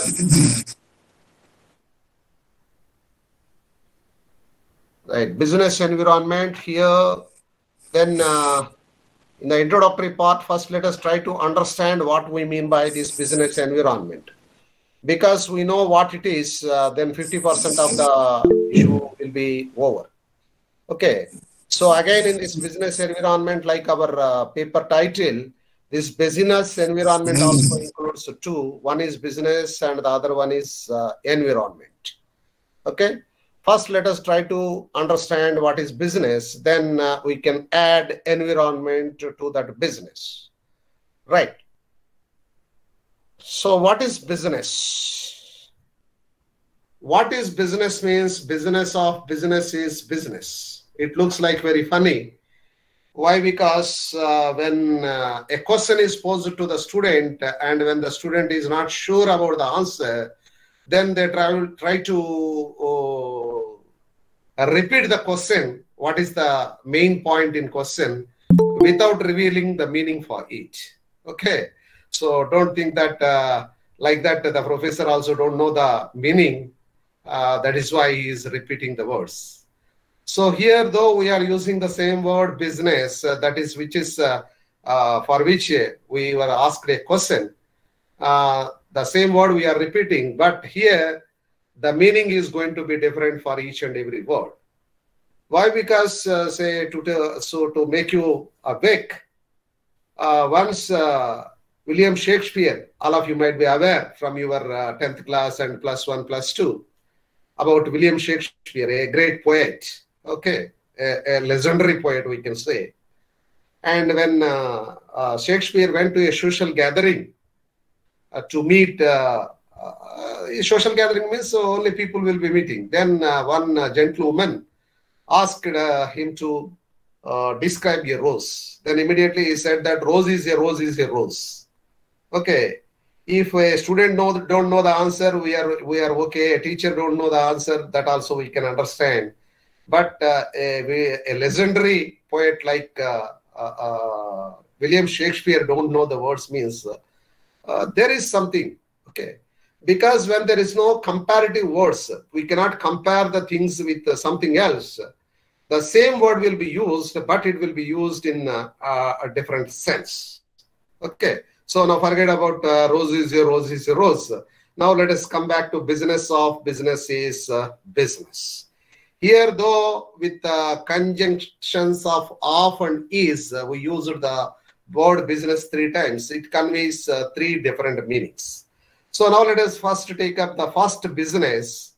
This first business includes or represents the organization. That represents the organization. Okay. So if somebody questions what Tata Industries is, Tata Industries is a business. Then same way what Reliance Industries is, it is a business. Okay. So here the business represents the organization. Then immediate question is, what is an organization? Organization is a group of people working together for the attainment of a common goal or a common cause. Why? Because goal and cause, why 2 things were used means goal generally represents the profit-oriented business organizations, and goal, the cause represents non-profit-oriented organizations. So the organizations may be both profit-oriented organizations and non-profit-oriented organizations. Say you take organizations like WHO, World Health Organization, like they are not profit-oriented, but they are working for a common cause. The cause is good health for everyone. Okay. So like that, if a group of people are working together for the attainment of a common goal or cause, it is an organization. So our business is also an organization. Okay. So that means the first business represents a group of people working together for the attainment of a common goal. Okay, right. Now, the second one is the business. The second word, business. Let us take up the business. Okay. So, if any one of you meet your friends, right, then some of you might be employed or some of you might be doing some something for the livelihood. Then those who are making their own money, they will say, what are you doing? What are you doing means they will say business. So that means the business represents an activity which helps us to reach our goal. Okay. So this is this represents the business, that is activity. Or to make you understand very clearly, if you go to a bank, there you can see a board, business hours, business hours. Okay, Monday to Friday, so and so, Saturday like this. Of course, now all Monday to Saturday same timings, 10 to 4 or 10 to 5 it will be there. So that means, what do you mean by business hours? Other than that timings, they are not going to do. No, it is not like that. So in that particular branch are physically the activities, any activity like depositing, withdrawal, or any other financial services can be done during that period. So other than that period, you have to do it by yourself, either with the help of internet banking or mobile banking. So the second word, business, represents the activity. So the first word, business, represents the organization, that is a group of people working together for the attainment of a common goal or objective. And the second word, business, represents the activity or activities. Because it is a continuous one, we call it as activities. Okay. So it is not going to be one transaction. Then the third word, business, represents a different meaning. The word is same, that is the beauty of English language. And of course, every language will have its own beauty. The comfort with this English language is, so we can use the same word to represent different meanings, right? So the third word, business, represents something else other than that what is represented in first and second, right? Suppose one of your friend invited you for a housewarming function. Then you went there. Okay. Oh, very big house, looks like Indra Bhavan. And then immediately you will be very anxious to know how it become possible. Then you will be asking, because that friend is a good friend of you, kind-hearted one. Then immediately you will question, see, how is it possible to accumulate this much of wealth? Is it given by your forefathers like that? Then that probably that man or woman says that, oh, I am doing business. That is how I am able to construct this big house. Okay. So what it represents, what is the crux out of it you have to take is, that is by doing some activity, because already in the second business we understood that it is activity. So with the activity we are able to generate some profit. Profit, what do you mean by profit? Profit is a private gain. Because being an entrepreneur, you have taken the risk and you are facilitating the exchange activity with your buyers. That means you are buying something, adding value to it, and in turn you are selling it to the people in the society. So for the risk and for the coordination, for the efforts you are putting in, you should have some private gain. So that is what is known as profit economically. Accounting side, because just now you had accounting class, that in accounting meaning it is different. The revenue minus expenditure equal to profit. So here, if you take, see, when you convert it into formula, it will be like that only. But here, from economics point of view, when you look into that, so it is the return what you are going to get for the risk you accepted, for the efforts you are putting in order to coordinate the factors of production and consumption. Okay. So in that way, the third word, business, represents the profit. So hopefully it is, we are nearer to clearance to understand the meaning of business. Why? Because business of business is business. The first word represents the organization, and second word represents activities, and third one represents the profit. So to combine with the help of these conjunctions, then you can understand this. So what we mean by business of business is business. So business is an entity, means an organization. Business is an organization engaged in activities as a means of earning profit. So why we are doing those activities? With an intention to earn profit. See, why? Because strictly speaking, in business language, in accounting language, there is profit and loss. But in business language, there is nothing like loss. There is only profit. Either that profit may be positive profit or profit may be negative. Okay. So that negative profit only, we are, for our clarity, we are calling it as loss. So every business with an intention to earn profit only, it will be started. But fortunately or unfortunately, few of them may be ending with negative profits. So I hope now the simple word in our title, business environment, which is one part, the word business is clear. So the word business represents an organization engaged in activities in order to earn profits. Is known as business. Okay. The coordinator. Sir, kindly mute the mic. These people are creating really problem. So, so with this, let us try to proceed further. Then. The business is understood as an organized efforts, because many people, one or more people might be working in that organization. But please remember that all of them are working for a common purpose. That purpose will be most of the times earning profit. So the business is an important institution in the society because the business will be done in the society only. And the factors of production also in the society, and the exchange activity also will be taken care to the people of the society. So in that way, the business is an important institution in the society. Why it is an important institution means the business is supplying goods and services to the required people. And the business is creating job opportunities. Of course, you are all aware, lakhs and lakhs of people are working for all these business organizations. And it helps to improve standard of living. How is it possible? Standard of living means, say, the product is produced somewhere else and product is consumed somewhere else. And if this business is not there, at some places, the product goes waste, and at some other places, the product will be in scarcity.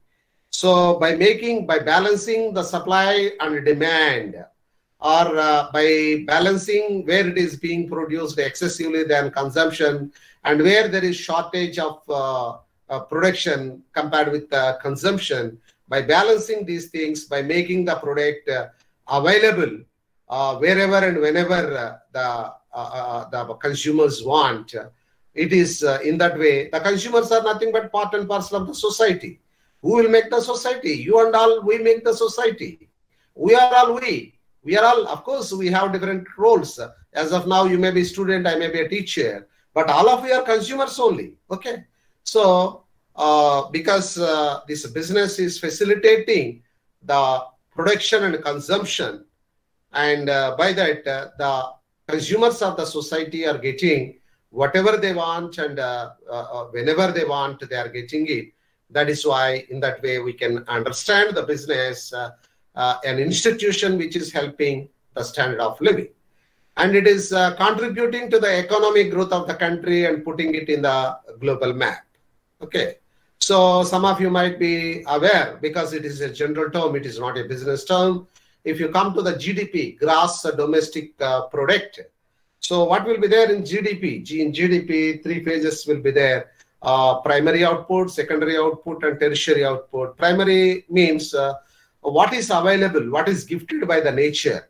So whatever output comes from these mines, forests, this agriculture includes aquaculture, fisheries, horticulture, everything. So what is related? So whatever we are getting, either directly or indirectly related to the earth. So the great grand earth, whatever blesses us, that all comes under primary. All the minerals, metals, all those things, that iron ore, copper ore, golden ore, everything. Okay, along with that, crops and all these things. And the second one is production. The secondary activities represents the production. So the production, the output, whatever output is given, unless it is processed as it is, it cannot be used. So the copper ore or this golden ore, this gold ore, raw material is available. Unless it is processed, we cannot convert it into useful material. So that comes under that value addition process, comes under that product through production. That comes under secondary. And the third one is tertiary. That means through the artmanship or through the services. Suppose 1 ton of gold ore is processed and converted into 100 grams gold, because you have to refine, and you got it 100 grams gold. So that 100 grams gold is available in the form of biscuit. But what you will do with that? Of course, it has great value. But if you want to get benefited out of it, or if you want to showcase it, that 100 grams gold biscuit has to be converted into ornaments. Then who will do it? That artisan, that goldsmith will do it. And all the activities, the value additions through this craftsmanship or artmanship, either physically or mentally, whatever value addition is there. Why I called it as physically or mentally means this goldsmith, blacksmith, all these people physically, they will work and they will showcase their talent in converting the material into something useful items. But being a manager or being an advocate or being an engineer, what you will do, physically you are not going to do that much work, but with the help of your mental contribution, your intellectual property is being used there. So out of your intelligence, you will be finding a solution to a problem by an advocate. You are giving a beautiful plan to construct a house by an architect.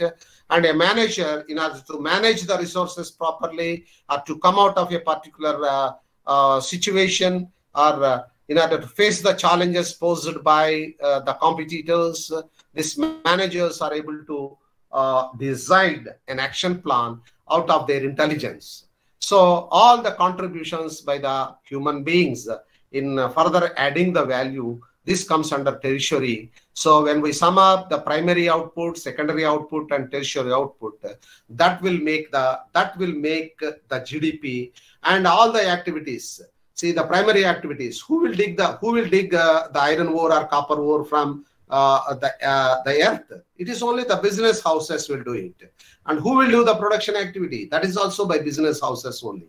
And who will convert it into suppose if you take the same example, we will convert that gold into the ornaments which you can wear and look like pretty beautiful.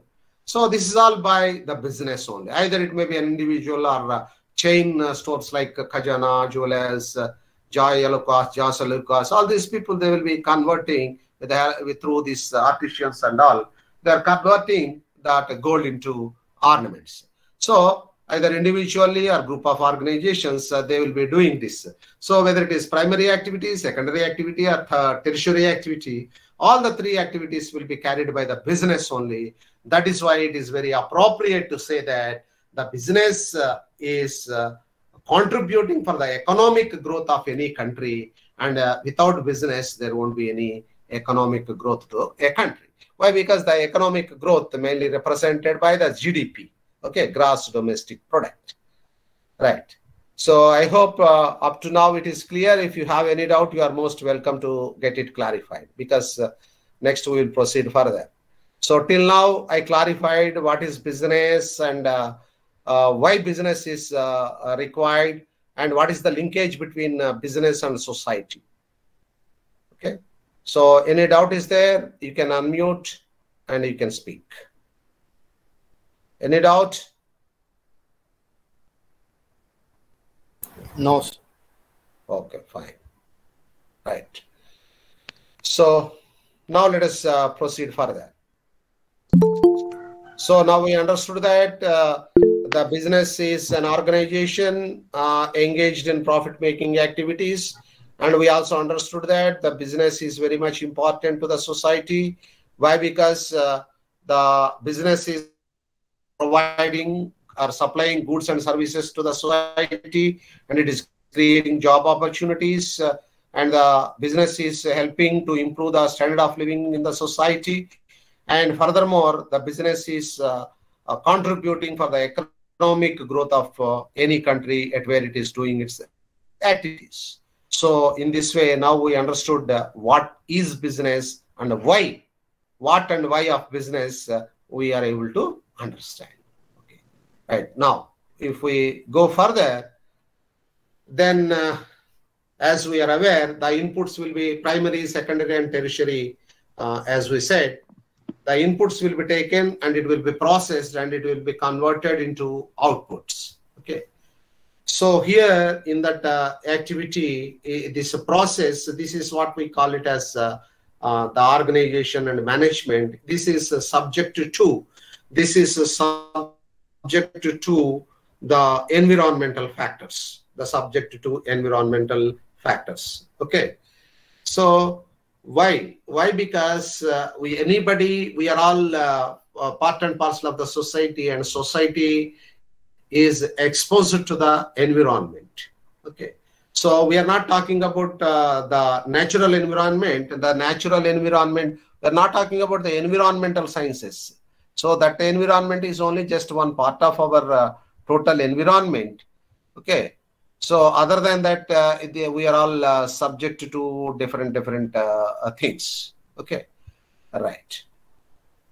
So now the inputs, if you see the organization as a business system, if you see, the inputs will be given. What are the inputs? The natural resources will be given, the human resources will be given, and the entrepreneurship, that is the risk or the coordination activities of the businessman or businesswoman is considered. Along with that, the capital, like the capital resources like land, buildings, equipment, all these things are being part and parcel of the input. So this input will be processed. Where it is processed means in the business organization will process it. So in the process, they will make use of the logistics function. Logistics function means it is moving the things from place of production to place of consumption, or from the source to, it is not even production, from the source to consumption. Suppose if you take copper ore, the logistics function includes taking the copper ore from the copper ore mines to the refinery, copper refinery, and there from the copper ore they will take out the copper, and that copper material has to be from the refinery. It has to be transported to the organizations which will make use of it and which will make different items like copper utensils, copper other household articles, copper bars, copper sheets, all these things, because our household usage is very less. Other than that, much more industrial usage was there. It will be converted into copper bars, copper sheets, and so on and so forth. Okay, so all those things comes under there also, that bringing the copper ore from mines to the refinery, and once it is refined, from refinery to the production units, once it is produced. So now let us take up that copper utensils and all, taking that utensils from where that factory it is being produced to the wholesalers, retailers, and by that the consumer can buy the nearby retail outlet, maybe it in the supermarket or in the street corner shop, we can buy it. So the logistics activity includes transportation or transmission of the things from the source, from where originally it is generated, to the place where it is at the end it is going to be consumed. So the logistics function is a linkage between. So that is how, where you are creating or you are educating them, even Eskimos also, how your refrigerator is going to be benefited. Right. Next, coming to your straight question, that is Punjab. How to create market in Punjab? Actually, this is marketing question, but being a one of the senior faculty, I should not say that is beyond my limit. So I will tell you that also. See, I told you just now, the culture adoption also. One set of people are orthodox adopting the culture. Other set of people are adopting the culture, but they are going by modern trends also. Okay. So how they are adopting culture means you need not shave your beard, but by trimming, you can look like you can have a different look. By advertising like that or by communicating like that, we can create market for our trimmers also in Punjab.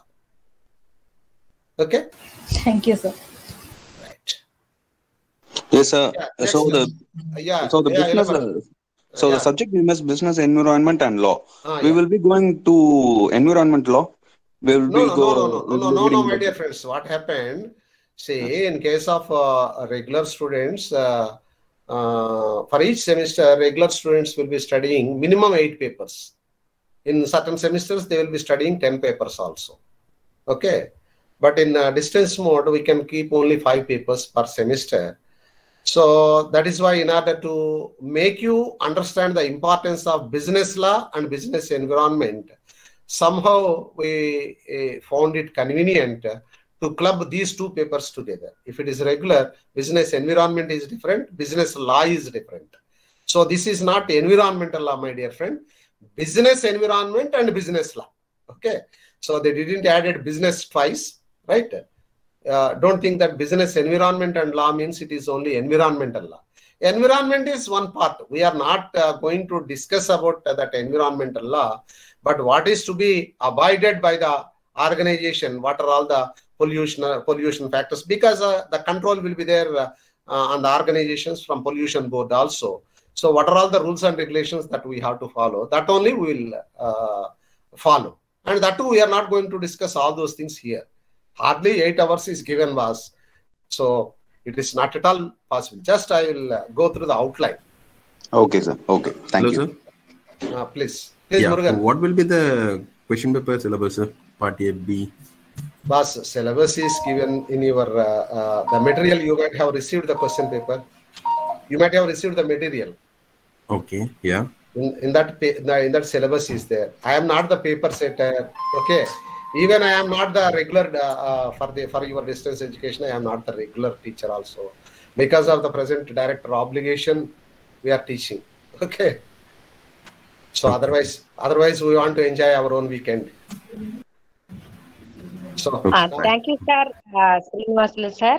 Yeah, thank you very much. And with this session, we are winding up today's classes. Madam, somebody is asking about question paper. You address that also.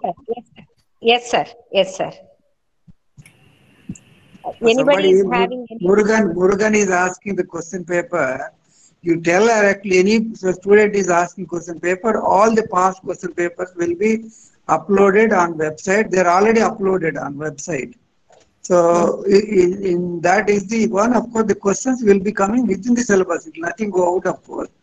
And the student need not worry about the exam. First to understand the subject, and the exam is the second part. Okay, sir. Will there be any assignment or project, sir? No assignments. No assignments. Project work is there at the end, but in each paper there is no assignment. Thank you, sir. Okay, sir. Yeah. Thank you.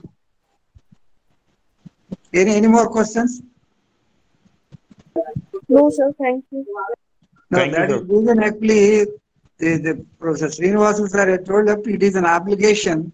No, we are taking everybody with request. Actually, they are asking the senior professors to come and teach you. Normally, it is dealt by the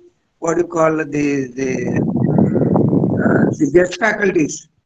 No, guest faculty teaching, there is actually the lot of actually the quality difference in teaching. And the last 2-3 years, actually, we are insisting and we are requesting all our senior faculties to come and teach. That's you are all fortunate in getting the teaching. So you should make use of them. Try to interact.